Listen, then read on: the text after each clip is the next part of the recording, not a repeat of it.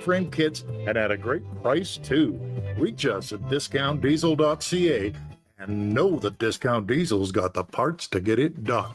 Sports 1440, Stingray Radio Station. CKJR broadcasts from West Edmonton Mall and Wetaskiwin. Download the free Stingray music app and listen wherever you go.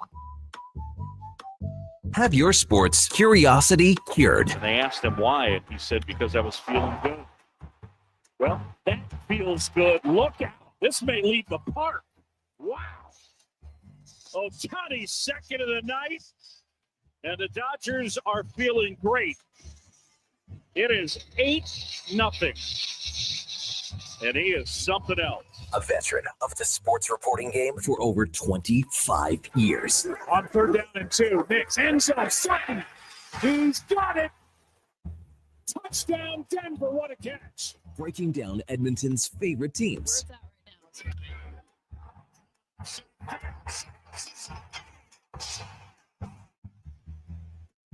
He rips it through the Wrigley wind. Brilliant sunshine in Suzuki ties the score in Game 1 of the Wild Card Series. This is Sports 1440 and the Kevin Karius Show.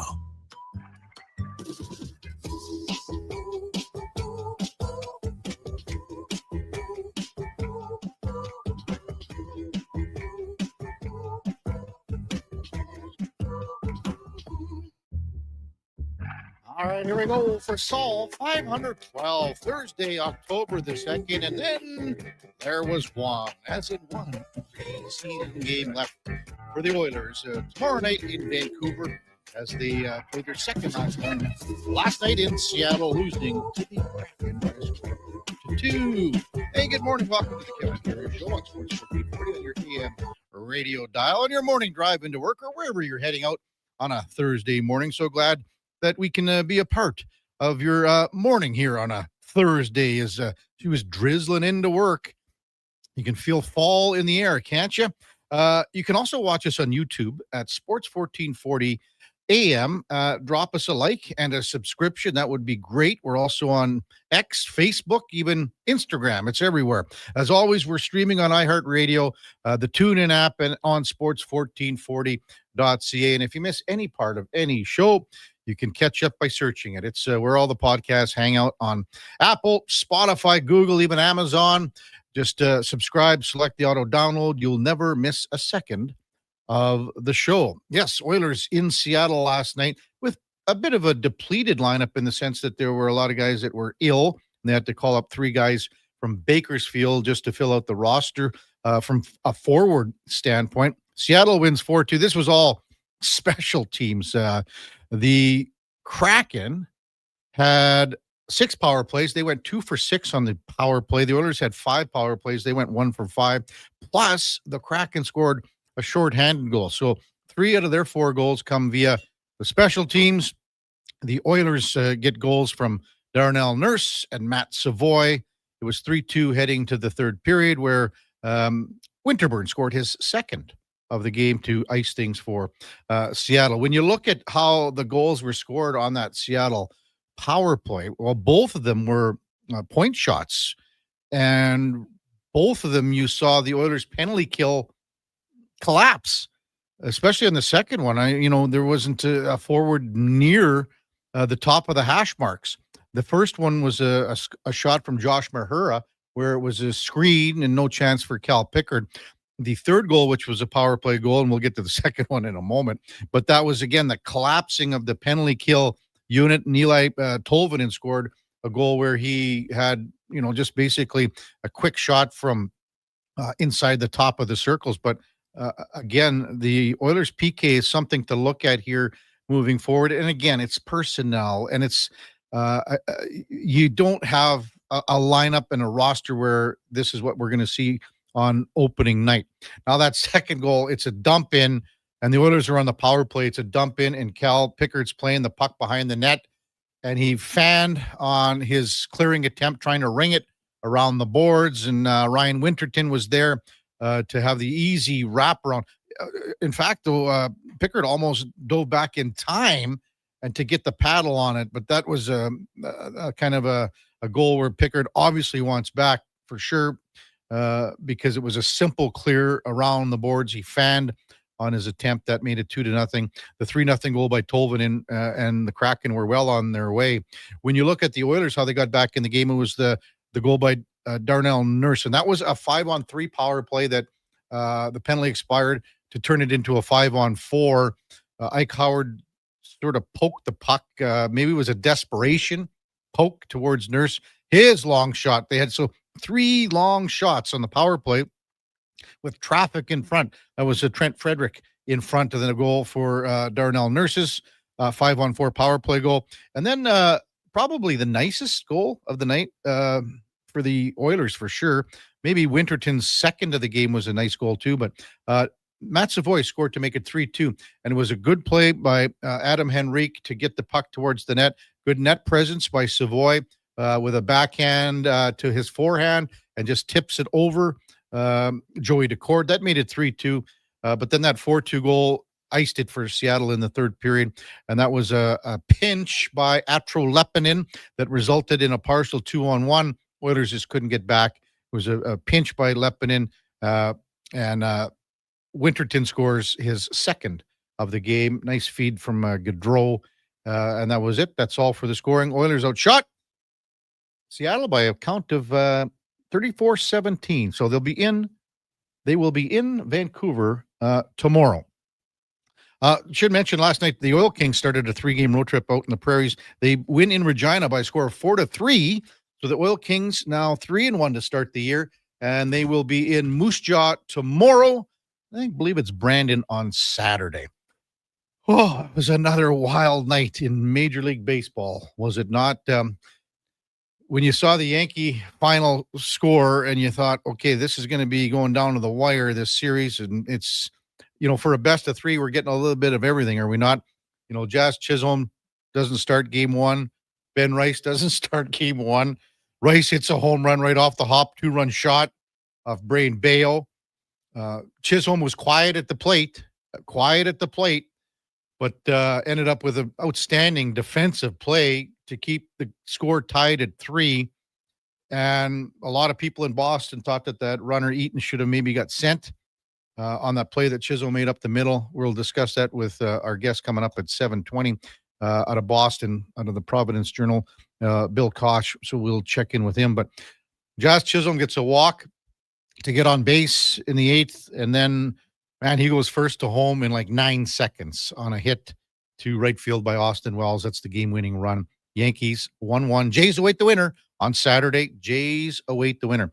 Cleveland beat Detroit 6-1, scoring 5 in the 8th. How about the Canadians? Unreal. Bo Naylor, who didn't hit a lick all season long, all of a sudden his bat has come to life in the month of September, and now into October, hits a 3-run home run. Eric Sabrowski, local product, goes 1 inning. No hits, gives up a walk. He has been dynamite, JJ, out of that pen in Cleveland.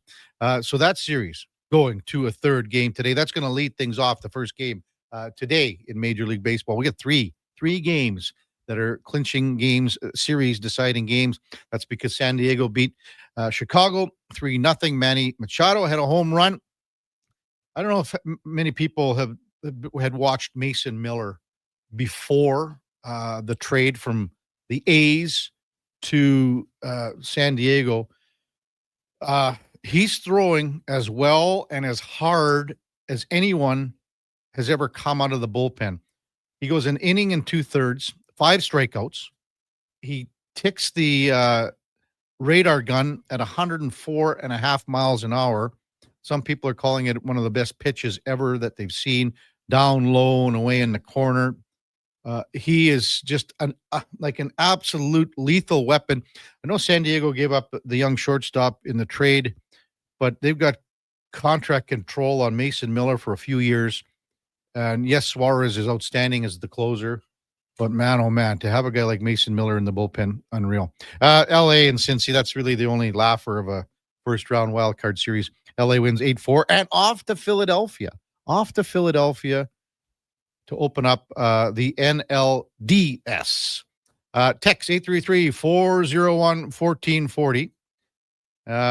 They are rolling in. Even Scott says, morning, guys. What does KK mean when he says Sol 512. And the Duke quickly responds, a Sol is the unit of a day on Mars. 512 Sols and shows so far. Scott says, thanks. I've been wondering for 2 years. Duke, thanks for getting back to him. I think a lot of people ask me that too, and they go, well, like, what, are you like a Martian? Like, are you dumb? Or you It fits. Why do you? Yes, it does. You're out of this world. I Kev. am. Yeah. Space cadet. I don't know what it was, Duke. I think when we first started the show, I think that movie, The Martian, was on. You know, I was watching it with Matt It Damon. inspired you like the night before our first show. Well, you know how they have that sound effect, boop, that boop boop, and then it would be Sol 28, Sol whatever. Okay. And he was on Mars for That many days? Yeah. Well, no, he was on. I think he was there for a few years. Yeah. Was he not? I liked the movie, didn't you? I've never seen it. You haven't seen The Martian? No. Josh, have you seen The Martian? Josh is nodding his head. The movie aficionado has seen The Martian. I just think it's a great movie. I don't know. Like, do you think about being all by yourself? It's like, it's like Tom Hanks. It's like how I live right now. Yeah, but I don't think he never had any cats on Mars. But he could have probably. Martian cats. Oh, Martian. Their little space helmets on their little cat heads. There would have been a point of time where he might have been doing something else with the cats than petting him. How's that sound? I hope you mean eating them. Yeah.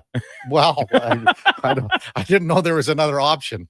Did you watch your sporting agenda yesterday, Duke? Did it start with ball in the afternoon? It did. It started with baseball right here in studio at the top of the hour Yeah. with Guardians Tigers. That was another closely contested game. Guardians kind of opened it up obviously in the top of the eighth inning, and then even into the ninth a little bit. They didn't have to play in the bottom of 9, Mhm. but regardless, and then you'll appreciate this, Kev. So I did get tickets to the CFR last night.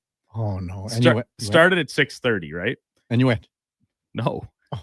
I was watching the Yankees Red Sox game on the couch. My phone was in my bedroom charging Okay. because I was like, oh, I'm going to be leaving here around, 5:30, maybe 6 o'clock at the latest to get downtown, find somewhere to park, all this jazz to get in and take in the evening's events. Just totally immersed in the Yankees Red Sox game. All of a sudden I look up at my clock, which is behind me in the kitchen, and it's like 6:40 already. And so at that point, I make the executive decision, and it's like, all right, well, by the time I get down there, I was planning on maybe trying to leave a little bit early anyway to get home and, get to bed at a decent hour. So I just didn't end up going to the rodeo. I feel terrible about it, but it was just how, like I said, immersive and captivating that Yankees Red Sox game was, because it was so tight and it was like every decision mattered so much, everything from fielding to base running. And that's what I think playoff baseball is really all about. It's the little things that really come to the forefront. I think Cora was asked about Eaton not scoring on that. Okay, so I'm half and half on that one. I mean, if Chisholm makes if he gets a throw on and Rice is able to scoop it up, runner's out at first, right? But I mean, there was a little bit of a bobble still. I mean, do you send him? Do you not send? I mean, when you look at it back after the bobble, yeah, you're sending him, but you don't know. And first of all, when you see Chisholm come up with the ball, and I heard what's his nuts on Sportsnet, Caleb Joseph talking about where the third base coach should have been more down the line. I don't know. I mean, it's a tough call because it like how close it would have been either way, and it's easy to say that he should have scored, but like when you're rounding and trying to make that split-second decision as a base runner / coach, like you're not expecting a bobble at first base, right?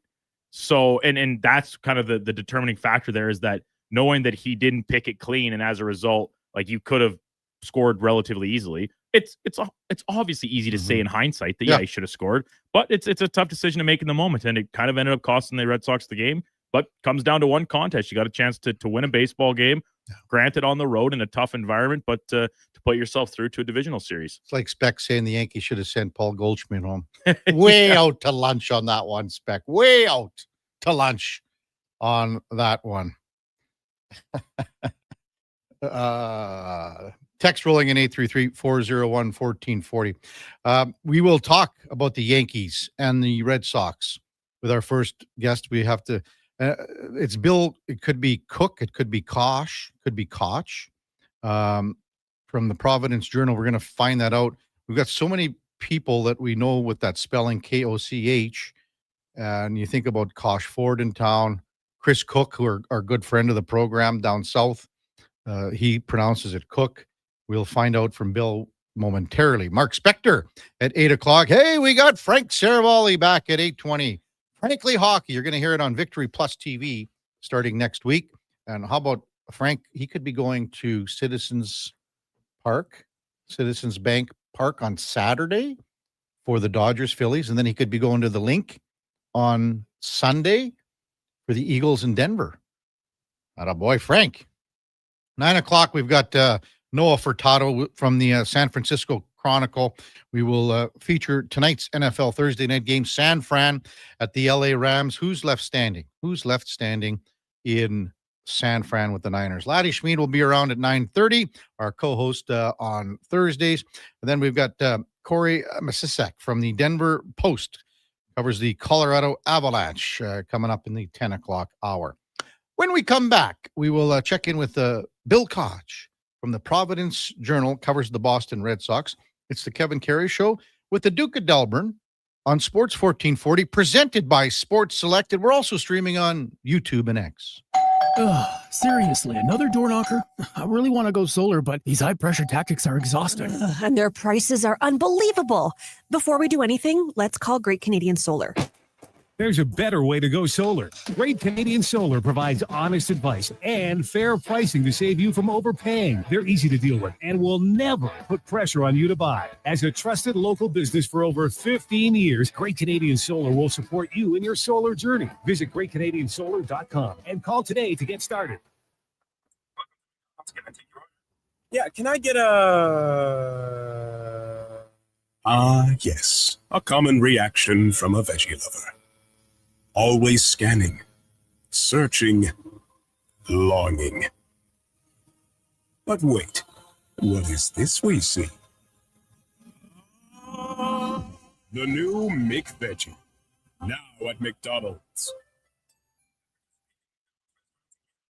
At Fountain Tire, we're fluent in saving you money. Fluent? Yes, we've mastered the language of deals. Like right now, you can save up to 25% off select tires and up to $125 off a set of 4 select Goodyear tires. Plus, $50 off $150 service when you buy those tires. All until October 18th. I'm sorry, I don't speak deals. Spend less, save more when you buy round black things from us. Oh, got it. Restrictions apply. Book your appointment online today.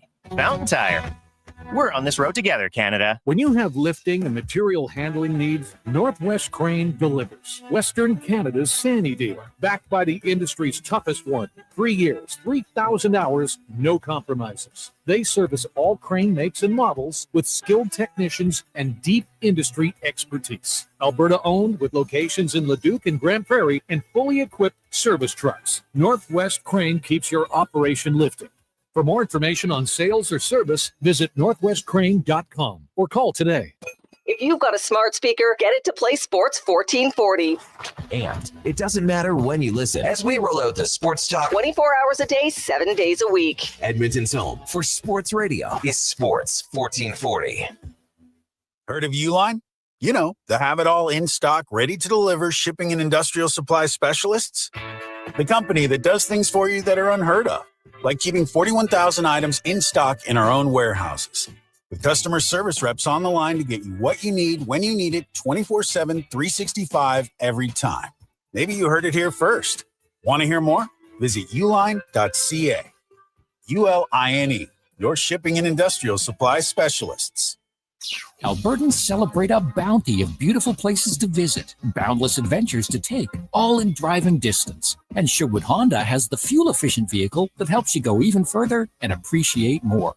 Hybrid CRVs and Civics mean more thanks in your tanks, more great trips to be grateful for. And of course, Sherwood Honda is thankful for the chance to help you get there. It's a beautiful time of year, and it sure would be nice to hit the road with Sherwood Honda. Oh, wait.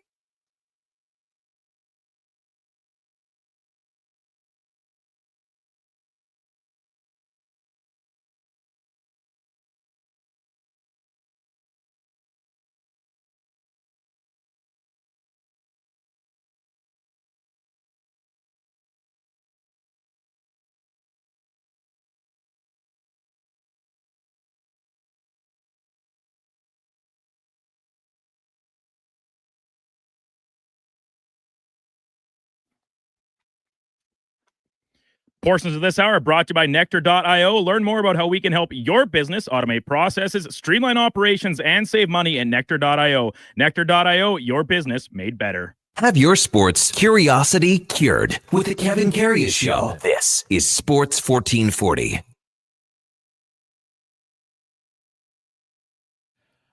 All right, welcome back to the big program.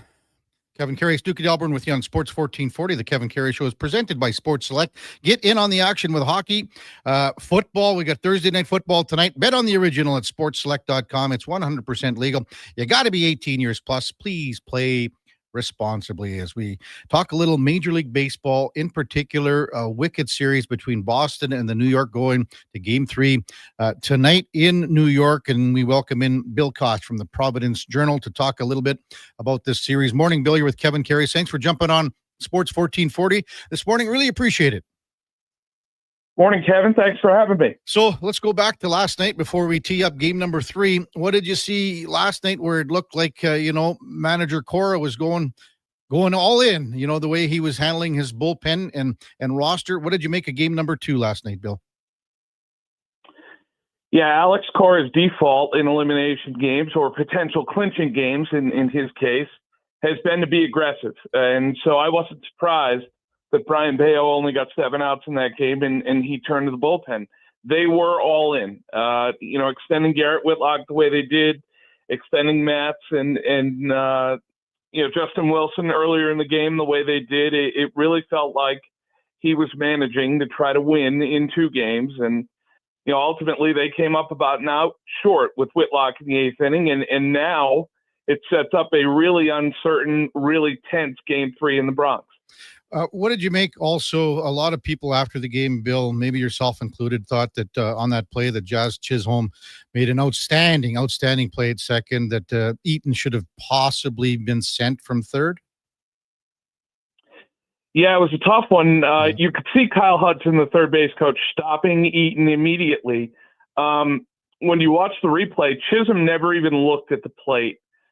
He's belly up trying to keep the ball in the infield, makes a great diving stab, and then makes the throw to first that Ben Rice couldn't dig out. And, ultimately, I don't think Chisholm was thinking about the runner going from second to third at all. I think he was looking at Yoshida and trying to get him at first because he knows that Yoshida doesn't run very well. And ultimately, that was an opportunity missed for the Red Sox, among several others. They had the leadoff man on in the 6th, the 7th, and the 8th innings and didn't score in any of them. Yeah, you're exactly right. The opportunity was there. So when you look at a manager like Cora did yesterday, going all in, Bill, what's he got left for options today? And I know it's going to be rookie against rookie on the hill for game number 3. Yeah, he's got a guy who's been in the big leagues for less than a month. That's Connolly Early. A guy whose biggest games to date were in college at the University of Virginia. He pitched in the College World Series in 2023 for the Cavaliers through an elimination game against Texas Christian in that College World Series. But this is a guy who's made 4 starts, has really rushed through the minor leagues this year.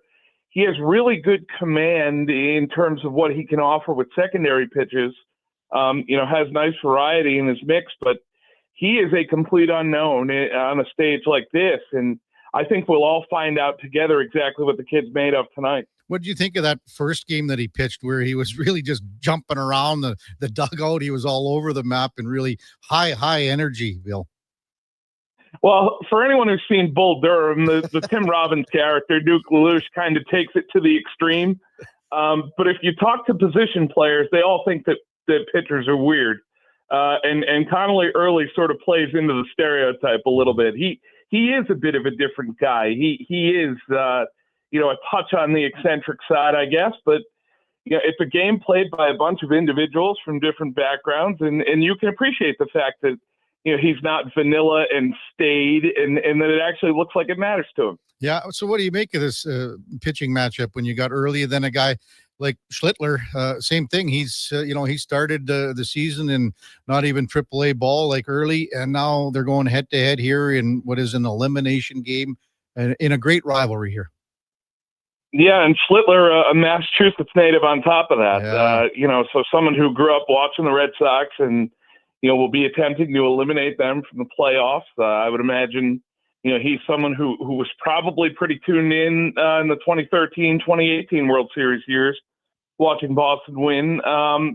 You wonder how long either one of these guys are going to be around in this game, because both managers obviously will feel a sense of urgency. Cora showed that last night, just how aggressive he's willing to be. And Aaron Boone, in his case, you might have felt like at points last night he could have been managing his last game with the Yankees. I know there will be big pressure on him in the New York media if the Yankees are eliminated here, and there will be calls for his job. Bill Koch with us on Sports 1440 from the Providence Journal. Just want to go back to game number 1, Bill, and what you thought of Garrett Crochet with a masterful performance in game number 1 for the Sox. Well, as I've said for most of the season, that's why you make the trade. Yeah. It's why you deal a prospect package to another team for someone who's a lot closer to the finished product. And when you can get an ace like that, who's in his mid-20s, and you can sign him to a contract extension that will take him through the majority of his prime into his early 30s, that's why you do it. When you're a big market team like the Red Sox, when you have their resources, that's why you make that trade. To see what Garrett Crochet did in game 1, and for that to be the latest outing in a season where he's broken out as an ace, a Cy Young candidate along with Tarek Skubal in Detroit. He's everything that they could have asked and more. And that sort of performance is why you bring in talent like that to your club. Man, yeah, he was just masterful. All the lefties that started in game 1 across the board were really, really good. And also have to mention Chapman coming out of the bullpen, and he's been as good as it gets. And he'll be full. Would he be able to go 2 innings tonight if needed? I think that they would ask him to do that. It would not shock me. I know he really didn't work extensively throughout the regular season, and I think they had this in mind. They had to manage him a little bit. He's obviously 37 years old. He's had a long career, but you want to push him now in October when it really matters the most. And I don't think if the situation arises that they'll hesitate to ask him for 6 outs tonight. Bill Koch from the Providence Journal, our guest on the Kevin Karius Show on Sports 1440. What do you make of this rivalry? Do you have special memories? I mean, I go back a long ways, even to 78 and Bucky Dent and the home run there. And, so many great things over the years that we've seen, even since Aaron Boone's home run in 03, Bill, it's been the Red Sox that have had the upper hand here with the ALCS and the ALDS and then the wild card game, 4 years ago. Just maybe speak to what this rivalry means to people in Boston and even New York for that matter. Yeah, 78 was a little before my time, but it was certainly something that you heard about from your father, your grandfather, your uncles, just how it was the latest chapter of suffering for Red Sox fans. 2003 and 2004 were squarely in my prime. And certainly in 03 when Boone hit the walk-off home run, you thought, man, now I know how it feels. Now I know what they were talking about all those years. The pain that you feel as a Red Sox fan, only to be immediately redeemed the next year by 04 and the comeback in ALCS and, breaking through and winning the World Series against the Cardinals. It is special. It's unlike anything else. It's postseason baseball lends itself to that, just the pitch by pitch, the drama being what it is. And you factor in 2 major cities who aren't that far apart, who go at it across multiple sports. And, you got some blue collar folks there who have invested over generations with those teams, and, just all of the subplots, whether it's sporting wise or societally, they're all there, and they all sort of mix together in Fenway Park or Yankee Stadium and make these the great occasions that they are. It's almost sad that it's just a 3-game series, isn't it, Bill? Yeah. I mean, you think about a 3-game series this time. In 2021, it was a 1-game wild card playoff at Fenway Park. It was electric in the ballpark that night. When Xander Bogaerts homered in the first inning, it sounded like a rocket ship was taking off from the bleachers at Fenway Park. It really is, when we get these 2 teams on this stage, it really is an occasion that we should savor. Let's look ahead to game number 3 tonight, Bill, as for the first time, the Yankees will be sending a right-hander to the mound to start a game. So how does that sway the lineup that manager Cora throws at New York tonight? Yeah, I mean, you could see a couple platoon guys come in. The most obvious would be William Abreu, but his injury at the end of the year and the fact that he didn't have enough time to go on a rehab assignment has really put him behind the eight ball. His at-bats have not been good either the last week of the regular season or here in the postseason. Now, I think ultimately he will start in right field. But I would not be shocked if the Yankees went to a left-hander like Tim Hill late in the game, if they pinch hit for Abreu. And that's a guy who's a really good two-way player, who's one of their better everyday players. So to see him diminish like this really hurts the Red Sox lineup. There could be some other subtle tweaks, but honestly, I think Alex Cora is going to go with the majority of what has gotten him here. And that starts at the top with Story and Bregman. Story certainly has had a couple good games here. You look at guys like Rafaela and Narvaez, you're certainly going to see them tonight. Yeah. So there could be some changes around the margins. You could see Jaron Duran hitting leadoff against Schlittler instead of down in the order, but for the most part, I don't expect seismic changes from the Red Sox here. What about Yoshida? Would he start at DH? Yeah, it's a good question. I would think that he does come in, even though he's been a weapon as a pinch hitter here with singles off the bench the first two games. Ref Snyder hasn't done much at all in this series. And if you're going to put Duran back in the leadoff spot and put Ref Snyder down in the order, you may as well go with Yoshida here. It takes away a pinch hit bat off the bench, a weapon in the late innings, but you might want him to have those 3 or 4 bats that Ref Snyder hasn't necessarily maximized the first two games. What have you thought about Nick Sogard, who's been kind of a really nice spark plug for the team? Yeah, he's been a necessary guy. Obviously, the second base position has sort of rotated, with Marcelo Meyer going down with a wrist injury later in the year. David Hamilton's had his shot there. They've used Romy Gonzalez there a little bit. But Sogard certainly guy who started the first two games. They feel like he is versatile, that he could play multiple positions, and he's landed on second base here out of need and done a reasonable job for them. Is it even like a miracle that the Sox are even in this position, Bill, in the sense, they traded Rafael Devers, Tristan Casas, they lose him for the year, basically right off the hop. All those young guys that you mentioned, injured, Anthony, Mayer's down, Campbell. Is it even a miracle that these guys are at this point and they're one win away to get to the DS? When you're a team like Boston, you have the resources that they do, and coming into the year, you have the farm system that they do. You should always expect them to contend. Now, I know the injuries are extreme, certainly, and some of the personnel moves that they've made during the year have weakened them in the short term, the Devers trade, and certainly Campbell signing him to a big extension earlier in the year and then sending him down in the minor leagues. That didn't play out the way they thought, but this is Boston, and there are high expectations here. In spring training, ownership came out and said, we want to go back to the playoffs for the first time since 2021. That's why we traded for Crochet. It's why we signed Bregman. It's why we brought in Chapman, an established closer. That's our target. And once you lay out those expectations in that manner, this isn't really a market that does excuses very well. Doesn't really want to hear that you had injuries or underperformance or couldn't get the guys you wanted at the trade deadline. All of that is just noise on the outside. We want to see results, and we've seen them getting into October, and sports greed being what it is and fan greed being what it is, we'd like to see a little more after tonight. Bill Koch with us from the Providence Journal. Maybe one last one or a couple for you, Bill. If you were to pick a guy that's going to be a hero tonight, would it be Alex Bregman because of his past history and playoff pedigree in Houston? Well, he'd be the most natural selection on the Red Sox. He's played more than 100 postseason games now. A guy who was a real catalyst for them throughout most of the regular season.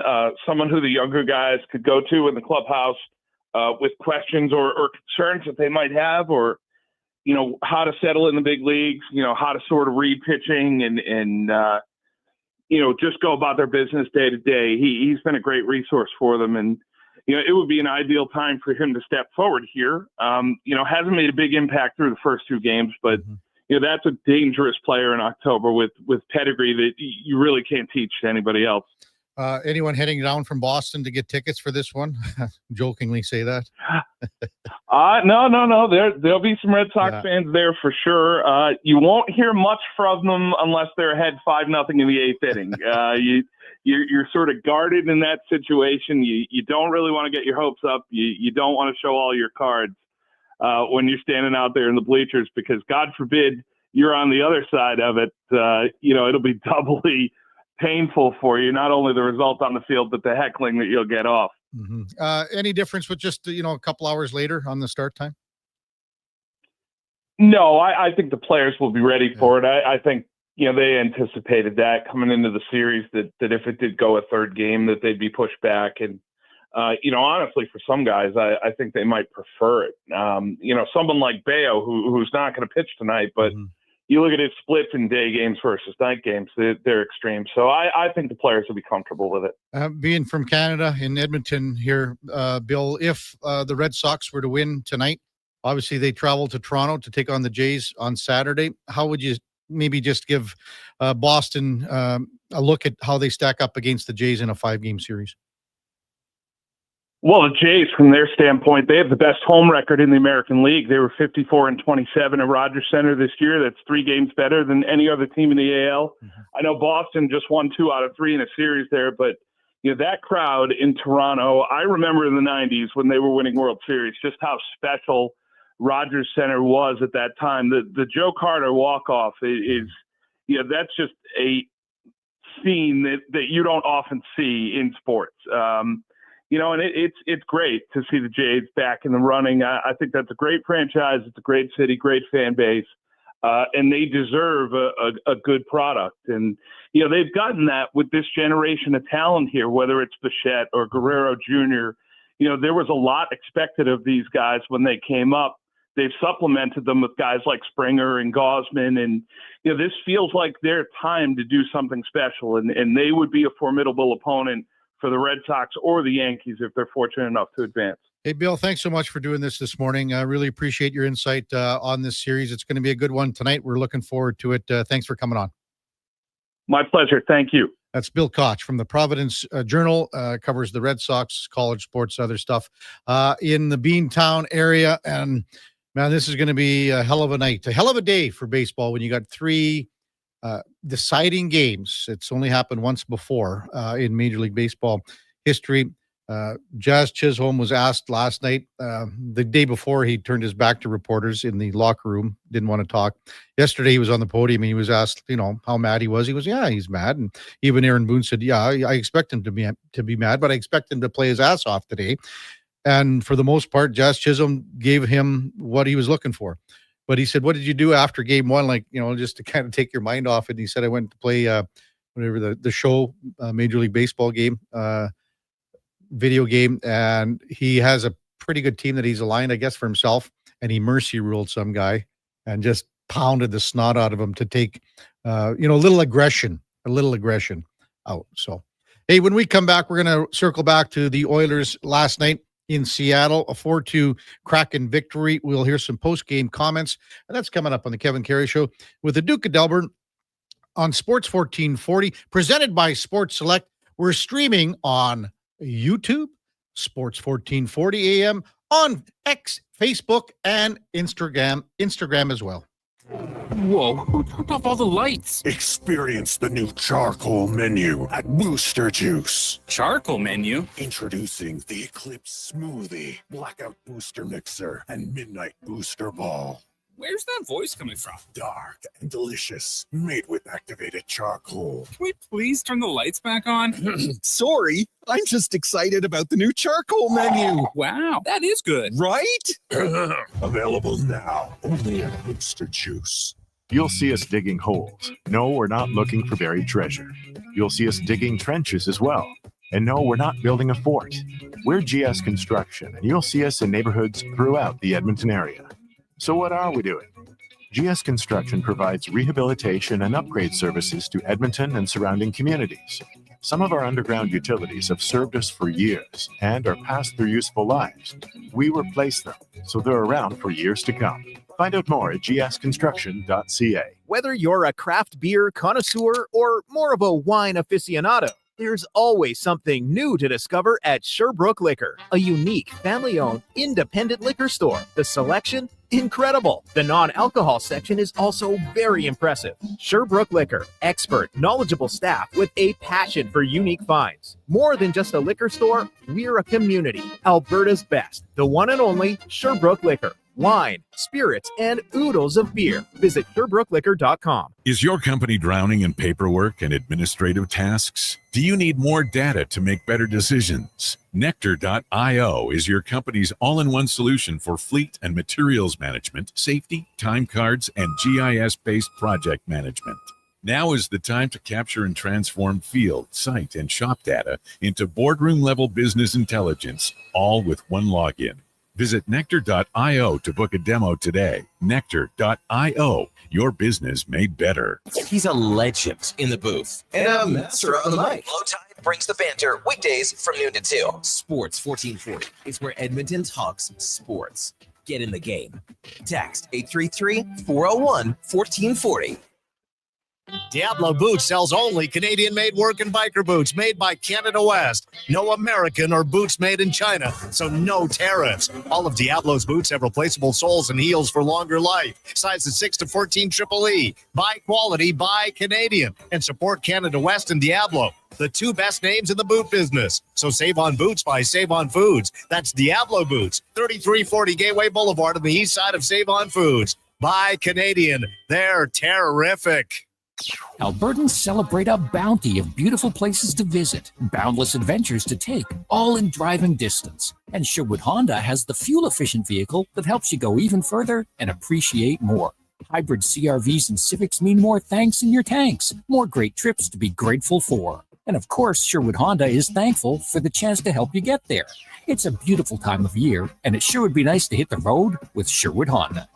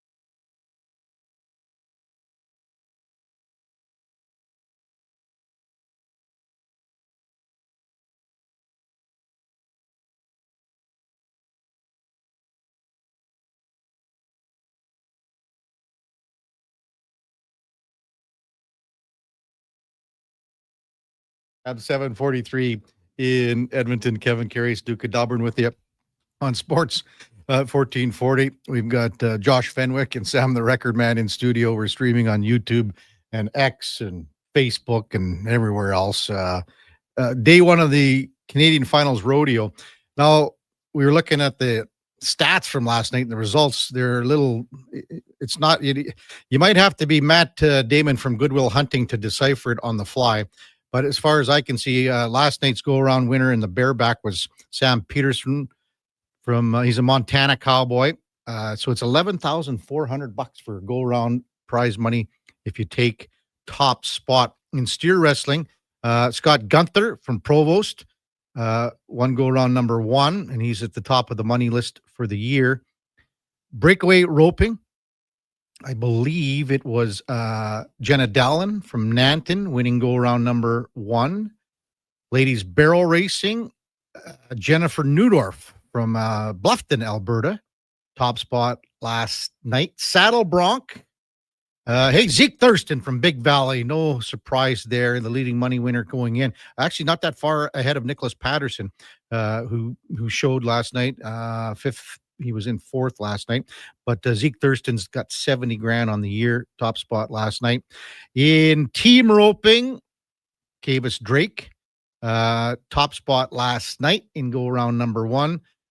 Team roping header, Kavis Drake. So the Drake boys take care of business there. And then what are we missing here, Duke? Team roping.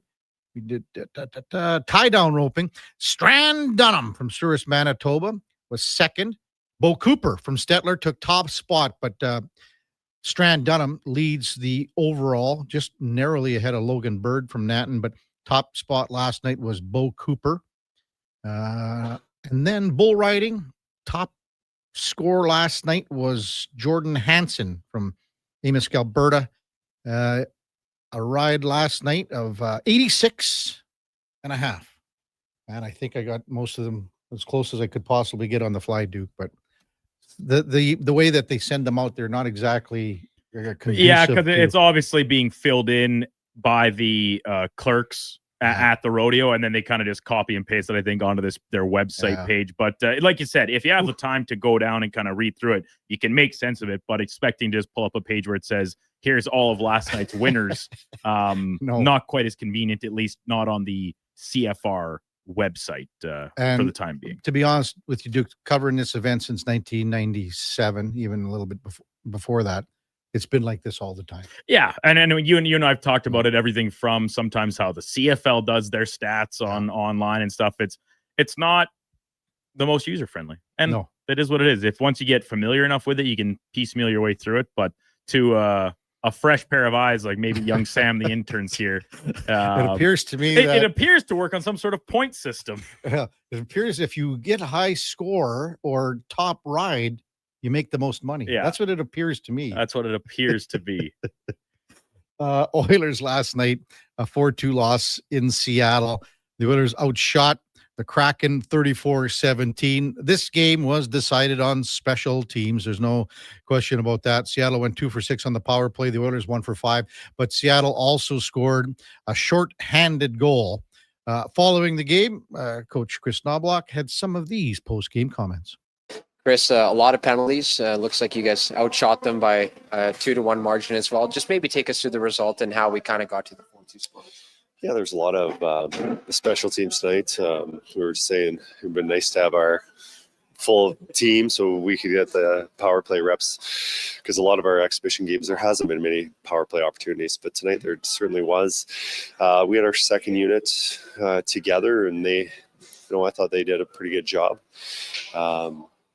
But a lot of penalties, both sides, a lot of stick infractions, checking with your stick and not your feet. So, but I think the overall difference of the game was the special teams. They had 2 power play goals and the shorthanded, and we just had the 1. So, but overall, I thought it was a pretty good effort from our guys. Matt was saying out here that he felt like power play 2 was kind of ripping it around quite a bit. Does that kind of instill a little bit more confidence in allowing you guys to rely on them a little bit more moving forward? Yeah, no, I thought they look good, and they've looked good throughout practice and tonight's game. So, it's good for them to get that opportunity to, it's one thing practice, but in a game, to have a little bit of success and kind of read off each other and have those opportunities. When it comes to Matt's game as Savoy's, does it feel like he's building on a day-by-day basis in training camp?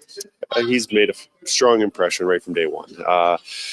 With the, I guess the captain skates before training camp, and then when the main camp opened up, I think he's made a great impression. I think he's been working hard. His details have been good. So not only, he's been an offensive player, labeled as an offensive player when he was drafted and throughout junior and even in the American League, but he's worked on the details and is very responsible defensively. So, he looks like he's ready. Interesting day for Clattenburg, Hamlin, and Marhala. How do you think they fared on a day where they had to travel? Yeah, I thought they were great. That line spent a lot of time in the offensive zone, had some good scoring chances. I think those guys are the future of our team at some point, having some impact. But for them to call up today, I thought they played really well. Nursing Regula, how was your assessment of that? Yeah, they played well. And Regula, a guy who hasn't played very much hockey for the last year and a half, and for him to come to the to camp after that much time off and play as well as he had, that's a lot of respect for him, because he put in saw all the training and the rehab he was doing throughout the summer and last year during the season. So now he has this opportunity, and I believe he's making the most out of it. Which Chris Knobloch yesterday, speaking after the 4-2 Seattle win. Alex Regula played 19 minutes, 23 seconds, had a couple of blocks, 2 shots on goal. Darnell Nurse played a ton last night, 25-18, had the goal, was +1, had 5 blocks and 5 hits. So he played an awful lot last night. We mentioned also the goal scorer. The other goal scorer for the Oilers was Matt Savoy. Finished with that goal, +1, had 22 shifts, played almost 20 minutes. And following the game, Savoy had these post-game comments. Matt, just maybe take us through the game. Of course, there was a lot of power plays on both sides. Just maybe take us through the result here tonight. Yeah, lots of special teams. Lots of work on the PK, work on the power play. It's just kind of get ice in the preseason, get some systems down. But it would have been nice to play a little more 5-on-5 tonight, get into the flow of things a bit. Yeah, 5 power play opportunities for your group. What was it like getting out there with the full power play 2 unit out there tonight? Yeah, it was good. I thought we moved the puck around pretty well. A couple of mishaps, but I think that's just getting together as a unit and getting more comfortable together. So I think that'll come with time. But I thought it was good and nice to capitalize a couple times. For you personally, it looks like your game is growing on a game-by-game, day-by-day basis here at training camp. Is that kind of how it feels for you? Yeah, 100%. I think that's my goal too. Just continue to improve every single game, and by the end of the year, I want to be a really big contributor here, and even at the start of the year. So game by game, just working to get better and better, and show where I belong. What are some of the things that the coaching staff has relayed to you in terms of what they're kind of exactly looking out for you in terms of fulfilling a niche, and how do you feel like you've been able to kind of provide in that regard?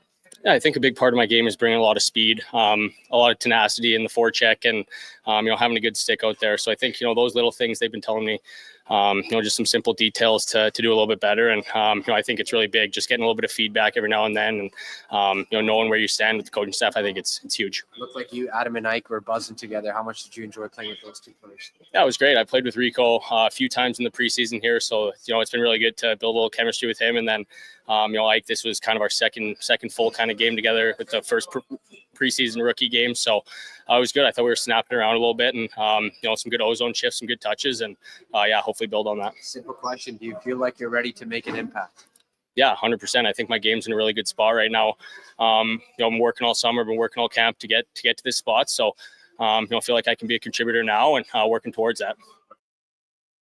At Savoy, and talking about Ike Howard as well, he had 2 assists last night. It was +1, and again 16-34 is what Ike Howard played last night. And you have to give credit to the guys that came up from Vaco again. Clattenburg was involved, just played 9 minutes. James Hamlin, 11:05. Mariala had maybe a bit of a tougher night, but to come up and you're sort of getting settled in to where you think you are, and all of a sudden you got to get recalled. So full marks to those guys. The Oilers will wrap up their preseason tomorrow night in Vancouver. That game is on the real Sportsnet, so you'll be able to watch that as the Oilers close out their preseason schedule. First game on the regular season docket is next Wednesday when the Calgary Flames visit, and then the Vancouver Canucks are here again the following Saturday. And then, after that for the Oilers, it's a tough month and a half. I mean, you got Calgary Van at home, and then basically you're heading out on the road for a week and a half. You got the Rangers, the Islanders, and then on the weekend it's back-to-back afternoon games in New Jersey and Detroit, and then you cross the border into Ottawa to close out that 5-game road trip in Ottawa. It's back home for just a single game. So it's almost like you're still continuing on the road. That's what this is going to feel like. You'll come home on the 22nd of October after the Ottawa game, play Montreal at home. Then you're back on the road the next day for back-to-back 8 o'clock starts in Seattle and Vancouver. So on the weekend. So those are tough. That's a tough first 10 games or so of the schedule. things even out a little bit more when it comes to some home games after that. But then they're on the road again for a long, long trip in November, where they get Philly and Columbus and Carolina, Buffalo, Wash, Tampa, and Florida. Man, that game's going to be good. That's a Hockey Night in Canada game on Saturday, by the way, that Florida game. The Florida game on the 22nd. When we come back, top of the hour, we got Mark Spector, and we are just starting now our double-barrel shotgun Hockey Insiders. Frank Saravalli will be with us at 8:20. He'll be with us every Tuesday and Thursday. Lots to catch up with Frank Saravalli. Before all that, time now for a Sports 1440 update brought to you by Nectar.io. Learn more about how we can help your business automate processes, streamline operations, and save money at Nectar.io. That's Nectar.io. Your business made better. Here is the Duke.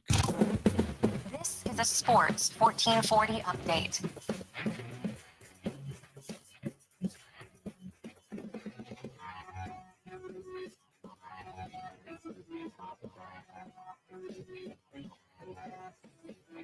Edmonton Oilers preseason action last night down in Seattle. They fall at the hands of the Kraken 4-2. Adam Henrique, Ike Howard, each with 2 points in the contest. Matt Savoy chipping in with a goal. Elsewhere around the NHL's exhibition slate, Penguins beat the Sabres 5-3. Avalanche falling to the Golden Knights 4-1. Canucks run it up on the Flames 8-1. And the Ducks, they get past the Sharks 5-2. In the junior ranks, Edmonton Oil Kings on the road in Regina last night. They beat the Pats 4-3. Front of 2,000 plus in Saskatchewan. And from the MLB playoffs, wild card slate yesterday, three game threes forced, including Guardians beating the Tigers 6-1, Padres blanking the Cubs 3-0, and the Yankees hold on to top the Red Sox 4-3. All of those deciding game threes will go today. Dodgers, they double up the Reds 8-4 to take the series 2-0. Coming up in hour 2 of the Kevin Karius Show, we'll be joined by Sportsnet's Mark Spector, as well as Frank Saravalli from Victory TV. I'm Brandon Douglas. That's your Sports 1440 update. Sports 1440 in West Edmonton Mall and Wetaskiwin. CKJR is a Stingray radio station. Download the free radio player app and listen wherever you go. Hey, sports fans, we've got a clear choice for you. At Crystal Glass, we provide customers with the perfect glass for any job. From home to auto and even commercial, installation or repairs, we're your team. Call 310 Glass or visit crystalglass.ca. Crystal Glass. Today on Hey Culligan, how smart is your water? Here's Tracy. Hey, Culligan. I think my water might be dumb. Good news, Tracy. Your water's not dumb. It's just not talking to you. You can make my water talk. No, but the new Culligan Smart Drinking Water System can talk to your phone to tell you when your water filters need changing and help you meet drinking water goals. Now that's some brilliant H2O. You said it, Tracy, and we're already on the way. Let us help you out with a free in-home water test from a local Culligan water expert at culligan.ca. I'm tired of waking up tired. Waking up tired. Are you tired of waking up tired? Come visit our sleep experts at the Brick Mattress Store. Get Canada's guaranteed lowest prices on all things sleep. Plus, try your new mattress for 6 months. If you don't love it, we'll find one you do. Some conditions apply. Stop waking up tired. Get the right mattress, guaranteed. Only at the Brick Mattress Store. You wanted local sports on weekends. Saturday mornings at 9, check out the Saturday Sports Setup, where we'll tee up what's happening on the weekend sports scene. Tune in Saturday morning at 9 on Sports 1440. Farm, ranch, acreage, or lake lot. They're here to help at Bashaw Concrete Products. Family owned and operated for 60 years. They continue to provide the best products and service, period. Call now for your free quote on the highest quality ready mix and gravel, a new septic tank, or an outhouse pad and tank. Plus precast cattle water pads, garage sumps, and more. Call 780-372-3854 for prompt delivery. Bashaw Concrete Products. 780-372-3854. BashawConcrete.com. You ever done something you can't be forgiven for? Crave is the exclusive home of HBO originals, including Task, the new crime thriller from the creator of Mayor of Easttown. I'm going to take their money so we can have a better life. Starring Emmy winner Mark Ruffalo. If things go terribly wrong, people want to know why God let it happen. And Emmy nominee Tom Pelfrey. Have I almost found a way out? You never did anything like this. Task, an HBO limited series. Stream now, only on Crave. Subscribe at crave.ca.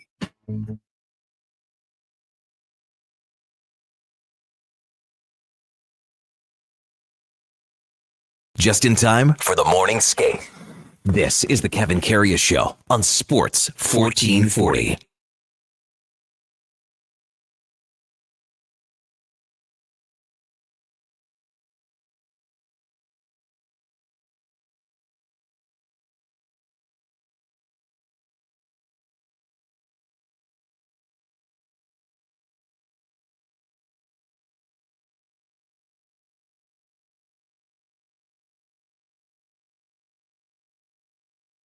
Hi, welcome back to the big program. 8 o'clock in Edmonton. Kevin Karius, Duke of Delburne with you on Sports 1440. We're also streaming on YouTube and X, and it's time now for On the Mark, brought to you by Northgate Chevrolet Buick GMC. Northgate has extended their goal to feed 500 families well into October, but they're close, so maybe they get it done here right away. For every truck sold, they will feed a family of 4, and they're close to reaching this goal. Northgate, this truck's for you, as we welcome in Mark Spector from Rogers Sportsnet. Good morning, Spec. How you doing, Kev? What's going on, man? Y'all baseballed out yet, or you eyes are square, or what? I know. I mean, I love baseball, so I can watch it all the time. But hey, before we talk baseball and before we talk Oilers last night, in the studio here, you've been in. We have the TVs running replays of stuff. Now I was just watching their top story on, I guess it would be TSN, your counterpart, Shedeur Sanders. And did you see him mouthing and miming his answers? If you were a reporter, Spec, if you were in that scrum, what would you have said or done, or what question? Like, would there have been, once he started this, would you have said, do you know what you're doing here? Like, would you have said, do you understand, like, you're making yourself kind of look foolish, or what would you, how would you have responded? You know what? Today there was a time I'd have, like, if you say something, you're saying it on camera because there's 10 cameras running. So for the people that didn't see it, Shedeur Sanders, he just mouthed his answers without saying anything. He's like, he had to read lips. And basically what he said later was, anything I say is not going to sound good. The question was, what's your role? I think the question was, what's your role on this team, right? Yeah, well, there were 3 or 4 questions, I think. Yeah, I mean, he's not playing, and they're talking to him, and he's, I would say to you, listen, if you thought he was going to walk in the NFL and be a starter right away, like, you got to figure out a way to answer questions when you're not the superstar quarterback and you're sitting on the bench. If you're just going to do that every time, it's funny the first time, maybe. It's not that funny after that. So he's going to have to figure out how to answer the question. How's it going? How are you feeling? What are you thinking? So 20 years ago, when it was just a bunch of guys sitting around with notepads, I'd have said, what are you doing? But today, with all the cameras out there, like, forget it, man. You can't. I don't want to be part of the story, right? You don't want to be part of the story. So, no, I might talk to him afterwards or talk to his PR guy. But anyway, I thought it was immature and stupid. What did you think? Well, I've said about him many times, like, and it's a line that I stole. I can't remember where, but the tent's not big enough for the circus. Right. And people are saying the draft the way he did. Yeah, but people are talking too, because Rex Ryan was a guy that said some stuff earlier in the week. We know that, but the answer still is, well, I mean, we made a quarterback change. I better be even more prepared to have the opportunity to go in, because you never know. Sure. Figure out how to say the right thing. But that's the problem. Some people can't. Some guys are so self-absorbed that it's all about them all the time. It's not about the team, and they can't come up with the right thing to say. Do I want to play? Yeah, I want to play.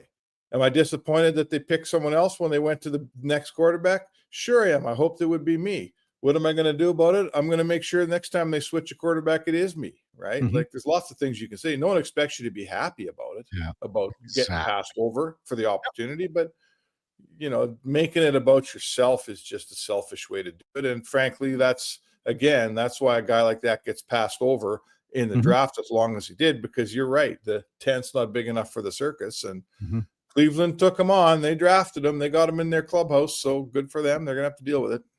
I thought of you, Spec, yesterday when I was watching the inter-squad game of the Seattle Mariners, and Ichiro played right field. I thought about, Did he? man, could you imagine if they brought back home run Spec just for like a special guest appearance? Oh yeah, pump a little confidence into the guy, buddy. I don't throw anything better than the BP fastball now. I'm not even sure I can throw it that hard. I didn't see much of it, but there was a big they made a deal of it in Seattle, and I think someone hit the ball out to right, and he threw a pretty good throw into the infield, and then they had a shot of what's his name, Julio Rodriguez in center going, what the hell? I mean, how old are you, and what are you doing here? Like, I mean, we might need you here for the next series kind of thing. Well, everyone's playing inter squad. Looks like they're having some fun with it, so that's good. I saw the Phillies had like 30,000 people in their stadium watching them playing inter squad yesterday. Yeah, exactly. I got to stay loose, get ready for their next series against the Dodgers. So, hey, Yankees, Boston, before we get to winners. This is, we just had Bill Koch on from the Providence Journal in Boston, Spec. I said, it's just too bad that this is just a 3-game series here. It is. Yeah, it's too bad that then someone needs to win the division, right? Like, I blame Toronto for this. Toronto won the division. They play a 3-game series. Of course you like Boston and New York. You think the networks and Major League Baseball would love Boston, New York play a 7-game series? They would.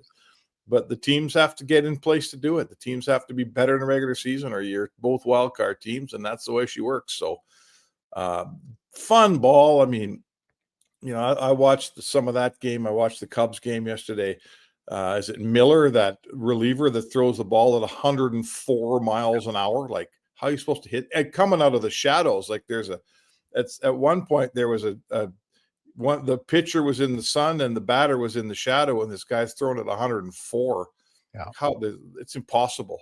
And dotting it on the 7 straight guys, didn't he? Yeah, he pitched an inning and 2/3, had 5 Ks. The one pitch was on the lower outside corner, like it's unhittable. Some people were calling it the best pitch that's ever been thrown at 104.5 right there. It wasn't down the middle. Some guys can catch up to that. We've seen Ohtani hit 100 miles, out, but stuff like that. But that ball you're not touching. No, that is the impossible pitch to hit. Lower bottom corner of the strike zone at 104. Highest pitch ever clocked in the clocking era. So yeah, if they're gonna get a lead on you and throw that guy out, I'm not sure how you beat San Diego, to be honest. Well, yeah, and I mean, he's a setup guy. How come he's not the closer? Well, because they got Suarez in San Diego, and they had Adams. They got over from Tampa Bay. He was their 7th guy. Mason Miller was their 8th inning guy, and then Suarez was their closer. And Suarez is almost unhittable as a closer as well. So that's why they were such a dangerous team if they can get 5 innings out of a starter. So, oh boy, yeah, I hope my Cubs can get onto the starter pretty good today. Well, I'm liking where this is going. I better just check. I want to just see who San Diego's tossing here. So it's Yu Darvish up against your guy Jameson Taillon. So, okay, well, let's see what happens. I think the Cubs are done, Spec. No, they'll win today. What about Connor Ingram? What do you think of that deal? Well, again, we talked about it yesterday. This is just fine, but the first thing that I said almost yesterday when it was announced with Schlemmer, I mean, this is more about the first thing here. This guy's got to get his headspace right. He has to be in the position where he is in a good spot, and then the goaltending will come after that.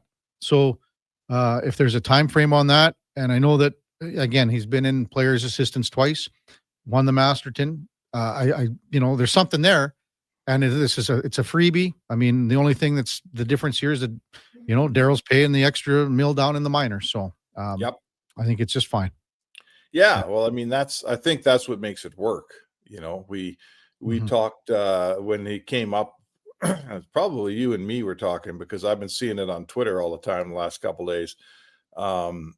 About how a lot of people thought they should have taken him right away off of waivers at 1.95, and that just wasn't going to happen, right? The Oilers were not going to spend 1.95 on this guy and bring him in and have that cap hit. They weren't going to do it, and nor was 30 other teams.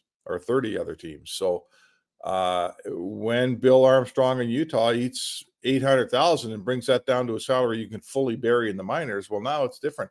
Give Armstrong credit. Yes. In Utah. They really did a solid for this guy, for Ingram. Like they didn't have to do that, and they did to get this kid's career going again and get him in a place where everybody knows there's goaltending opportunity here in Edmonton. If he can rekindle his game, he'll play here. We know that. So he's in a perfect spot, and he's at a price where somebody was willing to pick him up. And you know what? You never know down the road, Spec. You know, Armstrong and Stan Bowman can make another deal down the road, and Stan's going to go, I remember what you did for us, and you helped us out. And it's the other way around too. So that's always an amicable partnership when you're thinking about trade. Some guys trade well together. Some teams trade well. Others just, I'm not working with that guy. Yeah, no, for sure. And there's always players out there that you know, you'd like to move along and you like the player, you just don't have room for him, and you'd like to do him a solid and get him going again somewhere else. And this is an example of that. So you're right. You need a trading partner that kind of understands a little bit. Just seeing your buddy Chris Johnson reporting that the Florida Panthers have signed an 8-year extension, Spec, with Nico Mikkola. 8 years, $5 million AAV. Well, that's pretty good. How old's Mikkola now? Oh, he would be 29. Okay, so that'll take him well into his years. Hey, he's a really good player, and that $5 million, that's a pretty good number to have him. I say, I don't mind that contract. I mean, are you going to say the same thing when he's 29? So that thing's going to take him till he's 37. You know, let's see how he does. But guys stay in shape. A 34-year-old player can still play, no question. So I don't mind that deal from Florida side of it at all. Last night, Oilers Seattle 4-2. A lot of special teams play. 11 power play opportunities between the two teams. It's tough to get a gauge on something like that, but I thought it was too. You know who's pretty good? You know that they're going to have an issue with this Regula guy. Yeah, I don't think they're sending him down because you know, I know everybody's got guys. They say, oh, they're going to get picked up on waivers, and they never do. And I'm not one of those people. I realize lots of guys go through waivers this time of year, but this guy has a history with Boston. Edmonton kind of stole him from Boston off the waiver wire. I don't think he gets back to Bakersfield. I think Boston picks him up for sure. And the way he's been playing in the play, I was listening to the Seattle broadcast. I think everybody was last night. And the Seattle guys were commenting on what a good game he was having and what a good-looking defenseman he was. So everybody's noticing that he's not a bad-looking player. He's got size. He skates well. He moves the puck well. I don't think you're getting him to the minors. Okay, we talked about this, Spec, and I asked you the same question. You said, well, he's got to go down and play 40 games, right? We talked about this. Well, we thought that, and you're right. You're right. I did say that, but now it's 2 games later, and he's played 2 excellent games, and people are starting to take notice, and I'm not sure you can get him there. I think he should go to Baco and play some games because he didn't play last year. But you got to be able to get him there without losing the asset, and that's an issue. So I would think if you are worried, and I think sometimes these guys know they're going to know if there's a 80% or 70% chance someone's going to get taken off waivers, then you pivot. So I assume that's a guy like Stetcher. That is the guy that, if you're going to have Regula as your 7th guy here and you don't want to lose him on waivers, I mean, what's the next move then? Maybe you keep 8 guys here. I don't know. Wow. You know, maybe you go 13-8 if you can afford that. I'm not sure what their cap situation is going to be here, but I don't know. I mean, that's for Bill Scott and Stan Bowman to figure out how they're going to handle it. But, you know, I guess if I'm going to lose a guy, like it is a bit of a leap because we haven't seen Regula play a regular season game. Lots of guys look good in preseason. I get all that. And you could get an injury right away and he has to play. But for now, if I could somehow find a way to keep 8 guys, I think I might be doing that. They might be forced to do it. They might be forced to do it. You know, but you got Regula for 2 more years, right? You've signed it to him to a 2-year. Stetcher's up in 1. So that has to weigh in too. You've invested into this guy. Well, you have. I mean, part of that also can scare people off from taking him on waivers because they're taking a guy for 2 years now, not just 1. I get it. He's also so friendly, no? It's a pretty good contract. It's not. I don't know what he's making. He's making like $775 for 2. Oh. So this year, next year, it's $775. Yeah, I mean, so Stetcher's not much more, Spec, but yeah, that's right. So it's a good question. Basically the same. Stetcher is the perfect 7th defenseman. Yeah, he's the perfect guy because he competes. He doesn't cry and moan. He comes in. He's pretty good at coming out of the press box and giving you reliable play. And he's a known commodity. Like, listen, we're talking about a seventh defenseman. So I'm not telling you he's Bobby Orr.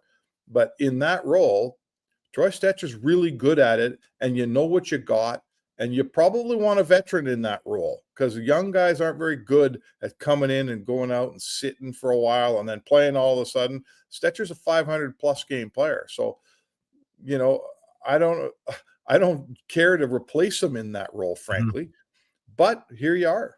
You know, you've signed a young guy that looks like he's might be what you hoped he'd be, and he's 6'4". Yeah. And let's see what happens. What's the Oilers' schedule here, Spec, in the next few days as far as, game on Friday tomorrow, and then would they have a day off on Saturday to get everything in order? On Saturday. I think they skate Sunday.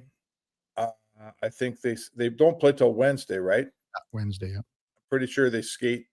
I mean, I don't know. If I'm their coach, I'm giving them the whole weekend off, but what do I know? I think they're scheduled to skate Sunday, Monday, Tuesday, and then with an 8:00 game on Wednesday, that Calgary game's at 8. I would think they'll have a morning skate too. So, you know, so there's a lot of practice left. I mean, it's a good time of year. You're going to make some cuts. You're going to get down to your final 20, whatever they carry here, right? 22, 23 guys. And then you get some actual practice. You're going to work on your PK with the guys that aren't going to Bakersfield. You don't have a bunch of junior guys kicking around. So this is a good 3 days. The coaches love these days. I'm not sure how much the players love them. But the coaches love these practices right before the season for sure. Maybe the boys will get out on Saturday night too and have a little fun together. What about that? Anyone do that anymore?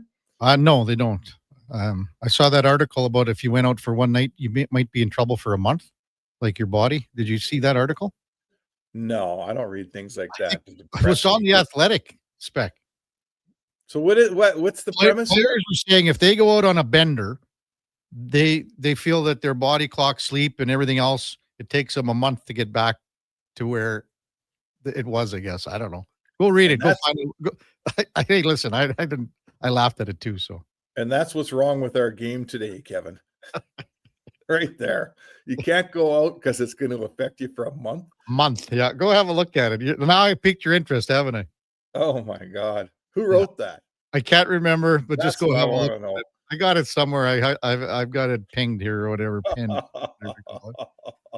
Okay, Spec. We'll talk to you tomorrow, big guy. That's sad. See you later. That's Mark Spector. Rogers Sportsnet brought to you powered by Northgate Chevrolet Buick GMC. This truck's for you. Check them out, northgate.com. Northgategm.com. When we come back, oh boy, it's been 3-4 months since we've spoken to, maybe 3 months. One Frank Saravalli. He's coming up right after the break. It's Kevin Karius Show with the Duke of Delburne on Sports 1440, presented by Sports Select, and we're streaming on YouTube and X. Is your company drowning in paperwork and administrative tasks? Do you need more data to make better decisions? Nectar.io is your company's all-in-one solution for fleet and materials management, safety, time cards, and GIS-based project management. Now is the time to capture and transform field, site, and shop data into boardroom-level business intelligence, all with one login. Visit Nectar.io to book a demo today. Nectar.io, your business made better. Listen up, because you're not going to want to miss this. Right now is your chance to get in on Play Alberta's biggest offer ever. For a limited time only, new players can get up to a $1,000 casino bonus when they sign up. There's never been a better time to join the fun. Visit playalberta.ca today to get started with casino, sports, and lottery all in one app. Must be 18 plus to play. Remember, if you gamble, use your game sense. God said, I need somebody to get up before dawn, milk cows, work all day in the fields, milk cows again, eat supper, go to town, and stay all night at a meeting of the school board. So God made a farmer.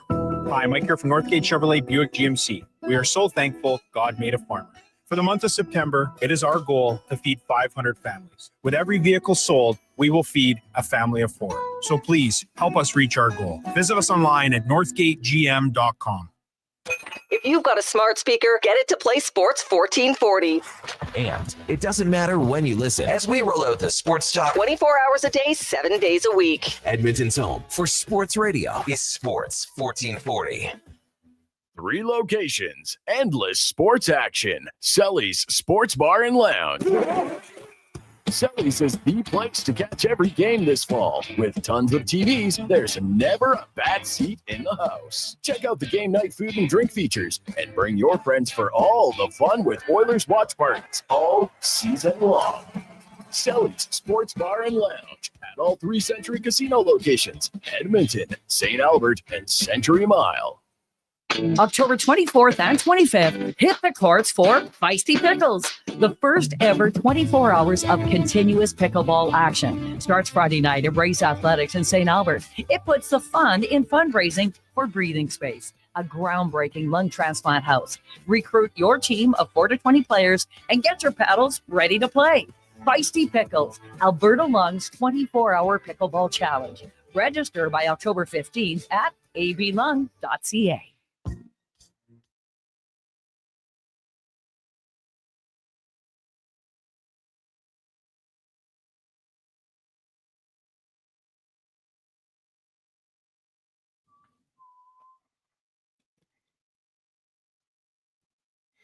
Portions of this hour brought to you by Sports Select. Get in on the action with hockey. Bet on the original at sportselect.com. 100% legal. Must be 18 plus. Please play responsibly. Stories, guests, and insights. This is Sports 1440 and the Kevin Karius Show. All right, welcome back to the big program, 821 in Edmonton. Kevin Karius, Duke of Delburne with you on Sports 1440. We're also streaming on YouTube and X and Facebook, everywhere. Time now for the headliner of the day, brought to you by Mr. Rooter Plumbing, draining clogged pipes like 3-pointers. That's mrrooter.ca. Check them out for all your plumbing needs. As we welcome back Frank Saravalli to the show. Morning, Frank. How the hell are you? Kevin, great to see you. Great to be back. Let's go. NHL hockey next week. So let's just start how the summer went for you. Yeah, summer was great. Nice and quiet. It was actually very quiet on the NHL news front, and spent the bulk of my time cooking up this new product and show that we're launching on Victory Plus starting on Monday. Frankly, Hockey is what it's called, and you can only watch it on the Victory Plus app. So free to download, free to watch, and yeah, I'm excited to get rolling. How did the transition go? Like, what were, when we last talked at the end of the year, and I know July 1 was your last technical day, I think, at Daily Faceoff. Maybe just speak to that transition here, Frank. Yeah, it's definitely a really interesting time.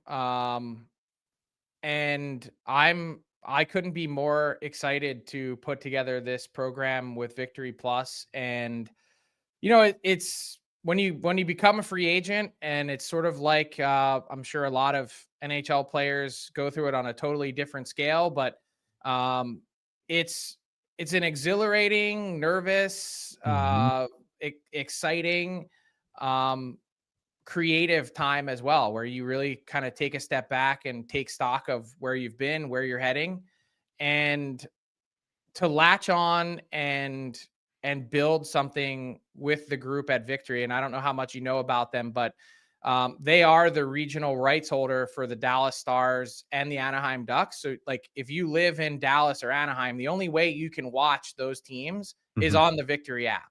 And so that's the wave of the future. That's where this is all heading, is total streamability to watch wherever you want to watch on whatever device that you want to watch on. And so that's where this is all going. I expect that in relatively short order, Victory will be bolting on additional NHL teams, and this app will become the go-to home for hockey fans. They've also got the Western Hockey League. If you want to watch a WHL game, the only way you can do it is on the Victory Plus app. So if you're a fan of the Saskatoon Blades, you've got to download the Victory Plus app or watch it on whatever streaming platform you do it on, meaning whatever device, Apple TV or Roku or whatever. That's the way to do it, your smart TV. So I'm learning about it, Frank. When you had your announcement, I asked Duke about it, and I did a little more research on it. But just personally for you, as you said, the transition, like, you got family, you got kids. I mean, you're still a relatively young guy. Was it like a hard thing for you to do career wise, person wise? Not really. I think when like, I don't know, like ask anyone who's had a marriage end. I was fortunate enough to get in at the very ground floor of building Daily Face Off and the Nation Network, and I'm incredibly proud of the work that we did and what we accomplished. But I mean, at some point, it's kind of clear that you don't see eye to eye on both the future of the product and also what your role in it is. And so the company had sold twice. And over that period of time, I was in an incredibly fortunate position to then on the back end of it, be able to say, hey, my contract is ending. Let me take stock of what it is that I want to do next. And that's what led me to parting ways. Well, Frank Cervalli with us on Sports 440, streaming on YouTube and X. Speaking of contracts, he's not a free agent yet, but obviously you've been keeping tabs on Connor McDavid and his situation. Who? What would you say to Oiler fans here? The season's less than a week away. I would say take a deep breath. I think the Oilers, as antsy and nervous of a time as this has been for the marketplace, for probably the front office itself, they're in a good spot. And the only sort of downfall, if there is one, is that you might not get the commitment in level of term that you'd be looking for or thought you might have gotten when this process first started. Is it a surprise for me that Connor McDavid is potentially getting to opening night on Tuesday and doesn't have a contract extension? Yes. I definitely didn't peg McDavid as contemplative as he's been. And I think he's been pretty open about his thought process that it's not really about this year, right? He's already signed for this year, and we know the Oilers have an authentic chance or a threat to win. And when you look at how close this team has gotten over the last 2 years, as close as anyone could possibly get and not win, including going to a Cup final Game 7, it's not really about what happened in the past. This Oiler team as a whole is a bit long in the tooth. They don't have many prospects coming. You've got basically the only couple guys left in the pipeline, essentially joining this team on the fly in Ike Howard, who they traded for, and Matt Savoy, who seasoned last year in Bakersfield. And then after that, the question is who and how. So how do you begin to turn this over? And I think his thought process has been, well, I'm not going to sign for 8 if I don't know what that looks like or have a real, positive heading or feel about how this is all going to flip over. But I would be interested potentially in signing for 2, 3, or 4 years because I can see that far ahead around the corner. I think Frankie had a post about deferred money and the deadline coming up here in 4 days. Is that come into play here at all? It does not. And unfortunately for the Oilers, because I know that is something that they had been pushing to at least try and get him to consider that, hey, if you really do want to let's take you at your word here. You want to be on the most competitive team humanly possible to have a chance to win multiple Stanley Cups. The best way for you to do that is to defer money so that we can artificially bring your salary cap hit down and then be able to add more pieces around you, or frankly, in the Oilers case as it is now, to be able to withstand the Darnell Nurse cap hit and some of the other cap issues that they have on their team that would better position them to have a shot at success. So I think Connor McDavid has internalized that. I think his group, his camp, they are much less keen on it, and they don't think that it makes any sense at all. So there won't be a deferred money deal that happens. Now, the next question is, Kevin, can you get Connor McDavid to the table? Can you pull off this contract by opening night, because if not, once that passes, once that day is ripped off the calendar, what's the next thing that brings him back to the table? October 21st is no different than December 3rd, is no different than March 15th. You go through it and you go, okay, what's going to pull him back here again to want to, especially for someone so singularly focused on their game, what's going to pull him back to the table that's before June? I was just thinking too, Frank, I was supposed to MC a gig Monday in the Oilers Hall of Fame room, and they pushed it to Tuesday now. So I don't know. I'm not saying anything that's going to happen here, but I'm just saying that that's the truth of an event that's going on Tuesday in the Hall of Fame room that was supposed to be on Monday. Around the league, what's surprising you the most as far as like guys that are still out there? Is it Jack Roslovic? Is he a guy that is on the radar? Should he have signed on July 1? Did he wait too long? What's going on there, Frank? Hard to say. I mean, people have asked that question. Who screwed up here? Is it player? Is it agent? This is a guy coming off of a 22 goal season that tied a career high. I don't think anyone's to blame is the real truth. Jack Roslovic on paper had a strong season, but he had 13 goals in the first 26 games, which means if you're doing the math, that was what? In the last 56, he had 9. Yeah. So it becomes a different calculus. And not only that, but I think if you watch Jack Roslovic closely, teams aren't enamored with the totality of his game. And so am I shocked that a 22 goal scorer doesn't have a contract? Yes, I am. Is that because their ask was too much at the time? Too many years, too many dollars? Maybe. I don't know exactly what they were looking for, but you would think that a player with that skill set that's had now multiple 20 goal seasons, that you'd be able to stack up a 2, 3, 4-year deal, even if the money isn't crazy, to at least get some security. And that obviously hasn't happened either. But I understand where he's at now. Like, don't take the PTO. You waited this long. Get yourself some guaranteed money, because as we've seen in training camp, Kevin, injuries have been a pretty big story. Sure have. Frank Saravalli with us from Victory Plus TV. It's going to take me a while to get used to that, Frank. And frankly speaking, I think you had a post too, the holdup you don't understand in Nashville between Barry Trotz and Luke Evangelista. Yeah, I don't get that one at all. I mean, contracts in some ways are formulaic when it comes to certain players on the roster, right? And I always use a very simple, and this is the previous NHL cap, like think pandemic and before. But a smart GM had mentioned to me, it's very simple to equate. 10 points equals 1 million. 20 points equals 2 million. And you go from there. Evangelista has 32 and 39 point seasons under his belt. Is this really that hard to do? Can we just call it a day at 2 years times 3 million? My understanding is the first offer that came from the Preds was 2 years times 1 million.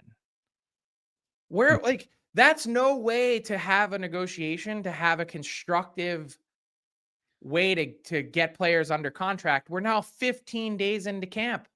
Now you've had on a team that only has 3 players under the age of 25, you're having a player miss an all-important camp to get ready to roll because you have unrealistic numbers and projections that aren't in line with reality. I don't think it's any way to do business. Do you have Nashville rebounding, Frank, after last year and making the playoffs, or still on the outside looking in? I don't. I think there's so much negative energy that was around that team last year. They would need, I don't know, a cleansing to come back this year and feel different. And I think this is emblematic of the issues that they have. Plus, they have real health concerns too. And Barry Trotz, I mean, he had one of the great lines of camp so far is, hey, we're trying to prove the experts wrong a couple seasons in a row now. Frank Saravalli with us on Sports 1440. Now, Frank, is this a big weekend for you in the sense that Saturday you're going to Citizens Bank Ballpark and Sunday you're going to the Link? No, I wish that were true. I'm surprised. I'm very shocked at that, Frank. I'm disappointed in myself, but family before everything else. And we've got 3 youth hockey games on the calendar this weekend, including a doubleheader on Sunday, 2.5 hours away from home. So No way. Yeah, Are you not ideal football watching. Are you coaching again? Yes, I am. Yeah. Which son are you coaching? So my 11-year-old, we're coaching an 11U AA team. And lots of travel, or what? Like you say, 2.5 Yeah, a little hours? bit. Like that's the furthest outpost in our league. So last week we had Maryland, which is one direction. This weekend we have Wilkes-Barre Scranton as another, and then after that it's all kind of within 45 minutes or an hour. You guys take a bus, or what do you got? No, everyone goes on their own, but doubleheader. I'm hoping with a game around 11:30, we'll be able to get to a restaurant nearby by 1 for kickoff, and then go back to the rink at halftime. I mean, at least we could catch a half on TV. Yeah. Is that so much to ask? No. What about Saturday's Philly Dodgers game? What time's that starting? That's at 6. Depends on if the Red Sox or Yankees win, 6:08 or 6:38. And I could maybe venture down there. There you go. See? Our game is over at 4. I could maybe get there. Okay. But I don't know. It's a lot to wedge in on a weekend. I might keep my powder dry thinking that they might advance. How was your golf game during the summer? It actually, I totally re-engineered my swing and spent a long time figuring that out. A lot of work went into it, and I'm happy to report that I shaved a couple strokes off my cap. Really? Yes. Well, are you making your way to Edmonton here, or what? I could potentially be in Edmonton sometime soon. Potentially. Sometime soon for a But certain I don't know if it's going to be soon enough for golf because you've got 3 weeks left? Yeah. Well, if you want to come to Terra Pines with us, Frank, we play Terra Pines in January. Well, okay. I could be interested in that as well. Look, I did take a peek at the Edmonton weather yesterday, and I saw that it's going to be in the single digits in next week. So that's going to be tough. But I don't want to rub it in, but it's 23 here today. Oh man. Well, if you come to Terra Pines, you got to bring your cordless drill, Frank, to get your peg in the ground. Okay. All right. I've been there. I know what that's like. Hey, just a quick. Feels like that perfectly describes my home life these days. The times and whatever every day and certain slots for Victory Plus TV for Frankly Hockey. What are the times? Yeah, Frankly Hockey, 12 noon Eastern. So 10 a.m. Mountain every day, only on the Victory Plus app. Perfect. Thanks, Frank. Thanks for coming back to. I mean, really enjoy Tuesdays and Thursdays with you, and we'll see you soon. Thanks, man. Likewise. See you Tuesday. All right. That's Frank Saravalli from Victory Plus TV. It's Frankly Hockey, and it'll be on every day at 10 o'clock our time. I learned a lot about it, Duke. I did after we talked about it yesterday, I guess it was. I wasn't sure exactly, how these things work. But here's what I would say about Frank doing this. And maybe I'm putting words in his mouth, but he's getting into the ground floor on this one sort of thing in the same sense that he did with Daily Faceoff. So I think for a guy that's been in media for a long time, even though that he's not, I think I got 20 years on Frank. The technology and how things have changed in the last 15, 20 years, immense. When you think about how broadcasting and where he's going, like he says, more teams in the NHL will be going to this, all the Western teams. It's an exciting time. And Duke, I mean, you're the streamer, man. You're the streamer. I live online. Yeah, you're the streamer. Cut the cord, Kev. Well, see you later, cable TV. It's more about, I think it's going to happen. It's more about, and I'm going to have to ask you about this, about the television, because I'm not watching it on the phone, or I'm not watching it on an iPad or a laptop. Like a game. A game. Right. Or anything. Mm-hmm. So that's it all works because the way the tech has progressed, like on my TV, it's a I think it's called a Google Smart TV. Mm-hmm. I download apps on it just like I do on my phone for TSN, for Sportsnet Plus, for DAZN, which I used to watch all the football games on Sundays. And, they have soccer on there and stuff. Yeah. So it's the only difference is that, and I'll say this, I'm not like, trying to prop up the streaming compared to cable. Like if you're a flipper, a channel flipper, that becomes drastically more inconvenient in the streaming world because you usually need to close one app, open the other. Like if you're flipping between, just say, like Netflix and whatever, same thing. Exactly. Like right? when they have a game on Prime, like say, so Prime would be a game in the NHL. Remember, say Prime Monday nights on Prime, and Monday Night Football, Thursday Night Football. Well, no, Monday. Oh, sorry. If you were watching, Prime, you have to close one and go to the next one, right? Yeah. And then the alternative, which is kind of where I live, is the multi-screens, right? I've got the monitor on the coffee table prop. I mean, it's not big, right? But it's akin to what a small TV would be with my laptop plugged into it to stream there. And then I've got whatever else up on the big screen on the television. So you gotta feel it out. Find what works best for each individual. But I'll say this: I don't think like the cable side of things is going away anytime soon. But long term, I could see it happening for sure. Cam texted in IPTV is the way to go. What's that, Duke? I have no idea. Is that what you have, Josh? Josh has some sort of illegal thing that he does. Well, I know that would. Exactly. He's got the thumbs up. All right. They'll be coming with zip ties for you later, big guy. Like I just see Josh and it always obligatory daily Seinfeld reference where Jerry's getting the illegal cable put in from the Russian guys, and then he has the bad dream about the cops storming shooting in. him. And the Russians cable installer is actually an FBI agent, and then they shoot him. I don't know. Dusty Chandler just says $170 for 2 years. I guess it's Internet Protocol Television, Rockford says. Every show, sport, game, PPV, pay-per-view, all for free. I don't know. Sounds illegal to me. It does. That's what I mean. Like, so when Josh explains this, what he has to me as well, like that, like you pay for it. You pay a subscription just like I do. It's cheaper by a very wide margin, but it sounds illegal. And I'm a law follower. I'm a rule follower. What can I say? Ryan says, I have Victory Plus. It's awesome. My nephew plays in the Western League. I just mirror it from my phone to the TV. Yeah, that's another thing that's come a long way, Kevin. You can open it on your phone, and then you just kind of like press a button, and then it shoots it up on your TV, and you can still use your phone. Yeah. Like your phone is still, you can scroll Twitter or check other box scores, whatever, while the game's playing on your television.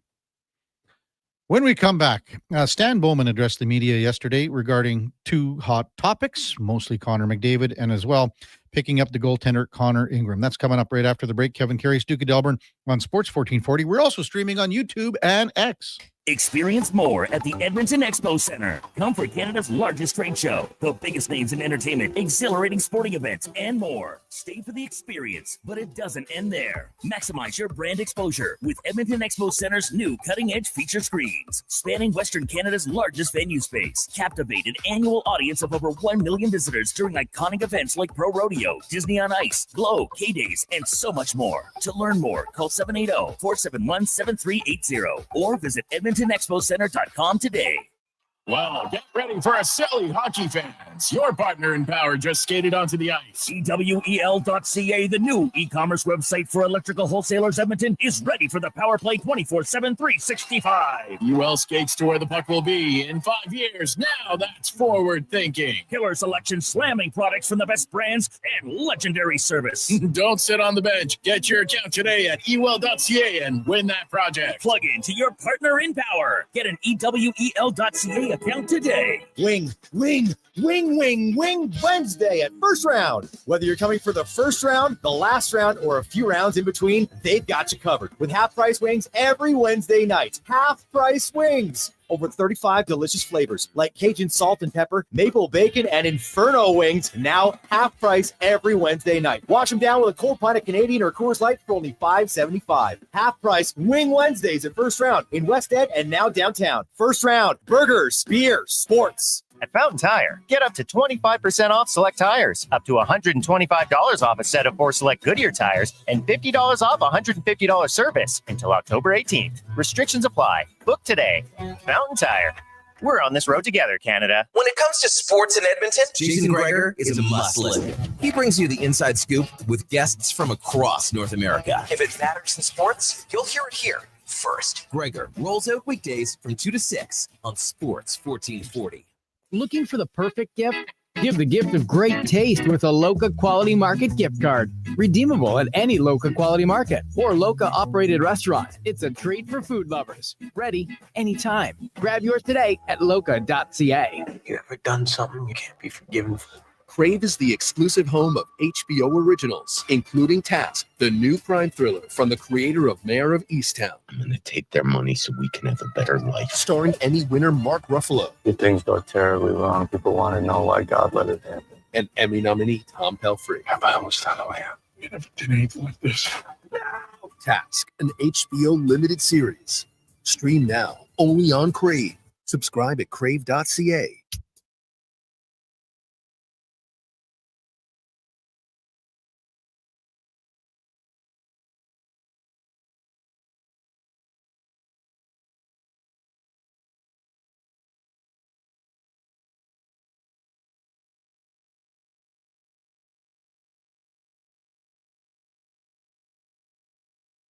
Have your sports curiosity cured with the Kevin Karius Show. This is Sports 1440.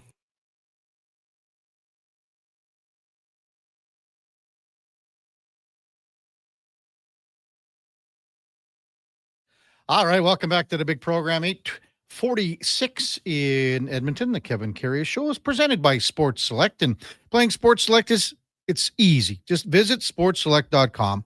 You generate a QR code. Then you check how to play videos for step-by-step guidance. It's so simple. Just select sportselect.com. It's 100% legal. You must be 18 years plus. Please play responsibly. Just watching the old telly here and seeing another champagne celebration with the Dodgers last night. I think all the teams, they just do it to piss everyone off. They do it more like it's out of spite now. Yeah. It started sincerely. Yeah. And then after realizing how mad it makes all the old timers and traditionalists that say, you haven't won anything yet, why are you celebrating? Now they just do it to spite those same people. Don't know. And we've talked about this a lot, but like where do you stand on it, Kev? Like do you I can't stand it. Yeah. I mean again, for me being an old guy, when you won the pennant, you celebrated that. Mm-hmm. And then after that, Duke, and then it was just straight to the ALCS. There was no DS, right? Right. So after that, I don't even know if a lot of teams did it after the AL or NLCS. I think teams did it when they won the pennant because it was such a grind to win the pennant.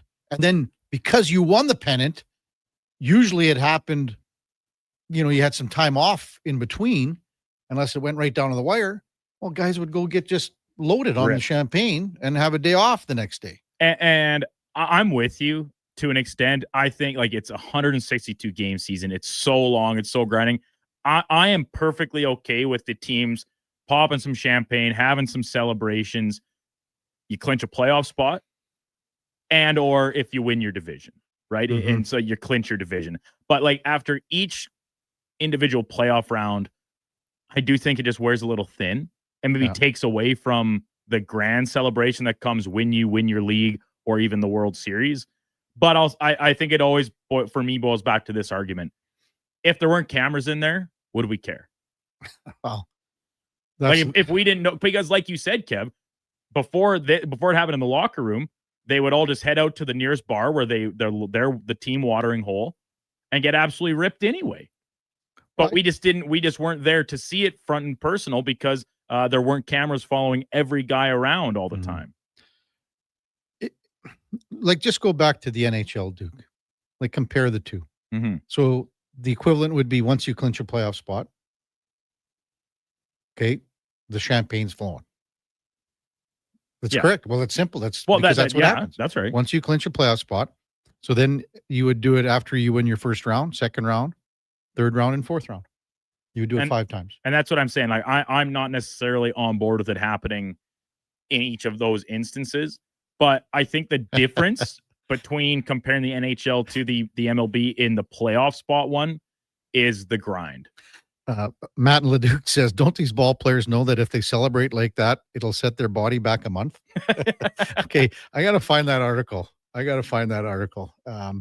Do it when we have this interview. Yesterday, Stan Bowman addressed the media. Wasn't a whole lot of media there, but obviously big news with Connor Ingram, the signing there. And then, Connor McDavid. So it was Connor, and Stan Bowman had some of these scrum comments from a few of the local media. I guess we start with the trade. Yeah. Connor Ingram, what is the thought behind that, and what's the plan for him? Plan for him is to go to Bakersfield. He's not been in training camp right now, so we need to get him going, get him, up to speed. And so I just spoke to him a few minutes ago, and he's excited for a new opportunity, for a fresh start. And so the plan is for him to go to Bakersfield. The way we look at it is this is a great depth option for us.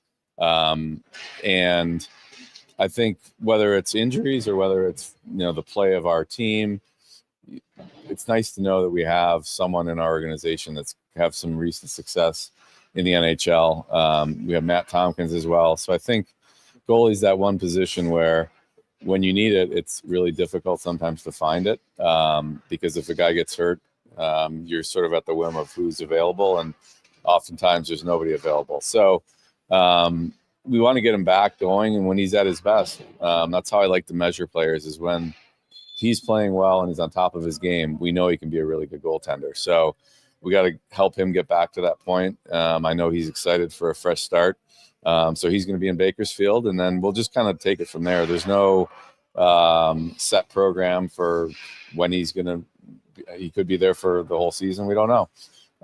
So the plan is not to just get him up to speed and then bring him to Edmonton. We want to, have it as a good depth opportunity for us. And, the play of our goalies and the play of our team, as well as his play, will dictate where it goes. So on the goaltending front, there's sort of been this feeling like if some option comes up where you can make an upgrade, then you'll consider it.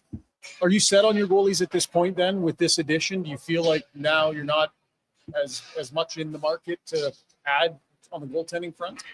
Well, I mean, goalies are no different than anyone else. If there's a way to upgrade your team and have a surefire improvement on your roster, we'd have to look at that. But the reality of it is that those situations are very rare, not just for goalies, but for, established players that are going to come in and clearly be better than who you have. That's not that common for it to happen. So I would say if that situation presented itself, 2 months from now, or I wouldn't rule it out, but I think we're in a much better position today than we were yesterday relative to our goaltending depth. Connor's still a young guy. He's got the road ahead of him, is last year of his contract. So he's eager to prove that he can be that guy and be part of an NHL tandem. So I think we're going to get to know him and help him get his game to the best it can be.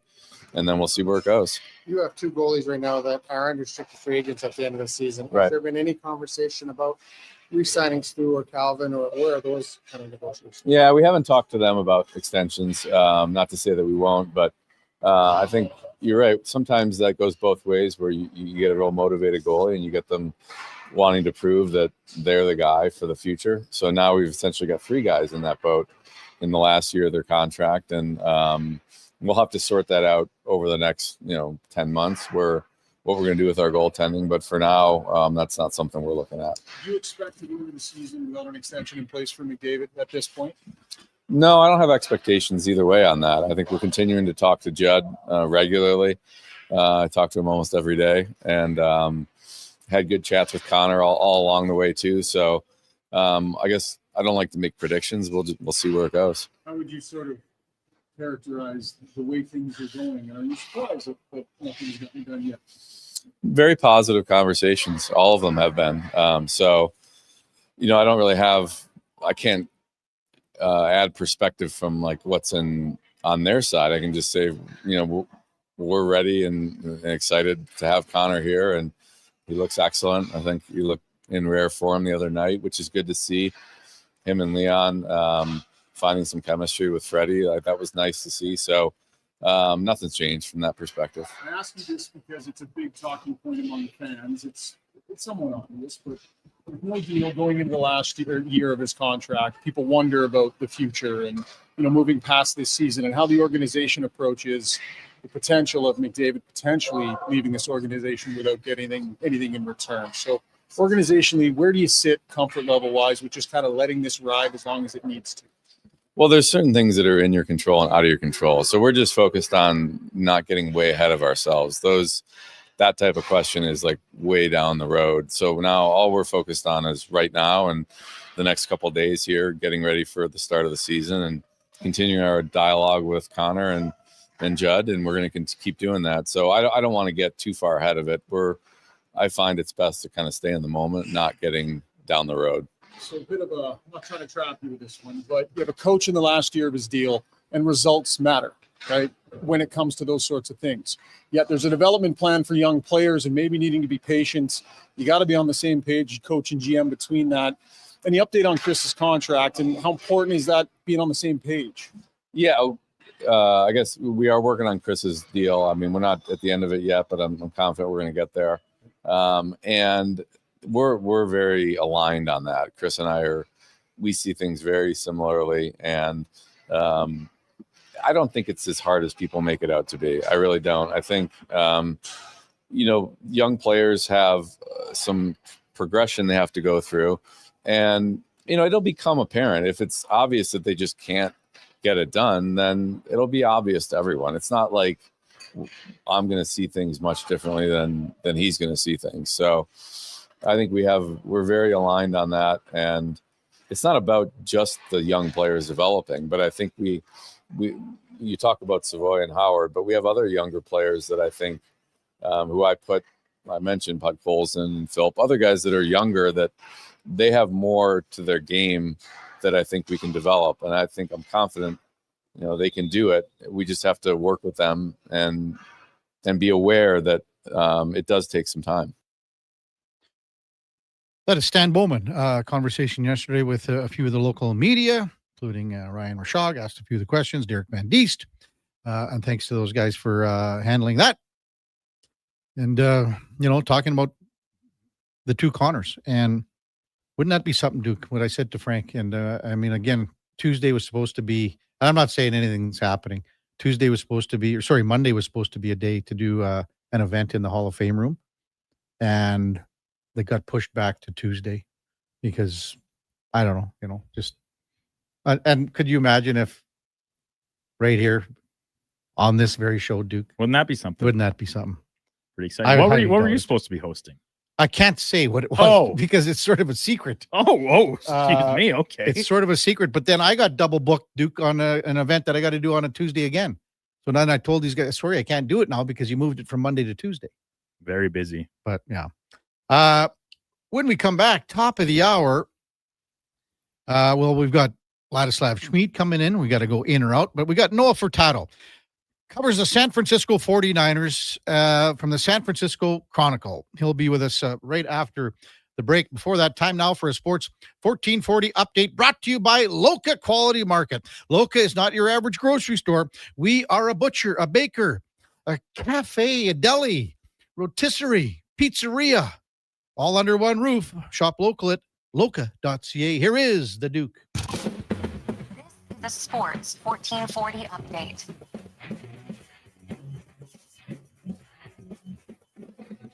Oilers preseason action last night in Seattle. They fall to the Kraken 4-2. Adam Henrique, Ike Howard, each with a pair of points. Matthew Savoy chipping in with a goal in the loss. Elsewhere around the exhibition slate, Penguins beating the Sabres 5-3. Golden Knights topping the Avalanche 2-1. Canucks run it up on the Flames 8-1. And the Ducks, they top the Sharks 5-2. Off the ice, Florida Panthers inking another core piece to a long-term extension. Defenseman Nico Mikkola, 8 years, $40 million the deal.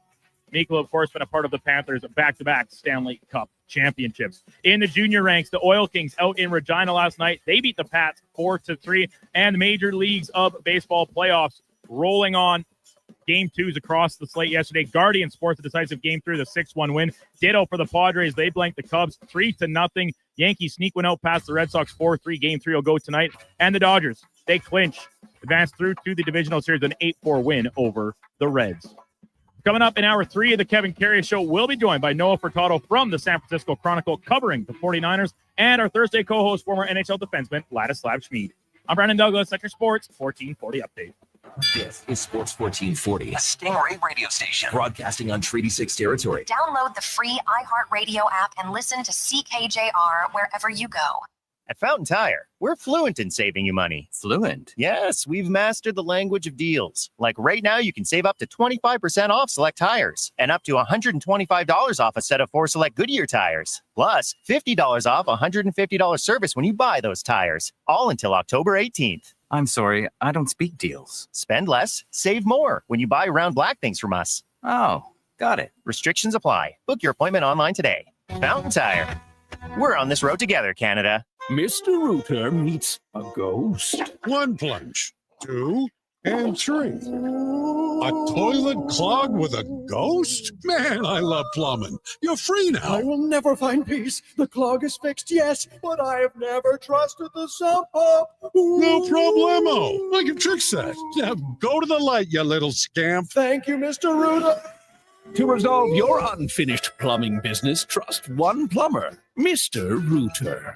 Scott McGilvery here, HGTV host and renovation expert. The one upgrade I know homeowners will love: better, fresher Culligan water straight from the tap. Culligan's Aquasential reverse osmosis filtration system takes your water to the next level.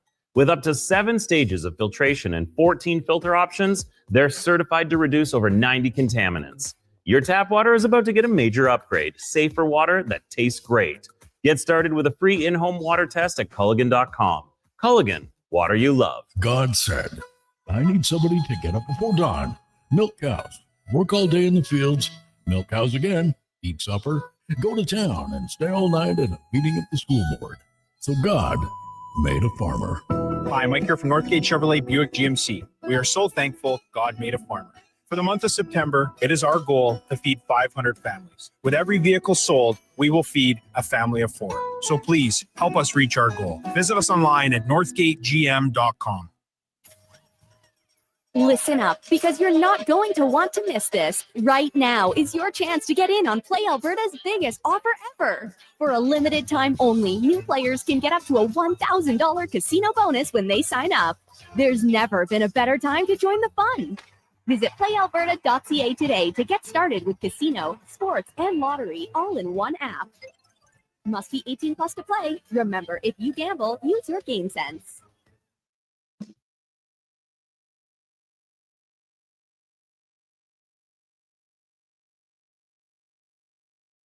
A veteran of the Edmonton sports scene for over 3 decades, the Kevin Karius Show, powered by Sports Select. Bet on the original at sportselect.com. Please play responsibly. All right, welcome back to the big program, 9:02 in Edmonton. Time now for the game of the day, brought to you by St. Albert Dodge. 2025 Jeep Wrangler 1500s have 0% financing for up to 72 months. Great selection with all the new colors. The Sport Willys, Sahara, and Rubicons are on the lot at stalbertdodge.com. As we welcome in Noah Furtado from the San Francisco Chronicle, covers the 49ers. Morning, Noah. You're with Kevin Karius. Thanks for jumping on Sports 1440 this morning. Really appreciate it. Of course. How's it going, Kevin? Good, doing great up here. Looking forward to this Thursday nighter. But I guess the question with the Niners is who's left standing on this team? What's the count? So they don't have their starting quarterback, their starting tight end, their starting defensive end, left guard, safety, and 3 wide receivers. Is that all? I think that's it. You know, go ahead. It's quite a contrast. The Niners are going up against one of the healthiest teams in the Rams. They got Stafford, Puka Nacua, Devontae Adams, ferocious defensive line. They've only got a couple players doubtful, and I mean they're in the driver's seat to be at the top of the NFC West early on. Right now, the Niners dropping to 3-2, which is pretty much what everyone expects, isn't the end of the world. You could argue that Brock Purdy returning against the Jaguars this past Sunday was a little premature.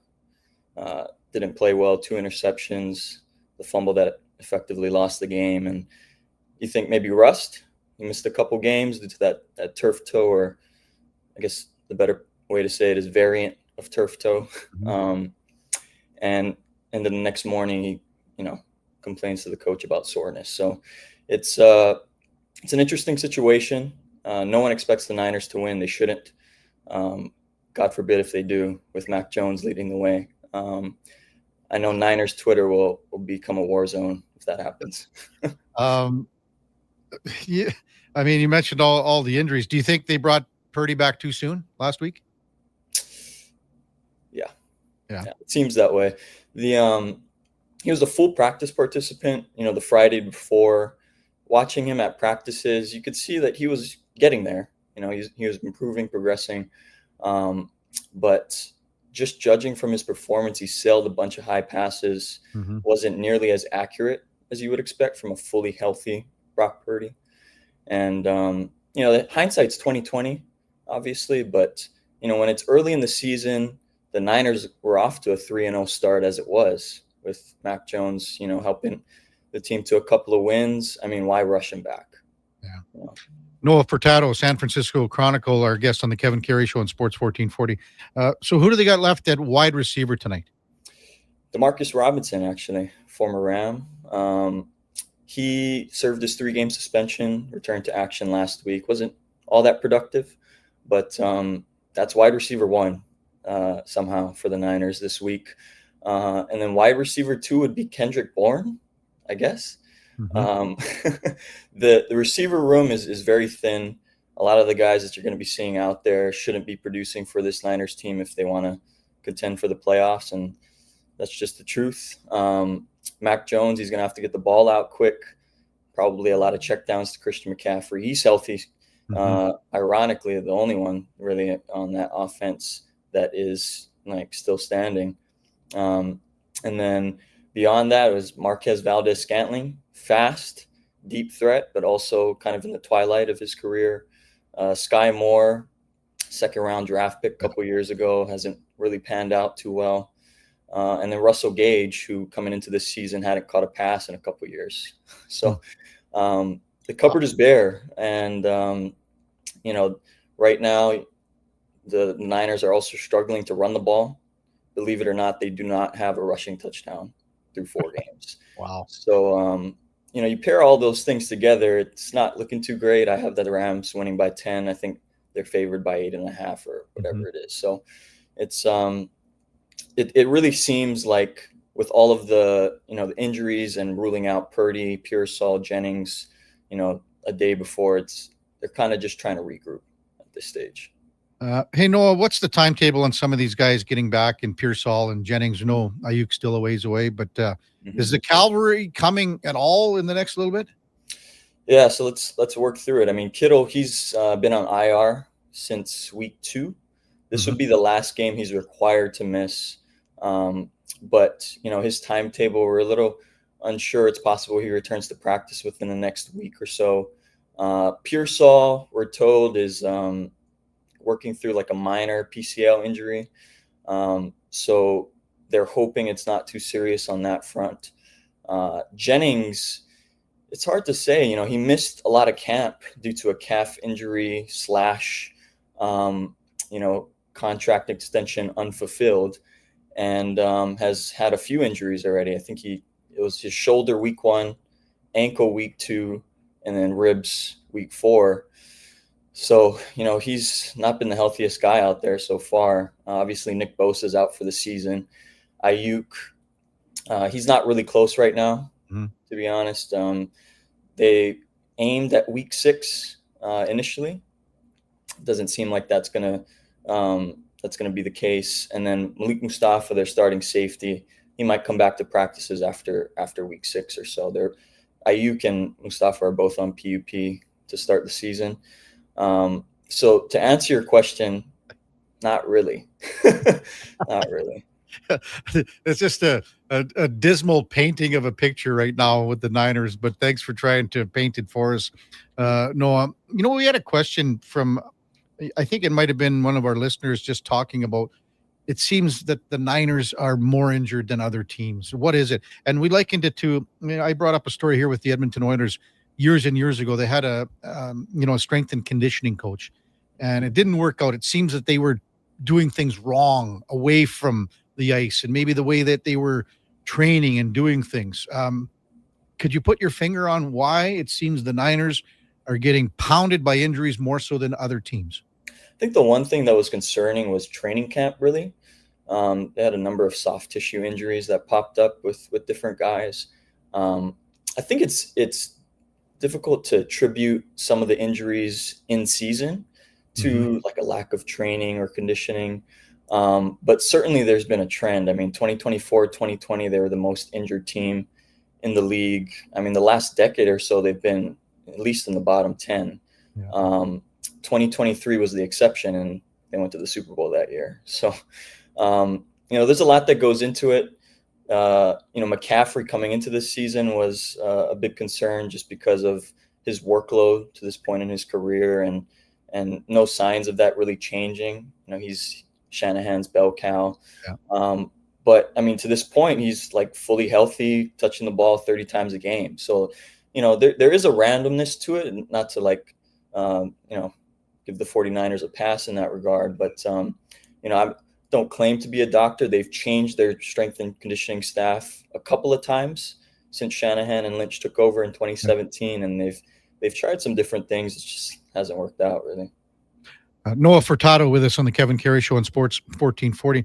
Kind of a different question for you because of all these injuries. And as you said, Christian McCaffrey's getting 30 touches a game. Should they pull him back a little bit and maybe wait for some of these other players to arrive? Because with this overusage and his past history, maybe something bad's coming around the corner for him too. Should they? Probably. Will they? No. It's been the case since he was traded here. If he is healthy to touch the ball that many times a game, he will get it that many times. And right now, they're really their only weapon. Jake Tunges is going to be like tight end one. You probably don't know who that is. Yeah. And then obviously we worked through the wide receiver room already. They did bring in Brian Robinson, who started a few seasons, with the Commanders up there. But to this point, he really hasn't been all that productive. He's gotten in there for, to spell McCaffrey here and there. But I just don't see it happening. Now, like over a 17-game season plus playoffs, can he continue to do this for a year, 2 years, 3 years? My guess would be no. I just looked too. I mean, the bye week doesn't happen for San Fran till week 14. And if they were to spell McCaffrey off a little bit more right now and wait till some of these guys get back, and maybe Robinson sees a few more touches, maybe that's the way to go. Do you see that at all? No. Yeah. No. I'm new to the beat. This is my first season covering the team. You ask anyone who's covered the team, my partner on the beat, Eric Branch with the Chronicle, we were talking about this, at length when they traded for Robinson before the season. Like, surely they will, split the touches, give the backup some run. I think the number was like fourth. McCaffrey's fourth in touches among active players, which is no small feat. And he wasn't the most optimistic. I'm new. I'm like, yeah, like this makes sense, logical, right? But it's just not been Shanahan's tendency. They talked about potentially, doing something like that, splitting the time. But they also did that, in previous years and never really by Sunday actually showed that. Yeah. How does this Niners secondary handle Puka Nacua tonight? 13 grabs, had 170 yards last week against Indy. That's the best receiver in the league right now. And then they also have Devontae Adams. Not the easiest task. To Yamador Lenore and Renato Green, their first year full-time starters at corner. Lenore has been doing pretty well. Green is coming back from a neck injury, missed last game. And then their nickelback, obviously the Rams move around Nacua. He's not just like standing outside the whole time. He'll play from the slot. he'll go in line. They'll put him in the backfield. The Niners' nickel is a rookie also. So lots of inexperience going up against, this wide receiver room led by Nakua. And really they're going to pay attention to him a ton. Yeah. And they're going to have to try to, blanket him in some way, because it's not going to be a one-on-one sort of thing. It's not going to be a Nakua versus Lenore. It's going to be Nakua Lenore. Nakua Upton Stout is the rookie nickelback, or Green. He might even find himself on a linebacker at one point. Fred Warner isn't the worst at coverage in those respects, but it makes it difficult because the Rams diversify, how he lines up from play to play. And then, with today's day, motions, pre-snap, everything, it just gets so confusing. The short answer is I think he's going to go for at least 90 again. Is that like the minimum this year for Puka Nacua? I think he's averaging over 10 balls a game, and he's right in that. He, as you said, he's the best receiver right now. How's Fred Warner been in the sense that, is he trying to shoulder even more of the load because with everybody out, is he trying maybe to take on even more responsibility than what he has been before because of the lack of bodies? He's like Mr. Consistent, honestly. Like when you look at this team, there's certain players that you're just going to expect production out of. I mean, he's one of those guys. He punches out footballs with ease. Like I think his forced fumbles is like the most in Niners history since like 94. He's been so close on like 3 or 4 interceptions, just hasn't been able to reel it in. So is he taking on more? No, he is playing in the prime of his career right now. He's better than any linebacker out there still. But for the moment, I think the only thing that he's really had to adjust to is his running mate at linebacker. D. Winters, another first-year starter. They lost Dre Greenlaw to the Broncos this offseason. And then there's also, a lot of inexperience in that room. So he's kind of leading the charge right now. He kind of would expect him to. He got his extension in the offseason to, again, be the highest paid guy at his position. And it's been kind of as expected, with Warner. That's been the one thing that you could rely on amid a lot of injury and a lot of, indecision at these other positions. Noah Furtado with us. Maybe one last one for you, Noah. Trent Williams, he's a first ballot Hall of Famer, but he's older now, been around a long time. You said you've only been on the beat for this year, but obviously you know a lot about this team. Do you think it's been more noticeable this year that he is declining, if you want to call it that? Yeah, it's normal. He's age 37. That's nothing unusual. I think that when you look at this offensive line, there are bigger problems than Trent Williams at left tackle. I would put it that way. They don't have their starting left guard. A rookie 7th rounder is playing next to him. That causes some problems too, when you have to try to bring along someone who isn't ready to be starting next to you. And so I think that's been an issue through the last few weeks. And then, right now, if you look at like the Pro Football Focus grades, like the line isn't actually grading out that bad. But certainly when you compare this Trent Williams to Trent Williams of years past, it's not the same. He's also dealing with just like not major injuries, but bumps and bruises that become sort of like injuries at this age and at this stage in his career. A lot of people have speculated, like, is this his last season? He hasn't really owned up to that. He wants to play until he can't. That's sort of the sentiment from him. But he's not at the peak of his career, but he's still Trent Williams. That's the way that I see it. Who's the backup quarterback tonight? Mac Jones. Yeah. Former Patriots guy, first rounder in 2021. Yeah, he's been pretty solid for them in his first couple of games. He led them to wins over the Saints on the road, the Cardinals at home, pretty solid Cardinals team. And right now it's really about minimizing mistakes. When you don't have a lot of weapons, sometimes you press you try to put the ball where you really can't, to guys who aren't ready for it. And so I think the biggest thing for him is coming into this game, playing within his means, looking for Christian McCaffrey, not being afraid to check the ball down, and just taking care of the ball. Because you add turnovers to the equation for a team that's already really shorthanded, and they're not going to be anywhere near the Rams, at this stage in the season. Noah, thanks so much for this. Really appreciate it. Have fun tonight watching this one. It's going to be good. Should be interesting. Appreciate you having me on. That's Noah Furtado, San Francisco Chronicle, covers the 49ers. MTR has been texting in, Duke, as you can imagine, Rowdy Roddy. He's betting the money line, he says, MTR. It's pretty bold, pretty brave decision. Hey, division games are tough, and I have it as a topic here once Laddie rolls in for in or out in the 10 o'clock hour, but that's at Sports Select right now, it's 9 points. It's going to 9 now. That is a lot of points for a divisional game. And it's your nomination tonight. It's my turn to pick, so got some decisions to make here. Maybe I'm out to lunch here, Duke, but I asked him who the backup quarterback was tonight. Yeah, I think just a little misinterpretation. I didn't want to pressure him anymore. It's a good question because I don't know who it is.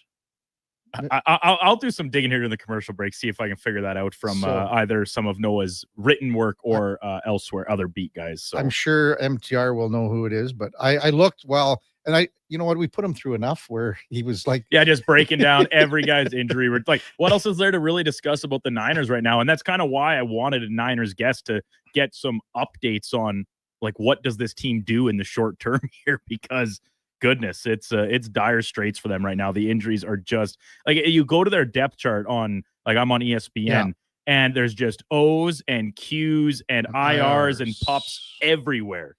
On offense, I count 6 outs. I count 5 IRs on offense. On defense, it's not as bad, but there are 5 IRs, 2 outs, 1 questionable. Yeah, it's tough sledding. And then even on special teams, even you got Jordan Watkins is out. Jacob Cowings on IR, but Sky Moore's there for the punt returns. Yeah, if you can hold on to him. I think that's a fair question though about pulling back on McCaffrey here. I'm kind of with you, Kev. Like, it's almost, and I think you can correct me if I'm wrong, and trying to pick up what you're laying down, that like you are going to lose these games when you have no players playing. And instead of just running out there and burning out the lead line on Christian McCaffrey in games you're probably going to lose anyway, let Brian Robinson take more of a front and center role and save what McCaffrey has in the tank for at least when you get 1, 2, hopefully more guys back as the season progresses, and maybe try and make a late season charge. I'm not saying you're not punting on the year, right? No. You're 3-1 right now. You got yourself a little leeway with games you were supposed to win. Now against the Jags last week, that might come back to be when they look at it and say, oof, tough. But I'm with you. I don't think that's a bad notion at all. Let Robinson take some pounding here. MTR says the guy is lost. Never bring him on again. Oh, that's too harsh. I thought he was a pretty damn good guest, to be honest with you. He was light. He knows all about the team. He was lighthearted. Mac Jones is starting. I think he didn't hear my question. Yeah, I think it was just misinterpreted. And MTR says Martinez is backing up. Martinez? What, like who could that be? Tino Martinez? Who? I'm gonna have to do some digging here. Nick Martinez? He was in LA last night. You can just stay there. He was pitching, right? Or no, that was the day before. He pitched for the Reds in game 1. Yeah. Or was it last night? I don't even know. Man, that was not even fair, that series. When we come back, we'll get to some of your texts. 833-401-1440. Ladislav Schmid about to enter the building as our co-host. From 9:30 to 11, we'll have Corey Masisek from the Denver Post, covers the Colorado Avalanche as well in the 10 o'clock hour. It's a Kevin Karius show with the Duke of Delburne on Sports 1440. We're also streaming on YouTube and X and even Spotify. Looking for an all-season vehicle with room for the hockey gear, comfort for the daily commute, and rugged capability for your weekend adventures? That's the all-new 2025 Jeep Compass, and you'll find it during the biggest sale of the year this month at St. Albert Dodge. Now, what can I say? It's a Jeep, it's a 4x4, and it's loaded with standard features like an 8.4-inch touch screen, keyless entry, and heated front seats, all starting from just $34,900. Head up the trail and see how easy it is to do business at St. Albert Dodge. Weekly NFL giveaways, drink specials, huge screen TVs. The hits keep coming at First Round, Edmonton's NFL headquarters. Watch NFL football at First Round, and you could win a trip to your favorite NFL city for a regular season game next season. Catch NFL action Thursday nights, all day Sunday, starting with the Pro Bowl brunch from 10:30 to 2. Then Monday night with half-price boneless wings after 6 p.m. First Round, burgers, beer, sports. Downtown and Bourbon Street, West Edmonton Mall. At Leading Edge Physiotherapy, we believe that life shouldn't hurt. Now, that doesn't mean that we don't know that sometimes it really hurts. I mean, we've seen people at their worst moments in life, when they feel they have nowhere to turn, or at a time when they felt like their problem just wouldn't ever go away. We've also seen people who thought to themselves, it'll just go away on its own, or this is no big deal. I don't want to bother anyone about this. Don't know where to turn to, or think it's no big deal. Either way, we have the technology, techniques, and skills to help you get back to it, whatever your it may be. Life shouldn't hurt. LeadingEdgePhysio.com. 60 years ago, we started selling trucks as Western GMC Buick. Today, we are Wolf GMC Buick. We're still located on the corner of 184th Street and Stony Plain Road with the same ownership for over 2 decades. Our customers have trusted our family-owned, community-driven business, and for that, we are thankful. If you're looking for a truck or SUV, pop in and one of our seasoned professionals will get you a great deal, hassle-free. Come trust our team at Wolf GMC Buick. Wolf GMC Buick. We're making it easy. If you've got a smart speaker, get it to play Sports 1440. And it doesn't matter when you listen, as we roll out the Sports Talk 24 hours a day, 7 days a week. Edmonton's home for sports radio is Sports 1440. At jackpotcity.net, you can do amazing things with just one casino chip. Discover a world of incredible casino games with over 500 high-quality online slot games, including the world-renowned progressive jackpot slot Mega Moolah. Play for free at jackpotcity.net and get treated as a VIP 24/7. So visit jackpotcity.net today on your tablet, laptop, or mobile. Jackpot City, a whole world of casino games. 18 plus. Please play responsibly. This is not a gambling website. The Lawnmower Hospital. Step into fall with Husqvarna and the Lawnmower Hospital. Husqvarna has chainsaws for the homeowner, farmer, rancher, or professional available in battery or gas-powered models. Take care of leaves quickly with the power of Husqvarna blowers. You'll find it all at the Lawnmower Hospital, and you can see the full selection at lawnmowerhosp.com. We're more than repairs. We're more than mowers. The Lawnmower Hospital.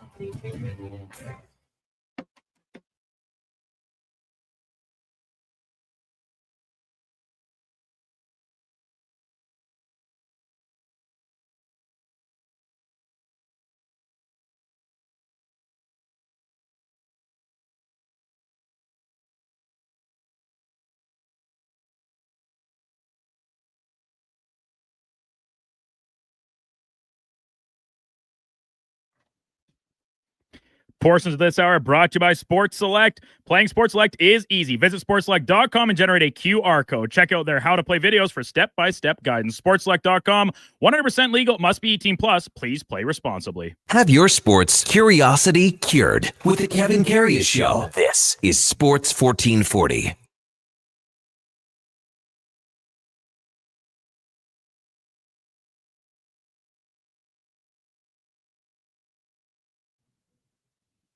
All right, welcome back to the big program. 928 in Edmonton. Kevin Karius, Duke of Delburne with you on Sports 1440. We're streaming on YouTube and X. We've got Sam the Record Man in the studio along with Josh Fenwick taking care of business on a Thursday morning as we await the arrival of one Ladislav Schmid to co-host with us for the rest of the way. Text line 833-401-1440.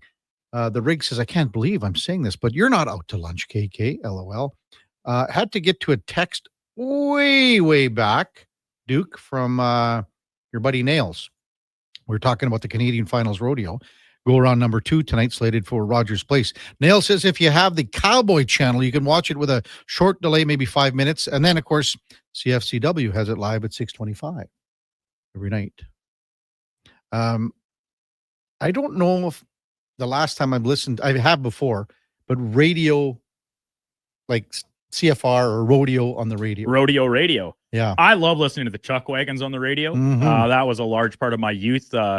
Sunday evenings or weekend evenings on whatever station I could pick up in the tractor cab, usually out in the hayfield, or as the summer progressed, maybe into some early silaging or something. So I love listening to Chucks on the radio, but I can pretty honestly say I don't think I've ever listened to the rodeo. You know who was doing the the radio. Chuck play-by-play?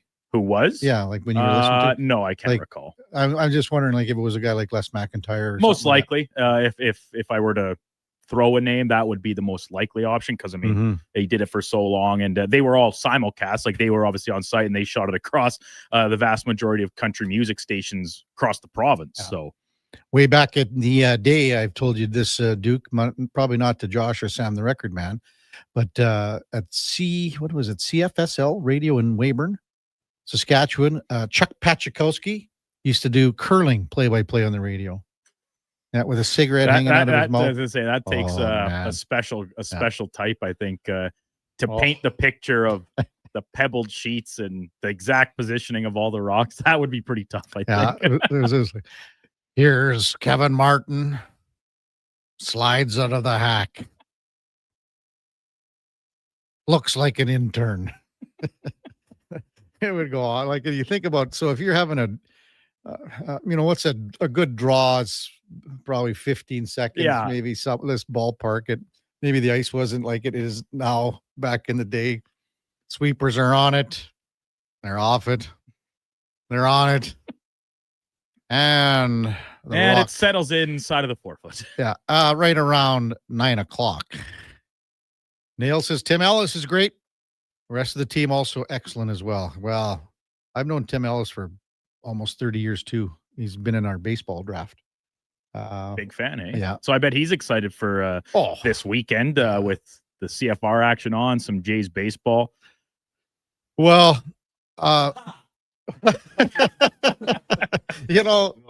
morning, laddie. His Ladislav Schmid has come into the fray. We'll probably take a quick break here then and get Laddie. Hello, how are you, Laddie? What do you got? What kind of shirt you got on there? Hello. What's with that stain on the front though? It's just water. Oh, okay. Sorry.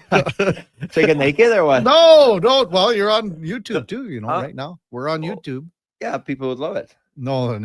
Well, I think, like I said, the women from 65 to 85. Oh my ratings. God, that's Strutty. Strutty was here yesterday. Came in studio. He had to voice a commercial. Came right by. Oh God, he had to voice the commercial. Yeah. Thank God, just voicing, eh? not actual.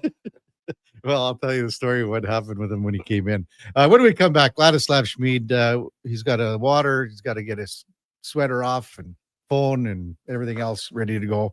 That's coming up right after the break. Kevin Karius, Duke of Delburne on Sports 1440, and we're streaming on YouTube and X. Experience more at the Edmonton Expo Center. Come for Canada's largest trade show, the biggest names in entertainment, exhilarating sporting events, and more. Stay for the experience, but it doesn't end there. Maximize your brand exposure with Edmonton Expo Center's new cutting-edge feature screens, spanning Western Canada's largest venue space. Captivate an annual audience of over 1 million visitors during iconic events like Pro Rodeo, Disney on Ice, Glow, K-Days, and so much more. To learn more, call 780-471-7380 or visit EdmontonExpoCenter.com today. At Fountain Tire, get up to 25% off select tires, up to $125 off a set of 4 select Goodyear tires, and $50 off $150 service until October 18th. Restrictions apply. Book today. Fountain Tire. We're on this road together, Canada. Mr. Rooter meets a ghost. 1 plunge, 2, and 3. A toilet clogged with a ghost? Man, I love plumbing. You're free now. I will never find peace. The clog is fixed, yes, but I have never trusted the sump pump. No problemo. I can fix that. Now go to the light, you little scamp. Thank you, Mr. Rooter. To resolve your unfinished plumbing business, trust one plumber, Mr. Rooter. He's a legend in the booth and a master on the mic. Low Tide brings the banter weekdays from noon to 2. Sports 1440 is where Edmonton talks sports. Get in the game. Text 833-401-1440. Whoa, who turned off all the lights? Experience the new charcoal menu at Booster Juice. Charcoal menu? Introducing the Eclipse Smoothie, Blackout Booster Mixer, and Midnight Booster Ball. Where's that voice coming from? Dark and delicious, made with activated charcoal. Can we please turn the lights back on? Sorry, I'm just excited about the new charcoal menu. Wow, that is good. Right? Available now, only at Booster Juice. Farm, ranch, acreage, or lake lot. They're here to help at Bashaw Concrete Products. Family owned and operated for 60 years. They continue to provide the best products and service, period. Call now for your free quote on the highest quality ready mix and gravel, a new septic tank, or an outhouse pad and tank. Plus precast cattle water pads, garage sumps, and more. Call 780-372-3854 for prompt delivery. Bashaw Concrete Products. 780-372-3854. BashawConcrete.com. Are you ready? This is Canadian Pro Rodeo Announcer of the Year, Brett Gardner, and I want you to know that at Lamley's right now, you can buy one, get one 50% off select men's shirts, and buy one, get one 50% off all Wrangler retro jeans. Make sure to visit Lamley's at West End, South Park, Spruce Grove, and Fort Sask, or online at lamleys.com. Lamley's Western Wear, the official Western Wear retail partner of the Canadian Finals Rodeo. LAMMLES.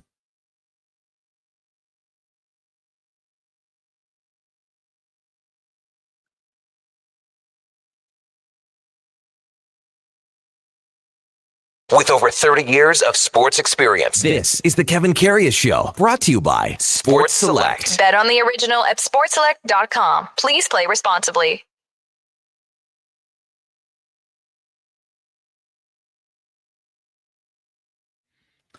All right, welcome back to the big program, 9:36 in Edmonton. Kevin Karius, Duke of Delburne with you on Sports 1440. We're streaming on YouTube as well as X, even Facebook. Even Instagram, Facebook. Even Facebook, laddie. You've Wow. got to be excited about that. No. You took your sweater off, this one with the big stain on it. It was just a water stain, Oh, Kevin. okay. Don't worry. Kevin Karius Show is presented by Sports Select. If you prefer the paper selection slips, hey, no problem. We got them at all the stores. Just make it with the paper selection slip at your local lotto spot retailer. It's 100% legal. You got to be 18 years plus. Please play responsibly.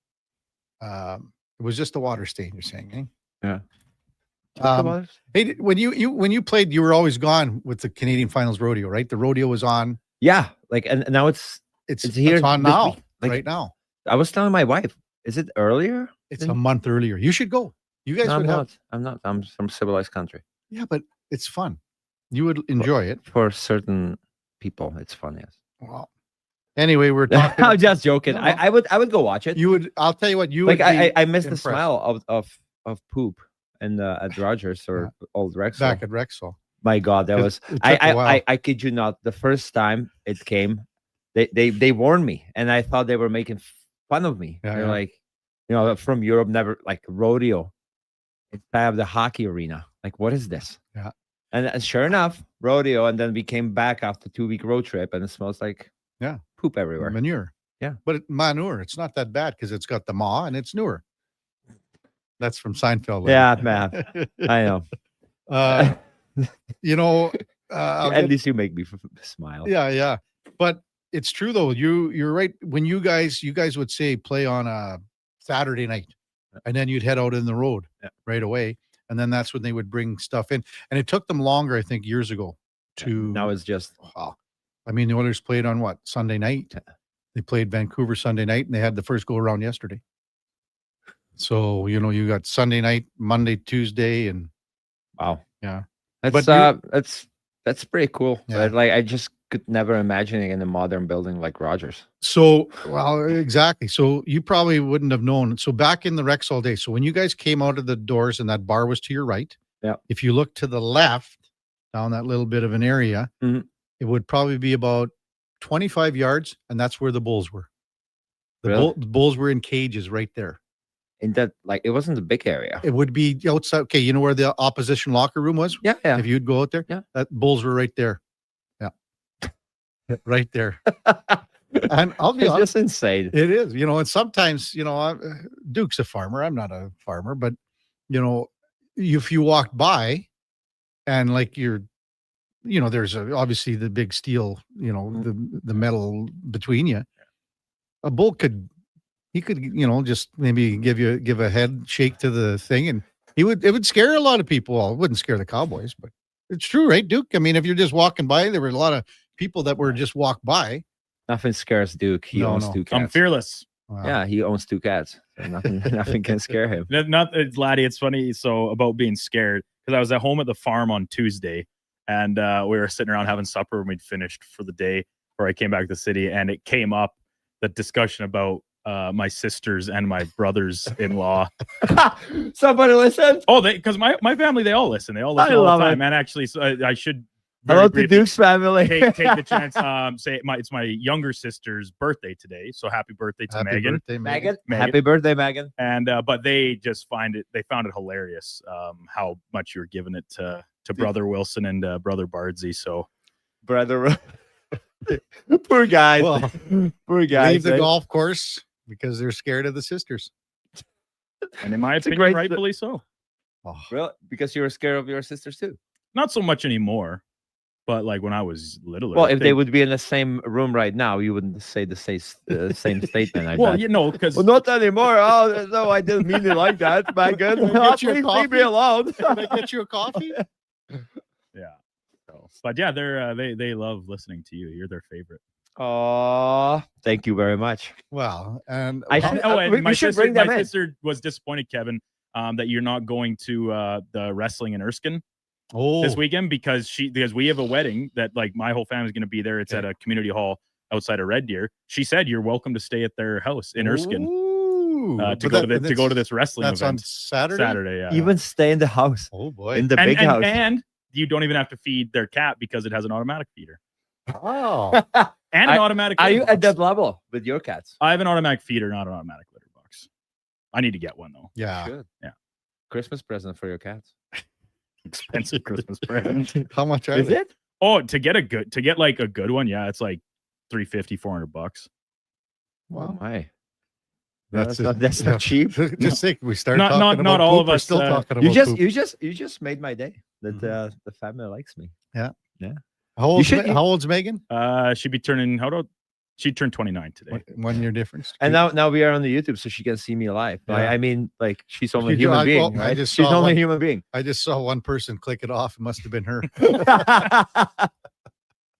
Oh, that's awesome, man. Ladislav Swede with us. First thing you said when you came in the break, one more preseason game. Oh my God. Tomorrow. It's too long. Yeah. It's too long. Too many games. Like the boys want to get it going. Yeah. When did they first game? Wednesday, Calgary. Right? Calgary. Yeah. Oh. Well, we Battle talked of about Alberta. Yeah, and then Saturday Vancouver's here, and then they go on the road for 5. Beautiful. Yeah. Yeah. I had a tickets to the Vancouver game, but I have to call Bree. I cannot go because I'm going to Lloydminster for my son's showcase. I know. Priorities. Yeah. Well, priorities. That's the way Well, it goes. I'll be watching the Oilers. Mhm. It would be nice because I always hated Vancouver. And I still do. Yeah. I More than any team. What are you looking at? You want me to climb over there? Beat you up? Vancouver fan here in the studio? That's Sam, yeah. Oh my Sammy. Still got Sammy. his cup there. I know, I hate it. I hate that cup. Crack him over the head with it. Yeah, you never right? know. Yeah. You hate Vancouver too. Who do you dislike more? Calgary or Vancouver? Or is there other team? Okay, for me going back, like obviously Battle of Alberta was bigger, right? yeah. And it was, we remember we talked about Kevin McClellan, Marty McSorley, and all those penalty minutes because it was wild. That would be if you go back. Yeah. But in the last bit, probably Vegas. In the last. The arrogance or like yeah. If you go back, that was Vancouver when I played. They were like arrogant. They were pretty good. Yeah. They were good. They had like Sedins, but they had like those Kessler, Burroughs, Bieksa. Mm-hmm. And I heard Bieksa is a great guy, like in the locker room, but on the ice, like You you hated him, eh? well, he hated me too. He Yeah, said yeah. it. And, Well, yeah, he said it. he said it before, but that's just on the ice. But like I just they were just that arrogant. They knew they were a bit better than us. They usually beat us, dark ages. So I just didn't like them. Okay, besides Vancouver and then Calgary, if you want to call it that, what about number 3 for you? Is it hard because that's hard? Would you go out east at all? But you only played them twice. No, not east. I'm Dallas. just. It's a hard one to answer, but again, I wouldn't say Dallas. No? I would say good battles against Anaheim. I'm going to change my mind and go Dallas too, because if you think about all those series that the Oilers had with Dallas, and how, because it was David and Goliath every time, the payroll, this and that, Medano and Hull, and and the Oilers, just eking things out, and even like they had that one game here, Laddie, they were down 3-0 with about 5 minutes left, and everyone left, and they come back. Bucky scored. Yeah, and they're trying to get back in the building. I watched the highlights of that. Mm-hmm. I don't know, it popped on me. Yeah, and yeah, I remember. I remember it was like a week ago. And then Kelly Buckberger scores. Bucky, what a guy! What a guy! They don't make them like that anymore. No. They don't make them like that anymore. I know Bucky since we were like 14 years old. Can't believe it. Yeah. Just a like old school, raced old school, right? I don't think they ever did a stat on this, but I figured it out, and I think he's the only guy that ever in the NHL history scored 20 goals in one season, but never got to 100 before his 1,000th game. So think about that. Scored 20 in one season. Wow. Okay, so now you got 920 other games to get 80 more, and he was under 100. It's crazy. I cannot chirp. But I mean, well, but that's a teammate. That guy fought the heaviest of the heaviest heavyweights. So I have a lot of respect for him. Like a lot of respect. Just a great teammate, man. Bud Baker says Toronto's the worst because of fans and media. They're just annoying, but PL says, I think, guys, we missed the Battle of Alberta from years back. Who would Calgary need to acquire to bring back that rivalry? Can't bring Kachuk back. Man, honestly, I don't think there's the generation of players. It has changed. Yeah, it's shifted towards the skill, and it's not like that anymore. Mm-hmm. Like they're like, it would have to be the whole team like Florida. Yeah, you could hate them, right? And then they have guys who would answer the bell. But Matt and Leduc texts in, Laddie obviously played way longer in Edmonton, but what was the Battle of Alberta like to watch when you played for both sides in your career? So hard to explain. It wasn't. It wasn't the same for me. Like I enjoyed way more on the Oilers side because more years, and they had some guys that, like Dion Phaneuf, ultimated him. Man, you always picked some characters on the other team, like especially like Calgary or Vancouver, and you just hate it. You didn't give them shots, like give them shots, like chirp them the whole. Even the training staff was chirping, like everybody was chirping everyone. Like they warned me. They warned me. It's like, hey, it's gonna be very intense. And I'm like, sure. Sure enough, 2-3 fights, some like brawls. It was normal. You always had it circled on the calendar. It was awesome. Ryan says it seems like Calgary and Vancouver have more of a rivalry than the Oilers in Calgary right now. Again, the rivalries have changed so much. It does change, and like, let's be honest. Like Vancouver and Oilers in the playoffs, that was a good series. When we, Game 7, when we beat them, it was very physical. There was a lot of chirping. Like I like that series. Even go back to the Calgary Edmonton. That was 5 games. There was 5 games. There was 2022. But the Oilers just dominated, kind of. But the Vancouver Oilers, it was pretty close. Goes to the Game 7. It was physical. It was like when Zach Cassian was here, he brought it a little bit. Mhm. You know, when he ragdolled Matthew Tkachuk that one And game. Kane had Kane, Kachuk's. He was in his head. Yeah, it was. Yeah, but does Matty Tkachuk cares really? To be Yeah. honest, like he can be a difference maker. He brings it all. Like I don't think he even cared that much. But like they kept him tame a little bit. So if you watch the Oilers preseason games, they've been okay. Did you watch the Montreal Ottawa the other night? Did you see highlights of that? No, I don't. Maybe we'll look at it in the. Yeah. You know, they had 150 penalty minutes. Oh, that was the yeah. There was a brawl, little line brawl. My old teammate from Czech, Jan Jeni, he had 2 fights. Okay. Yeah. You know, so they were sending a message that the game was out of hands, kind of thing, right? Like they were. I mean, so they send a message. Well, sure. I don't mind that, but it's still preseason. Like nobody wants to get hurt. Yeah. Let's be honest. You know, like what if somebody breaks their hand? Like it's still a preseason. Like bit crazy for me, for my taste. Slurpee Sean says Florida has to be on the hate list now. Well, sure. Yeah, like you lose to them I twice. Yeah, and then they rub it in your face, you know, in celebration and all that stuff. They know how to get under your skin. They know, and they have players who can chirp and play at the same time. Not too many players can do it, but they are very, very fortunate to own those players that they can do it both. Ryan just said, I was just going to say it, KK. Can't wait till Saturday for the Montreal-Ottawa rematch. Usually when there's something that happens, Ryan, the next game, nothing happens. I mean, this will probably, I'm assuming this is the last game between the two. I would bet a lot of those players that we saw in that game the other night won't be there. They won't even be in. Yeah. Usually you play almost your roster, it's your full right? roster. That's what we'll see for the Oilers tomorrow in Vancouver. We'll see the same thing on the Canucks side. So we had a couple. They played quite a few players yesterday. Who's that? Vancouver. Or was it Seattle. yesterday? What do you mean? No, Vancouver played. Oh, Vancouver's game in Calgary. Yeah, but they had Quinn Hughes, they had Besser, they had Pearson, I think.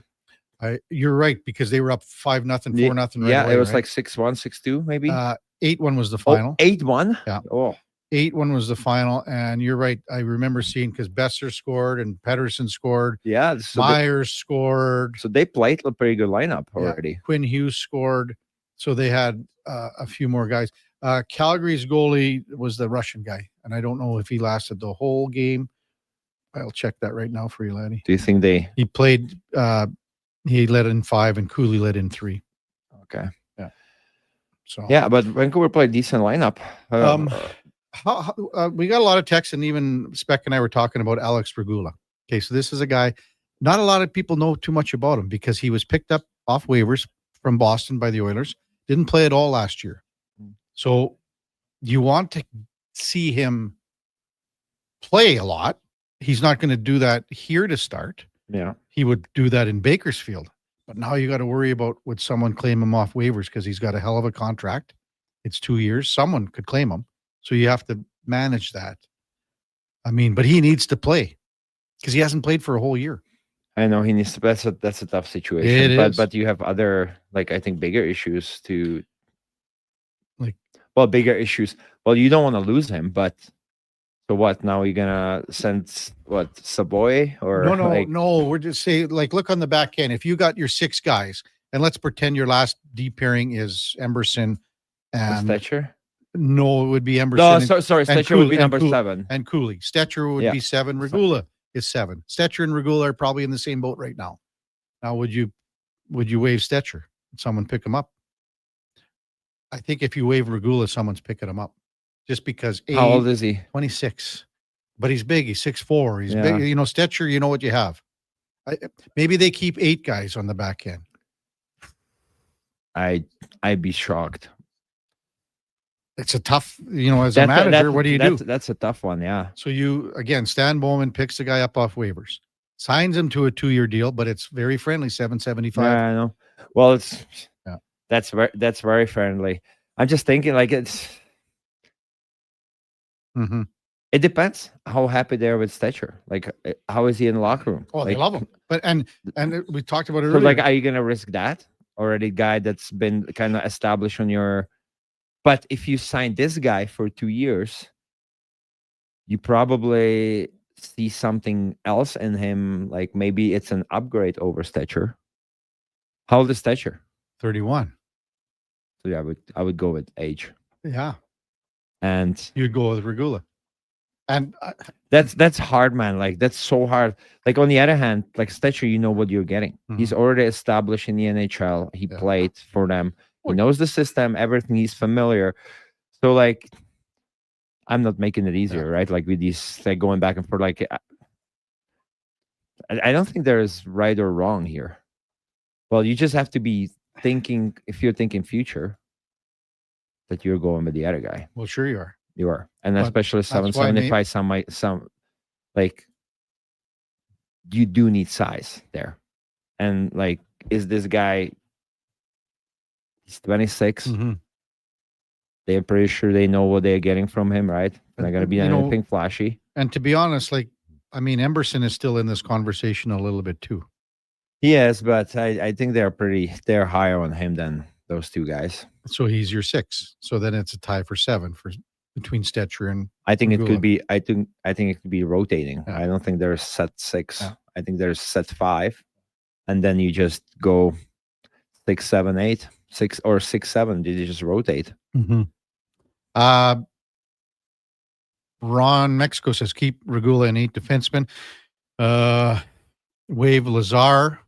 I mean, these are all options. Then he also said, I want to get to this one too. Laddie, I have a friend whose son plays in the HSL. They call the game showcases as well, because you just called it a showcase. You're going to Lloydminster. I mean, we just called them tournaments. Tournament, yeah, but it's a league. Yeah. We have tournaments too, but this is like a league showcase, they call it.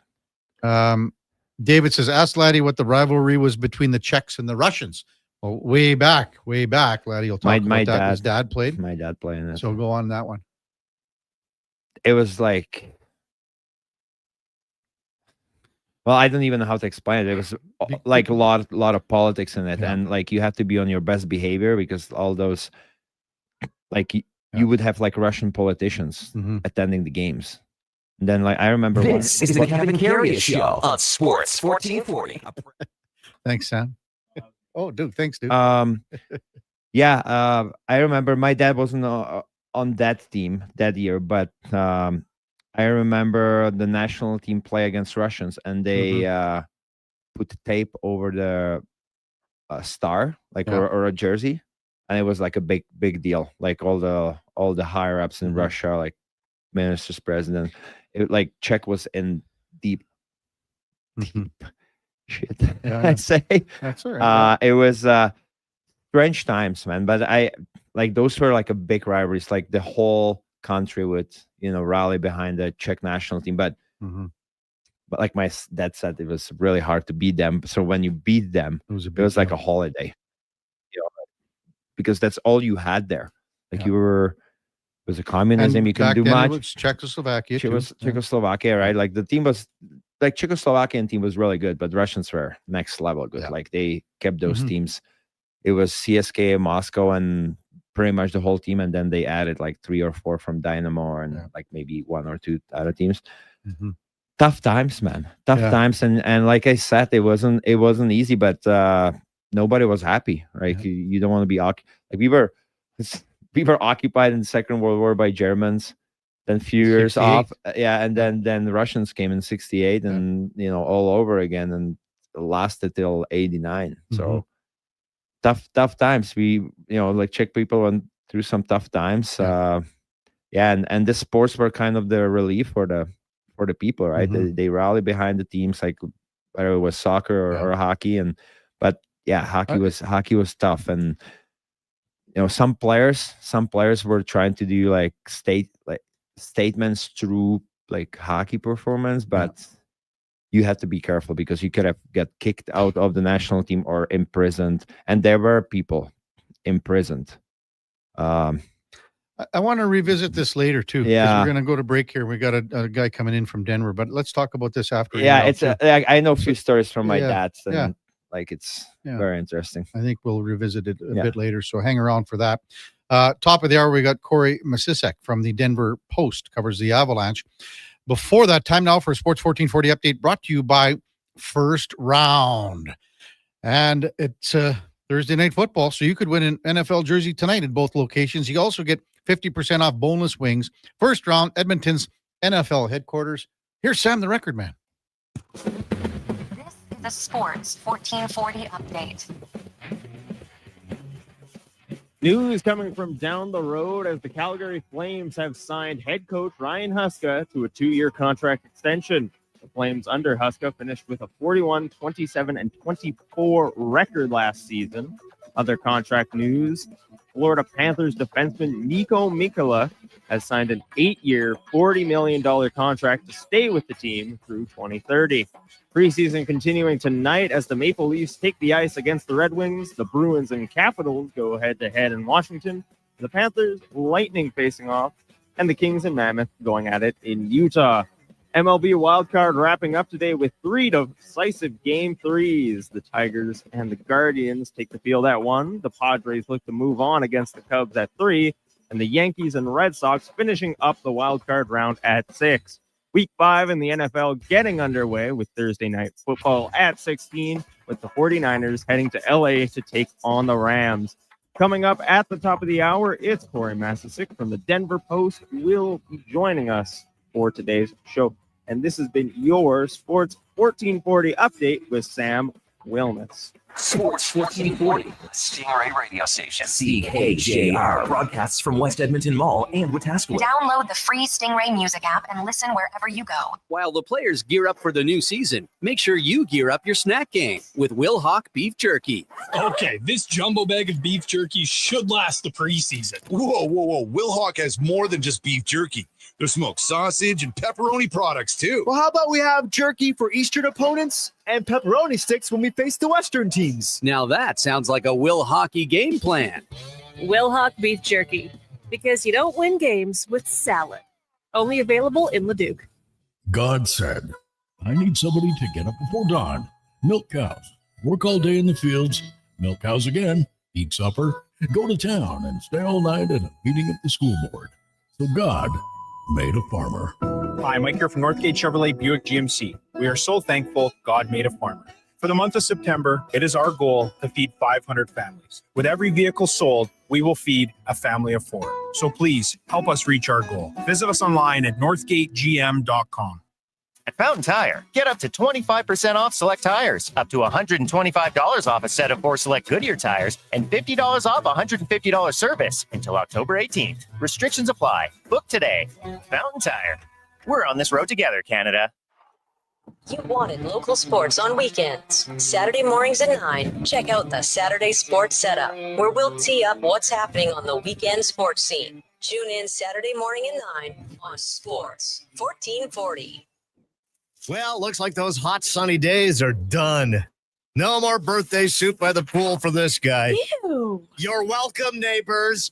Back to faux fur and flannel because it's fall, and it's also the perfect time to tackle those projects we've all been putting off, starting with the trip to Metal Supermarkets, of course. Metal cut to your precise measurements fast. The local convenience stores for Southside, West End, metalsupermarkets.com.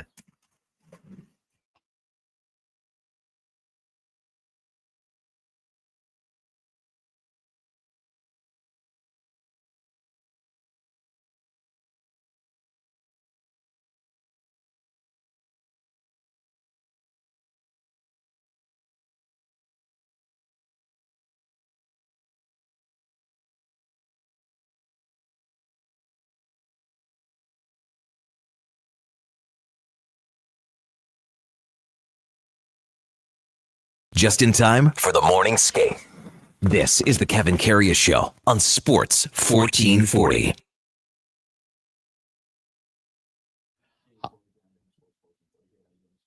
All right, welcome back to the big program. 10:02 in Edmonton, and time now for the Puck Report. Brought to you by Fountain Tire. Need tires right now, but your wallet isn't ready? Well, at Fountain Tire, we got you covered. 0% financing for 6 months or easy. Equal payments over 12, but with no interest, because road ready should also mean wallet ready. See us today, fountaintire.com, as we welcome in Corey Missisek from the Denver Post covers the Colorado Avalanche. Morning, Corey. You're with Kevin Karius and the former NHL defenseman, Ladislav Schmid. Thanks for jumping on Sports 1440 this morning. Really appreciate it. Yeah, no problem. Thanks for having me. So how has camp looked so far in Denver, Corey, in the sense where we are just a few days away from the regular season, all the ducks in a row for the Avs moving forward here? Pretty much. I mean, they've had, it's funny. This is kind of the theme coming into this camp was that they feel so more like just the team is here. Like it's been such a weird few years with Gabe Landeskog's injuries, with the off-ice stuff with Valerie Nichushkin, even coming into last year. Arturi Lehkonen was hurt at the start of the year. And then Jonathan Drouin got hurt in the first game. So it just, on one hand, it feels very settled. Like, and then obviously they had that year last year where they traded for half of a new roster. A bunch of those guys are back and they all feel settled. At the same time, Mackenzie Blackwood hasn't practiced with the team and is probably going to miss the first few games. And Sam Girard just started practicing with the team in the last couple of days and may still play in the opener, but might also need a game or two as well. So, I mean, they still have, I mean, every team has injuries, but compared to previous seasons, this feels way more settled. Like, honestly, the first day of camp, what the lines were might be exactly what they are on opening night, save for putting Sam Girard in. Hi, Corey. Good morning. Lottie here. Yeah, like, what are the, like, is there a big concern about the goalie situation if Mackenzie Blackwood is not ready? Like, obviously, the team we know is a very good team, pretty deep, like on the defense and offense. But the goalie situation, like, what can you tell us about that? Yeah, I think they still feel okay with it. Obviously, last year, it was kind of a mess at the beginning of the year. Alexander Gorgiev and Justus Anunin both got off to terrible starts. And so they traded for two new goalies. I think they were the first team in NHL history to trade both of their opening night goalies before Christmas. So Scott Wedgwood is the other guy in that group. And I mean, he was the first one in last year, and then Mackenzie came like 10 days later. And honestly, they feel so much more confident in Wedgwood given the way that he played last year than they probably did the other two guys from the year before. And also he's just kind of became like he's just one of those guys in the room, right? Like he's just, everybody loves him, et cetera, et cetera. And so I think the schedule also works out. I think the first 8 games, I think they play 8 games before they have a back-to-back. So they're pretty sure that Blackwood will be back within the first 8 games. So if Scott Wedgwood has to play the first, 3, 5, 6, whatever it is, they're okay with that. Corey Masisak with us from the Denver Post. Kevin Karius, Ladislav Schmid with you on Sports 1440. When Brock Nelson signed the contract for 3 years at 7.5, how did that go over in Denver? I think there was maybe like a little twinge of like, oh, like, is that a little too much? But like the alternatives were just like, they just had to do it. All right. I mean, there's just no, I mean, they have had really since Nazem Kadri landed down the road from you guys, it has just been a revolving door at that position. And so when they obviously they traded a ton for Brock Nelson, the best prospect they've had in several years, plus some more stuff.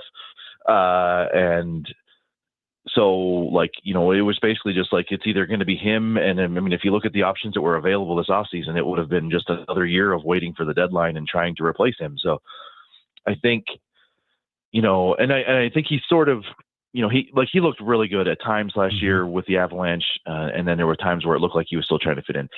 I think maybe one of the biggest reasons for encouragement that the organization has had going into this season is that like Jared Bednar and Dave Haxtell and a bunch of the players, they've all just been raving about Brock Nelson and about how good he looks in camp. So I think they really are expecting him to, have a year more like he had, 2, 3, 4 years ago than what he did last year.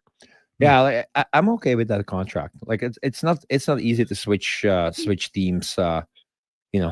After so many years with Islanders, and we all know what kind of hockey Islanders play. Like that's totally opposite what Colorado Avalanche is trying to play, right? So for him he might need some time to adjust, but no more excuses. He signed a new contract.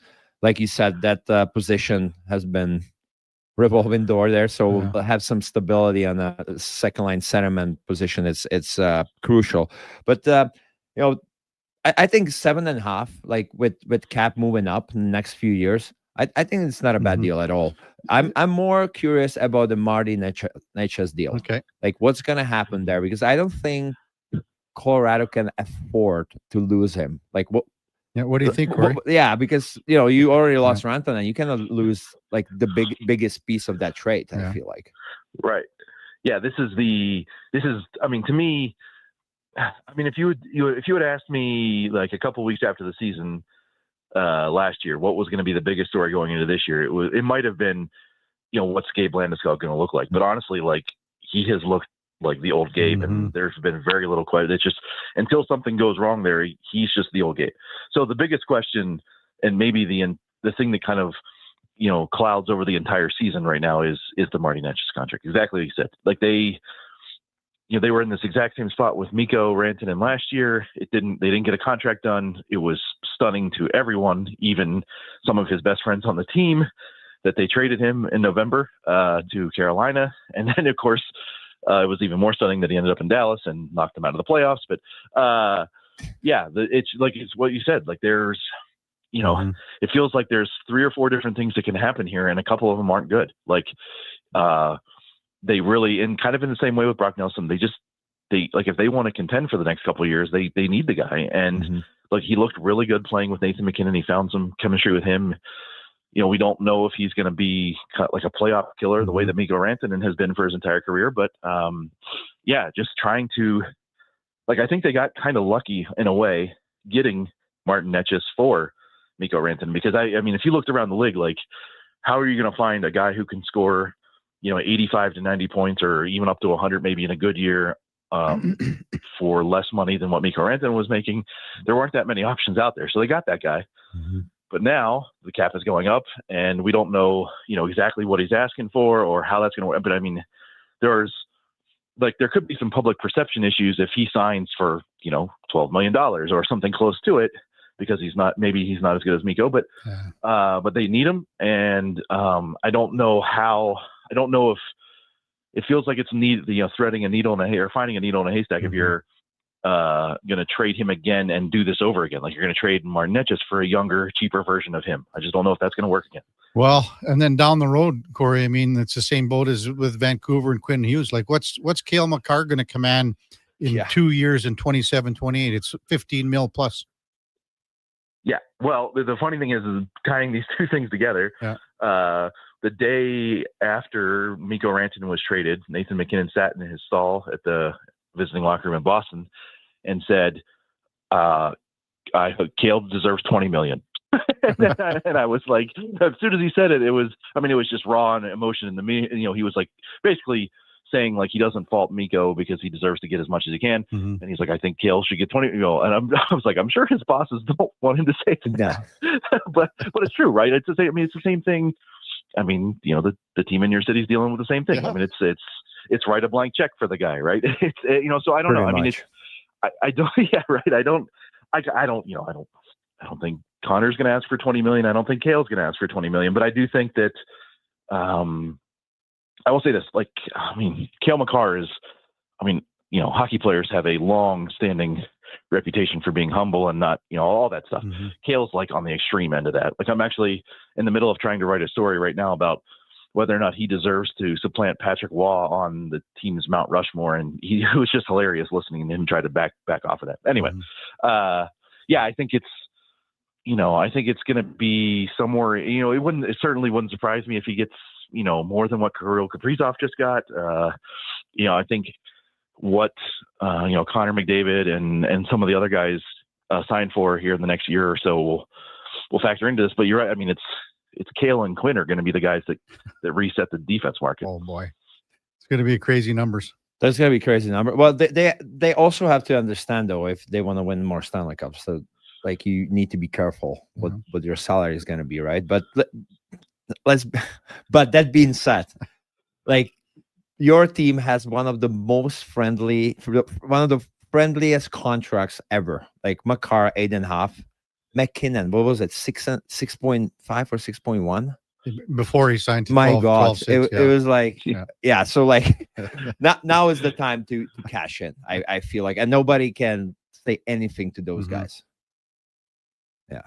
Yeah, totally. I mean, I think there's just no.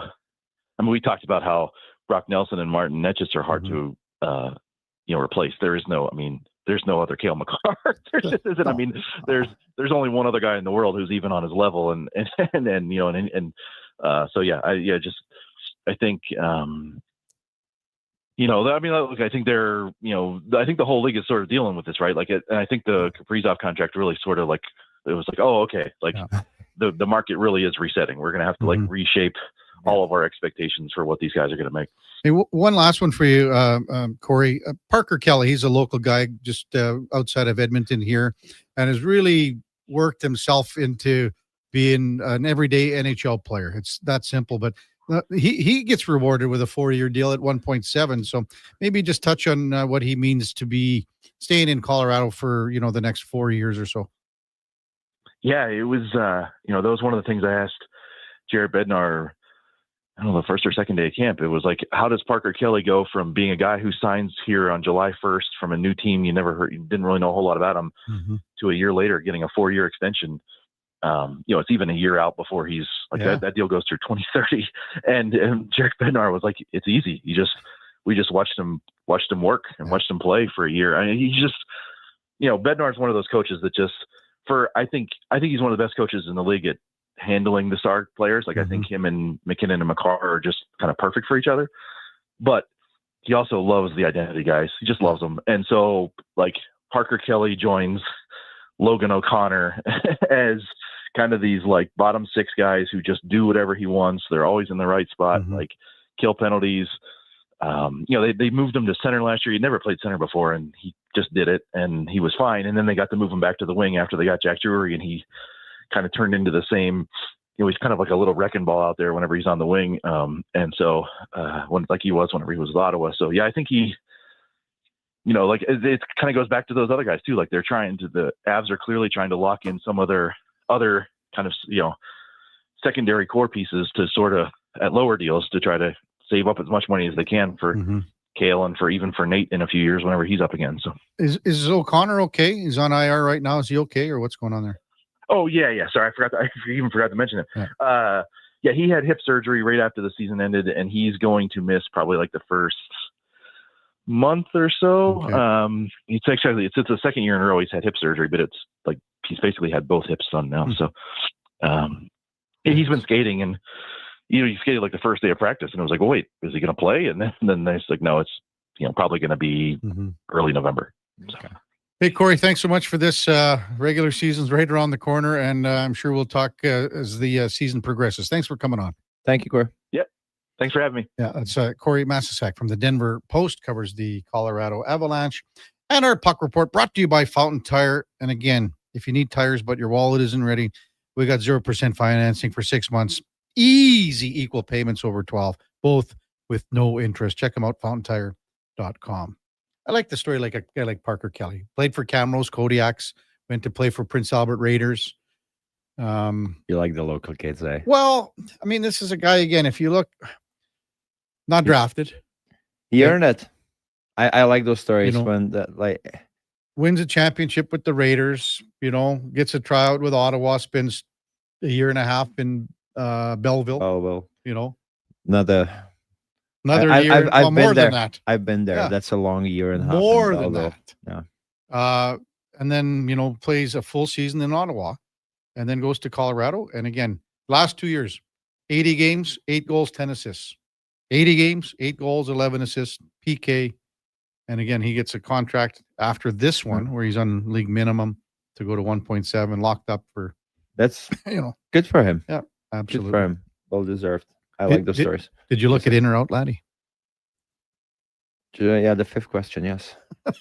I only care about the 5th question. What do you mean, just the 5th? Just the 5th. Okay. Well, I'll keep an eye on him. I read all of them, though. And you like him? Yeah, not bad. Okay. Not bad. That's coming up right after the break. In or out with Ladislav Schmid. It's Kevin Carey Show with the Duke of Delburne on Sports 1440. Presented by Sports Select. We're streaming on YouTube and X. Want some good news? St. Albert Dodge is holding the biggest sale of the year on their in-stock Ram 1500 Sports. Every single one on the lot is discounted by a whopping $14,000. Yeah, 14 grand. And St. Albert Dodge has the best selection in Alberta. Over 90 Ram 1500 sports to choose from with great packages, including the Night Edition and GT models, all $14,000 off the ticket price. Get down there and see how easy it is to do business at St. Albert Dodge. You've probably heard the term supply and demand. Something is needed and someone supplies it. We're GS Construction, and we're in the supply and demand business with you. Edmonton and the surrounding area continue to grow. Infrastructure has to be continually replaced and upgraded to keep up with demand. You see it with new buildings and new roads, but what about below ground, where all sorts of pipes bring you water and take wastewater away? That's where we come in. For more on what we do, go to gsconstruction.ca. Whether you're a craft beer connoisseur or more of a wine aficionado, there's always something new to discover at Sherbrooke Liquor, a unique, family-owned, independent liquor store. The selection? Incredible. The non-alcohol section is also very impressive. Sherbrooke Liquor, expert, knowledgeable staff with a passion for unique finds. More than just a liquor store, we're a community. Alberta's best, the one and only Sherbrooke Liquor. Wine, spirits, and oodles of beer. Visit SherbrookeLiquor.com. At Fountain Tire, get up to 25% off select tires, up to $125 off a set of 4 select Goodyear tires, and $50 off $150 service until October 18th. Restrictions apply. Book today. Fountain Tire. We're on this road together, Canada. 24 hours a day, 7 days a week. Edmonton sports fans stay informed with Sports 1440. Stream us. Listen to us on the AM dial. However you consume this radio station, thanks for listening. For all things golf carts, it's the Golf Cart People. Their certified techs provide expert service from maintenance to custom upgrades. Customers can explore the sales floor for new and used club car, Yamaha, and E-Z-Go models. The Golf Cart People stock a wide variety of parts and accessories to keep every ride in top shape and offer convenient rentals for tournaments, weddings, and festivals. Trusted for sales, service, parts, accessories, and rentals since 1997. Visit the Golf Cart People at golfcartpeople.com, your complete golf cart solution.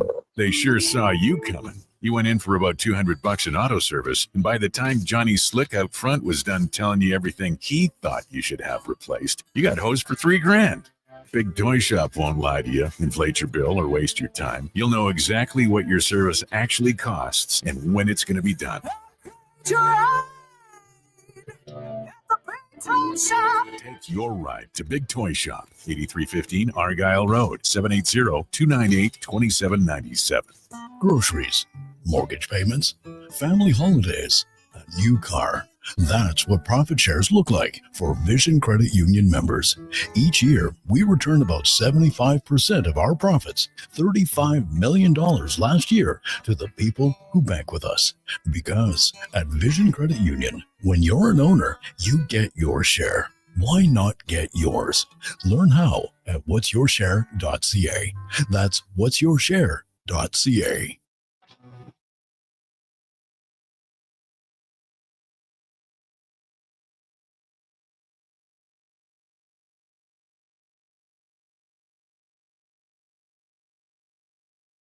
This is the Kevin Karius Show on Sports 1440, a proud presentation of Sports Select. In store or online at sportselect.com. Please play responsibly.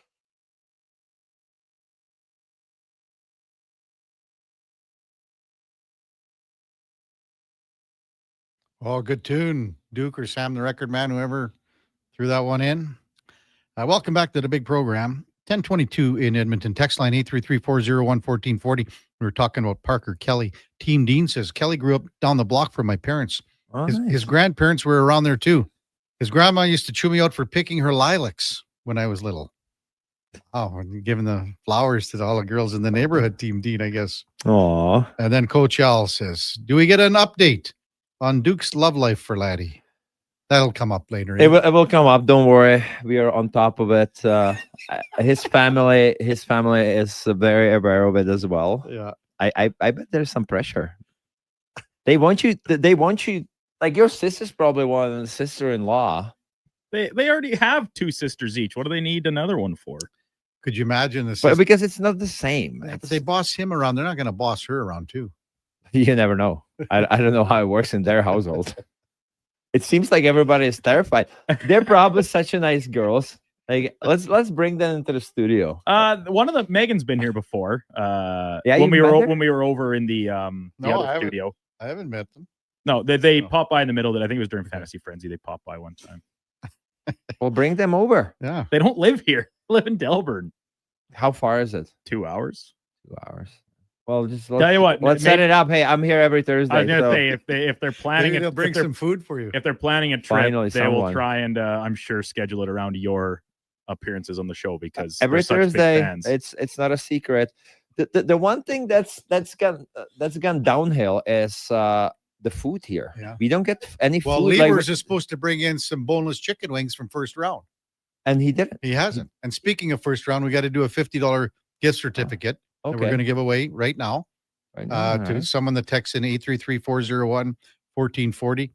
Who's the backup quarterback tonight for the San Francisco 49ers? MTR, you're not allowed to win this. Backup quarterback for San Francisco. Well, no, he tonight. can be allowed to win, but like I said, every correct answer is going to go on the wheel and get spun. So MTR is eligible if he wants. Okay. I don't know. Do you know who is the backup? Yeah, I do. It's not a very well-known guy. Yeah, I bet. Yeah. Well, Purdy wasn't very Well, well-known guy, he's and look hurt. at I know he's hurt, Yeah. but like look at his career now. Look at this. Well, Rodriguez. No, close. You're close, RBS, but you're close. Time now for Are You In or Out?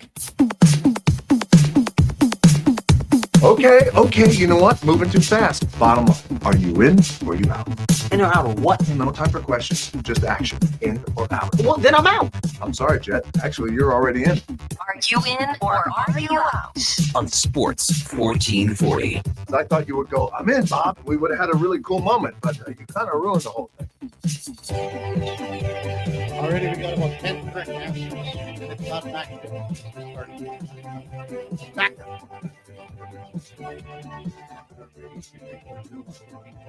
All right, in or out, Duke, Letterbuck. Oilers falling 4-2 in preseason action last night down in Seattle. Bit of a ragtag roster with several illnesses floating through the Oilers locker room. Pretty strong effort, I thought, by Edmonton, particularly. Once again, Matt Savoy profiles out as a skilled player, like a former top 10 pick. I think most people are expecting his minutes to be played inside the top 6 when he's in the lineup alongside other skilled teammates. But through preseason, I actually think Matt Savoy, and last night, to an element of it as well, showing an ability to play up and down an NHL lineup in different spots, not just in top 6 roles. I'm going to be in on this one, Duke, and I'm going to chalk this one up to chalk, Colin Chalk, down in Bakersfield. He gave Matt Savoy more responsibility defensively last year, and he's taken that and run with it this year to prove that he can go up and down. He's got to continue to polish himself defensively, and he'll find his way into the lineup. And once, as you know, laddie, defense creates offense, and he'll work his way up and maybe down, whatever it is. And I think he's got the ability to handle that. Yeah, I agree. He's some strong showings, but the one thing is, I think we are deeper on the bottom 6 than people think. Yeah, well, then we are on the top 6 right now. I agree. Like a Hyman's out for another month or something. There is spots. So like, yeah, it's great that he can play up and down the lineup, but like if I'm putting Savoy in, I want him in my top 6. I do agree, but what we know about an NHL season is that the lines get thrown into blenders, and there are some players, just because of the way they play, the skill sets they possess, that all of a sudden, if the lines get thrown in a blender mid-game and they have to play 3rd or 4th line roles with lower quality line mates, all of a sudden they are rendered ineffective and essentially invisible. I'm not, ready to crown Matt Savoy as the most versatile player in the league by any stretch, with a handful of NHL games under his belt. But I really like the way he's played. Yeah. Because he's not a big guy. He's not a super physical guy, but he's really smart. And what you said, Kevin, about the seasoning he got in Bakersfield last year, playing in different roles, and it's really showing right now. And I think Oilers fans should be really excited and optimistic about what he can bring throughout the lineup throughout this upcoming season. Hopefully, I would think we all want that to be in a top 6 role because he's a skilled player. Yeah. The other thing too that we may have seen here in the early going of camp and preseason is that there's a possibility of something brewing here with some chemistry between him and Adam Henrique. Yeah. So so all of a sudden, if you have a skill-based third line, Are you basing it just on that goal? No. He talked about it in his interview post game last night that he's played with him a couple different times, and obviously Ike Howard was the other flank last night. They combined for a beautiful goal on the Oilers' second marker. So yes, that is one standout example that results in a goal. But I do think that you're right, Kevin. There's been some tangible chemistry between him and Adam Henrique, 2 smart players that play the game with their brains as much as their bodies. Duke, did you lose your cat? I've seen this highlight about 6 times this morning, and I laugh every time. Like, or is he trying to catch it or just shoo it away? How do you can't chase a cat? They want to be your friend. Just pick it up and carry it away. They're fake friends. Anyway, you're not wrong there, laddie. Oilers general manager Stan Bowman also speaking to the media yesterday. Several topics addressed, of course, the acquisition of Connor Ingram, Connor McDavid's contract, but also the contract of head coach Chris Knobloch, and discussing around, talks are in the works about a possible extension. And I'll be honest, after these words from Bowman and kind of how things are looking, I think we'll see an extension for the head coach before we see one for the superstar player, Connor McDavid. What if it's the same day, Duke? That'd be really something, wouldn't it? On Monday. Then I guess it will depend on which one gets announced first on if I'm right or not on this. That's not a bad point. I'm out. Okay. I'm going to say Connor's going to say Connor signs first? Yeah. You saying that because you want to see it or you think that's going to happen? I think it's going to happen. Okay. On Monday? Whatever day. You think Kevin thinks it's Monday because he was. Why is it Monday? He was supposed to host something, and he can't tell us what because it's a secret in the Hall of Fame room, and now that has been bumped to Tuesday for reasons unknown. Connor McDavid. If this happens, Duke, this is going to be. It'd be really something. It'd be good forecasting. So do I win if they announce Connor's contract? It's the same day, but if Connor's contract is announced first, that's what Duke just said. Yeah. Yeah. So they do the 2 of them. They're out there. I don't think they would ever do that because you'd take away from one or the other. Yeah. But I'll go. I'm going to be in with Laddie as well here.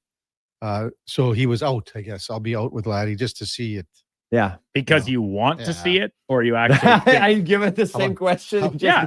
Or how about the team, the city needs to see it? How's that sound? Not too bad. But I mean, it's I guess a coincidence. The Flames announced an extension for Ryan Huska this morning. Like there's no reason to think that Chris Knobloch will not be getting an extension. Like if people think, oh yeah, if this is his final year, play it out and see what the results are. I cannot envision that happening. He's been to 2 straight Stanley Cup finals, one of which was taking over after one of the worst starts in team history and still getting back to the playoffs. Such a great feat. So I think an extension is inevitable, but I think it will be in relatively short order here as we head into the start of the season. NHL season previews took us down to Mile High today in Denver. Team loaded with high-profile players: Nate McKinnon, Cale Makar, Gabe Landeskog, of course, back in the fold now, healthy. All that being said, I think the most pivotal player for this team's season and their success is the goaltender, Mackenzie Blackwood. Go ahead, lad, if you want. Out on this one. Ooh, I should have went first. I feel like Nathan McKinnon sets the tone for the whole team. And Cale Makar. Yeah, like it is a crucial position. But if those 2 guys are not going, the rest of the team won't be going. But you have 2 of, much like the Oilers, right? You have 2 of the very best players in the entire league. Yeah. The difference for the Avalanche is that they come in different positions, different position groups.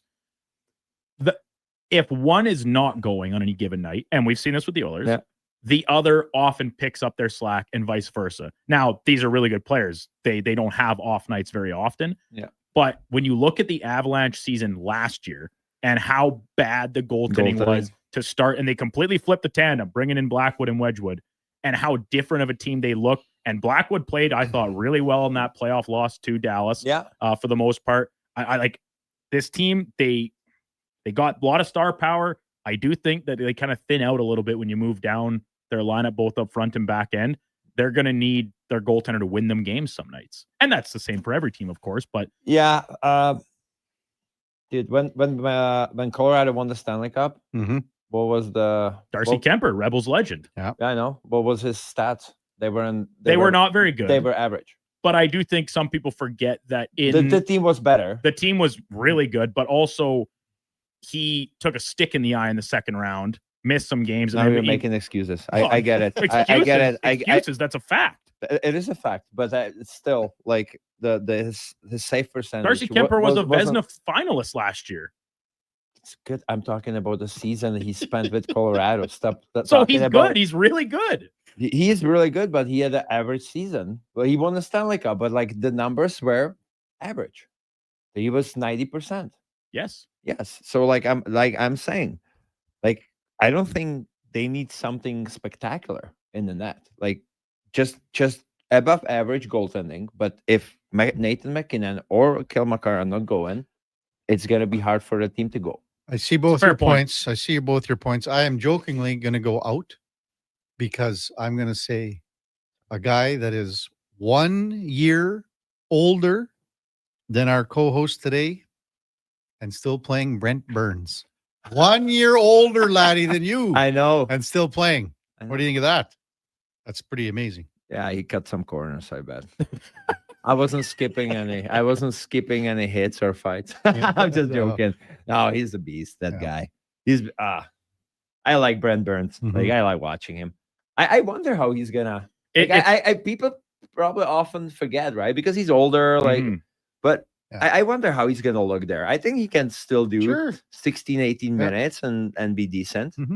Maybe some power play 2 time. Maybe. I mean, like the Colorado has. Well, they had talk Taves about on the McCarr, second, right? Taves, even like when he's hurt right now, but Sam Girard, he's really player, offensively inclined player. But like that third pairing, depending how it shakes down on Girard's injury, it's going to be a combination of Burns, Sam Malinsky, and Keaton Middleton. It's not exactly a murderer's row of players. I like Sam Malinsky a lot. I watched him the other day. He's pretty good. Man. Sam Malinsky, the puck goes inski. But yeah, Avalanche. I mean, this Central Division is shaping up to be absolutely killer. This is another really good team this year. And it again brings me back to the player format. Awful. Kevin loves it. I hate it. It should be 1 against 8. Switching over 1 against 8 most of the time. Most of the time. Yeah, then it's going to be Dallas. It's more the middle matchups. The middle matchups. Colorado, Dallas again. Drives me nuts. Over to the NFL, week number 5 kicking off tonight in SoCal. NFC West matchup. Rams against the Niners. Big spread in this game. Currently on Sports Select, it is 9 points favor. Actually, whose pick is it? It just shifted from the time I typed this question to just refresh page 8.5. Yes, it is 8.5. Okay. Are you writing it down? Yeah, you cannot remember it. He just said that. You have to write it down. That's how old he is. The line keeps moving. Guys, he probably puts it in his reminders. The line keeps moving. MTR's taking the money line. You should just close it now. Okay, we're closing it. Well, yeah, we're making. So I'm making my pick right now. It's plus or 8.5 is the spread. And who are you picking? The Niners are so hurt. We had a Niners guest on earlier, laddie. He's like running it down every player that's not playing. It's insane. But divisional game, both teams are 3-1. I think that's too many points. I'm taking the Niners to cover. Beautiful. Thank you very much. Oh, Kevin. I'll take overconfident. I'll take that. I'm going to be messaging one of you tonight. You didn't do it. Overconfident. I just hope I hate overconfidence. Duke, I'm on your side. Yeah. Trying to suck up to MTR and Rowdy Roddy. The Niners, you still have Christian McCaffrey. Mac Jones looked okay in the couple games he was in for Brock Purdy. The receiver group is brutal. Like DeMarcus Robinson's your new number 1. Not great, and he's just coming off of a suspension, so it's not exactly like he's seen a lot of reps so far this year. But hopefully the defense can shore up a little bit. It's going to be tough. They're both 3-1. Yeah, you said Curtis Rourke is not the backup either. Yeah, he's hurt. He would be. Are you still not releasing the name? No. But we'll take questions until the end of the segment. And we got about 30 correct answers, but it's not Curtis Rourke. Just so you know, Canadian. Yeah, Curtis Canadian. Rourke. Oh, he's Canadian. Had a great year with Indiana last year. Went to the college football playoff. Was playing on a torn ACL. His brother's a quarterback in BC for the Lions. Oh, yeah. He was playing on a torn ACL, and then after they lost out, he got it repaired. So he's kind of out this whole year after he got drafted. So, Finally, a couple days into October, You love it. Yeah. National Sausage Month. Sausages. Sausages. Just so wrong. Lots of ways to go. It's a National Sausage Month. Many different ways to season, ways to case them, I suppose. If you get really specific, see how the sausage gets made. I think it's not even close. I do like sausage, all shapes, all sizes. Hot Italian, nothing better. It's the best. I'm out. I'm out as well. I'm just What? I'm booking you a flight to Europe, so you know how many types of sausages there is. Some nice and brats. civilized. Well, there's just like so many. I and way better than anything here. I want you to come over, and I'm going to give you a ring of Here the we great go. Grayson sausage from Ottenbright's Meat Market in Grayson, Saskatchewan. It's been a staple, laddie, and I will guarantee you're going to go, this reminds me of back home. Like, I wish my wife would be here because and when we lived in Czech, when I played there, we would have nights. We would just buy 8 or 9 different sausage types. Yeah. That was out of 40 or 50. You have probably five or 6 here in Canada. And every single of those sausages were excellent. So I couldn't even pick one. But for sure, I would go to but butcher shop in Europe over anything here. Yes, I'm agreeing with you. Except your Alberta beef, for steaks and stuff. That's excellent here. Yeah. But when it comes to sausages, guys, I'm sorry, I have to. I believe you. And it's anything and it's not just a Czech. It's it's Germans, yeah. Czechs, Hungarian Austrians. sausage, Austrians. There's so many different sausages, man. I couldn't even pick really one. Usually I like some spicier ones, but not Italian. I love I'm gonna you throw crumble another it. one. Maybe you crumble it on pizza. Hot Italian sausage on pizza, so good.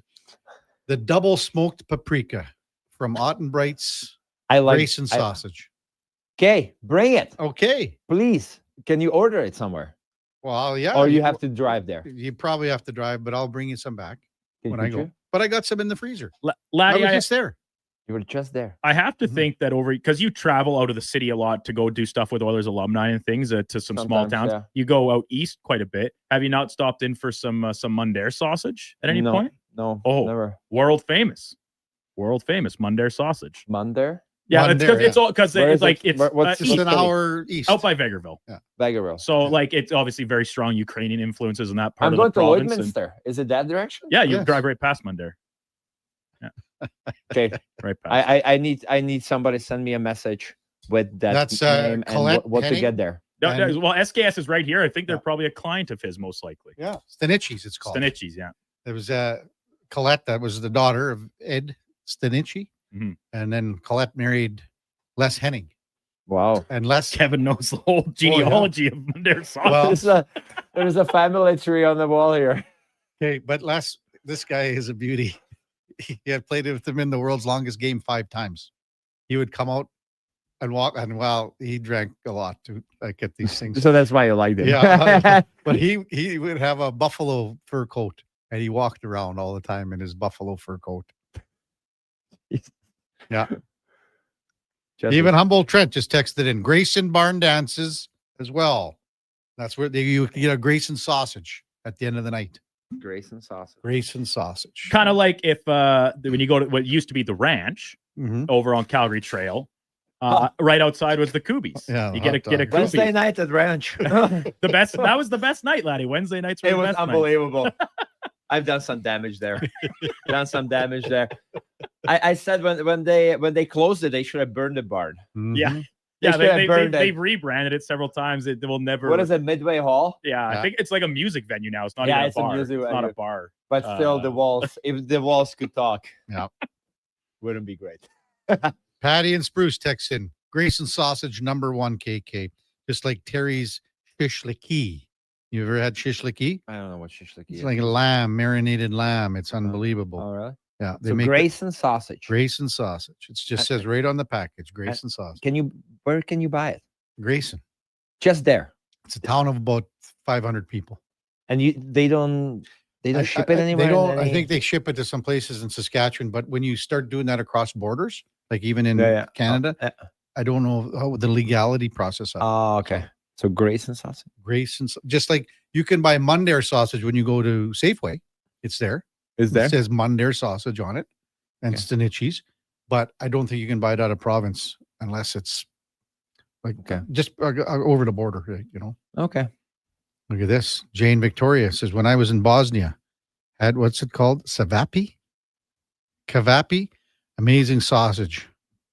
It's CEVAPI, he says. It's got to be similar to what you had in CEV. CEVAPI. Savapi or Kavapi, don't know. Yeah. Not familiar with But that. I'm agreeing with you, Laddie. I'm betting there would be. Yeah. Just pick one. It's too tough. But And I know you're not going to believe this, Duke, and you're going to get, Duke's going to give that face because when I start talking about that, but like, you know, but when I retire, I'm going to start making sausage. Like I'm going to get all the stuff, the smoker. I'm going to get. What? Kyle Rossiter. You know him. Oh, yeah. Yeah. Apparently he does catering. Sure he does. Did you know that? Briskets, everything, yeah. Did you know that? Yes. He lives three doors from me or 4 doors from Well, me. you must be able to smell what he's doing there. Well, I was looking for pulled pork, like just to buy home in the packages. Yeah. And his like this what is this company name? Pit Boss Ross or Pit Ross Boss or something like that. Yeah, and I'm like, so I talked to some lady, or yesterday we met a lady in the park, and my wife asked her, "It's like, did you heard about this?" She's like, "Yeah, this Kyle Ruster." I'm like, "Oh, I know Kyle. I didn't know it's this, but he does briskets, smoked big meat, stuff. Yeah, big stuff." yeah, exactly. When are you gonna tell me? Well, it's common knowledge. Everybody knows that. He's a realtor. I didn't know he does this. Yeah. Wow. When we come back, we'll get to the most important topic of the day. Duke? Yeah. Well, I don't know. Laddie, you said you wanted to discuss. I'll save the listeners the time. There's no updates. There's no. We didn't talk about the old days, Russia and that makes for much better. Well, don't worry. I'll it's got to be a quick story. It's got to be a quick story. We're back after the break to wrap things up. Kevin Karius, Duke of Delburne, Ladislav Schmid on 1440. We're streaming on YouTube and X. Legacy Heating and Cooling is the #1 heating and cooling company for people who want heating and cooling, because you'll save a bundle by bundling. Then you can use hot, cold, Common thermostat, do what you're told. Turn up the heat, turn up the cold, till the vents start pushing out tornadoes. Bundle my furnace with some AC. Gonna get a new from Legacy. Oh, yeah. Save a bundle when you bundle your new furnace and AC from Legacy today. Plus no payments and no interest for 1 year. That's how you build your legacy. Legacy Heating and Cooling. Yeah, can I get a... yes. A common reaction from a veggie lover. Always scanning, searching, longing. But wait. What is this we see? The new McVeggie. Now at McDonald's. Looking for the perfect used ride? Now's the time.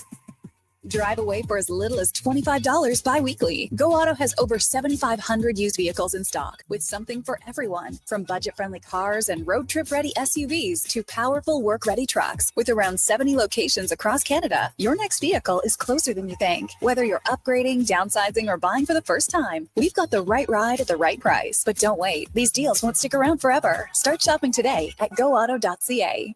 Wing Wednesday at First Round. Whether you're coming for the first round, the last round, or a few rounds in between, they've got you covered. With half-price wings every Wednesday night. Half-price wings. Over 35 delicious flavors like Cajun salt and pepper, maple bacon, and Inferno wings. Now half price every Wednesday night. Wash them down with a cold pint of Canadian or Coors Light for only $5.75. Half price Wing Wednesdays at First Round in West End and now downtown. First Round, burgers, beer, sports. You wanted local sports on weekends. Saturday mornings at 9, check out the Saturday Sports Setup, where we'll tee up what's happening on the weekend sports scene. Tune in Saturday morning at 9 on Sports 1440. As members of the Federation of Alberta Gas Co-ops, Alberta's rural natural gas utilities are here to fuel your life affordably, reliably, and safely. Across the province, natural gas keeps Albertans warm and connected every day. It's local, dependable, and it's ours. For more information on the Federation of Alberta Gas Co-ops and its members, or to learn more about how natural gas fuels your community, please visit us at fedgas.com. That's fedgas.com. River Cree is the place for all your favorite sports. River Cree Resort and Casino, featuring UFC action and boxing live on the big screens at Tap 25, the MVP of sports bars, and in the Center Bar. Plus, catch this fall's biggest games. Every goal, every tackle, every home run. River Cree is also home to the Twin Rinks, where rec hockey and community teams come to play. Public skating available. Details at rivercreeresort.com. River Cree Resort and Casino. Excitement. Bet on it.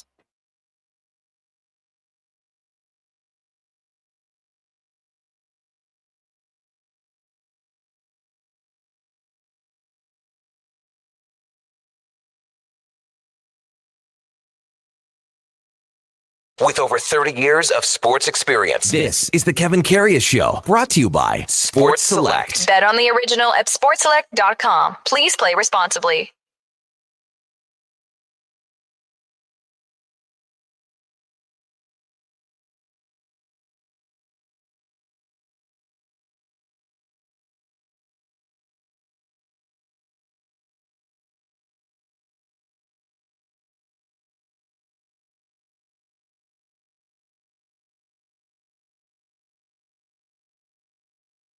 All right, welcome back to the big program. 10:49 in Edmonton.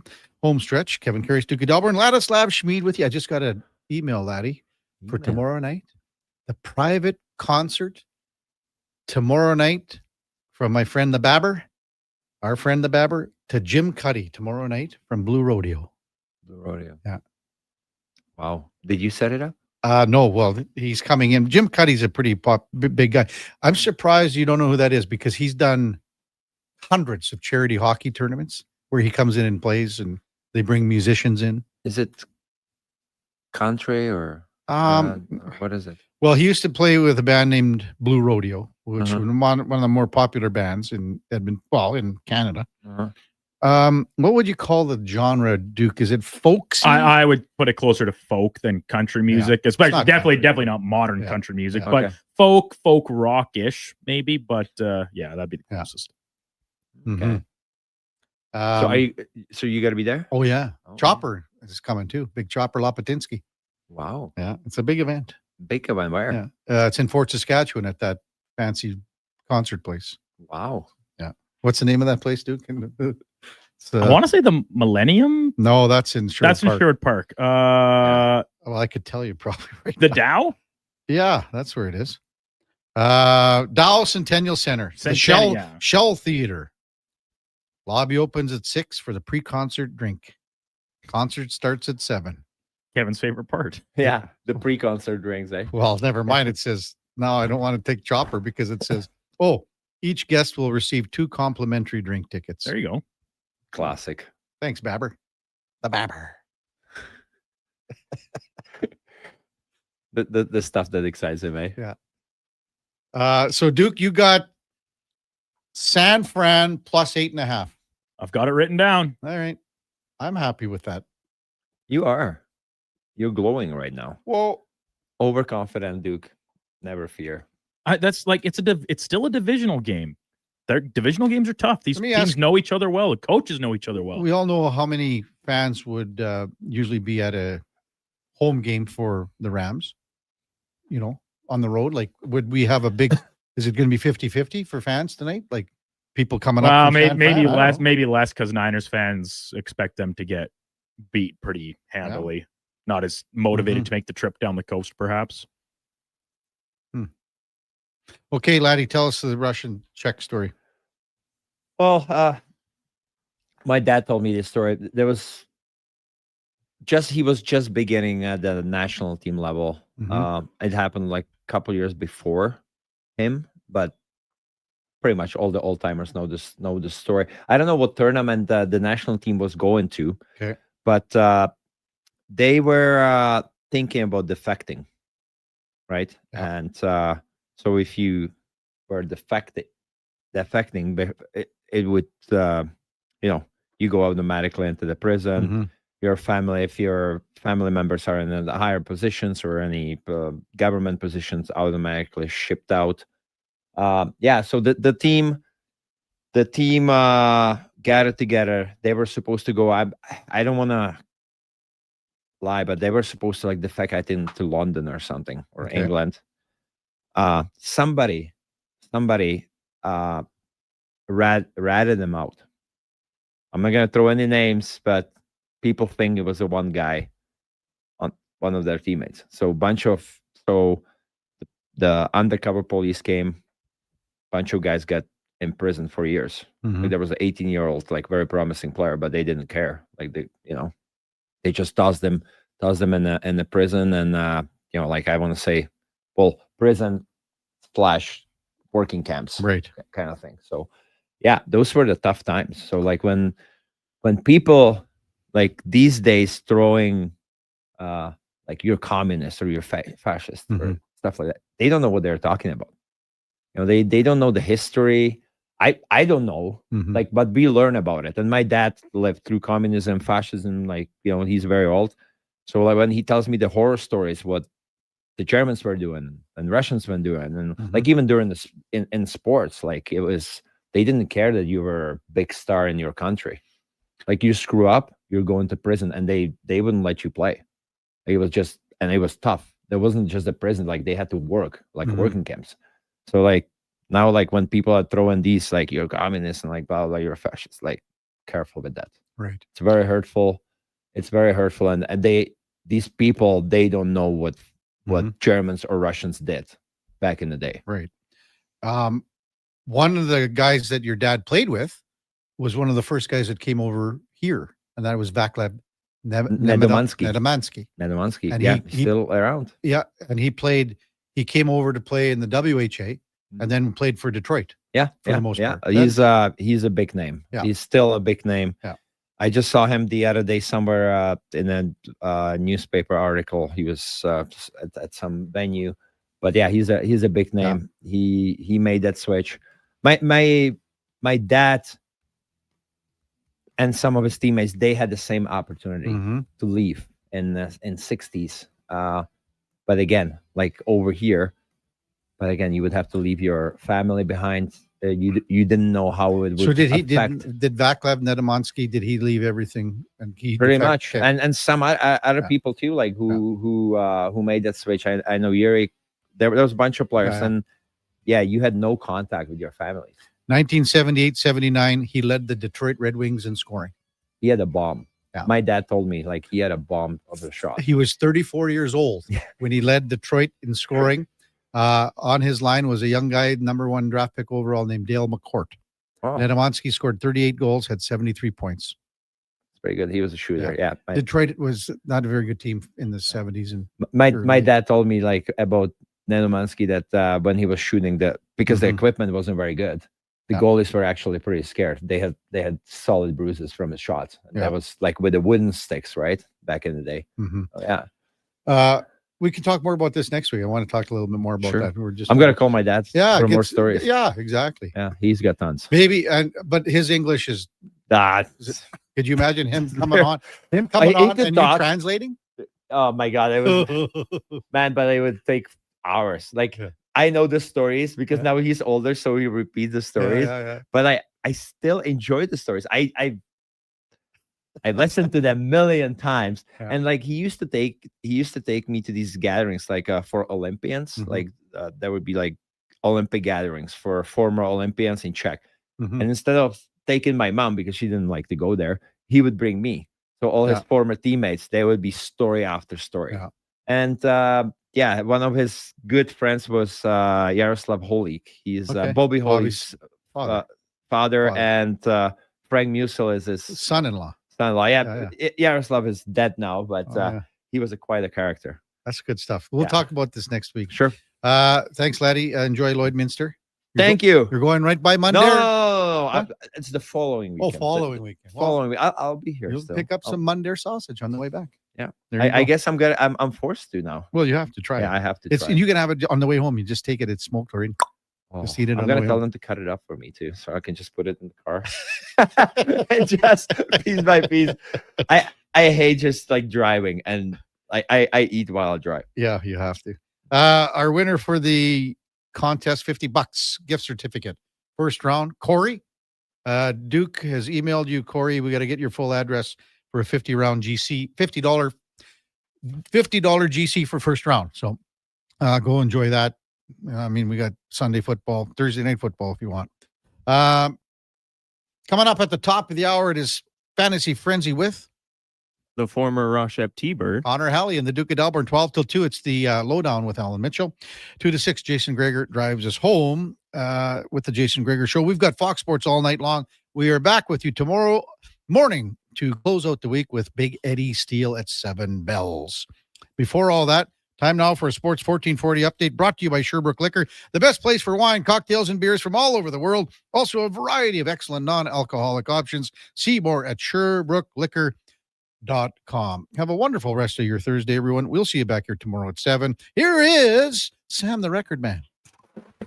This is a Sports 1440 update. News coming from down the road as the Calgary Flames have signed head coach Ryan Huska to a 2-year contract extension. The Flames under Huska finished with a 4-41, 27, and 24 record last season. Other news, Florida Panthers defenseman Nico Nicola has signed an 8-year, $40 million contract to stay with the team through 2030. Preseason continuing tonight as the Maple Leafs take the ice against the Red Wings. The Bruins and Capitals go head-to-head in Washington. Panthers and Lightning facing off, and the Kings and Mammoth going at it in Utah. MLB wildcard wrapping up today with 3 decisive Game 3s. The Tigers and Guardians take the field at 1. The Padres look to move on against the Cubs at 3, and the Yankees and Red Sox finishing up the wildcard round at 6. Week 5 in the NFL getting underway with Thursday Night Football at 6:15, with the 49ers heading to LA to take on the Rams. NBA preseason underway as the Sixers and Knicks take the court. Knicks currently up 43-39. Coming up at the top of the hour, it's Fantasy Frenzy with Hallie and Douglas. This has been your Sports 1440 update with Sam Wilness. Sports 1440 in West Edmonton Mall and Wetaskiwin. CKJ. No, we're not building a fort. We're GS Construction, and you'll see us in neighborhoods throughout the Edmonton area. So what are we doing?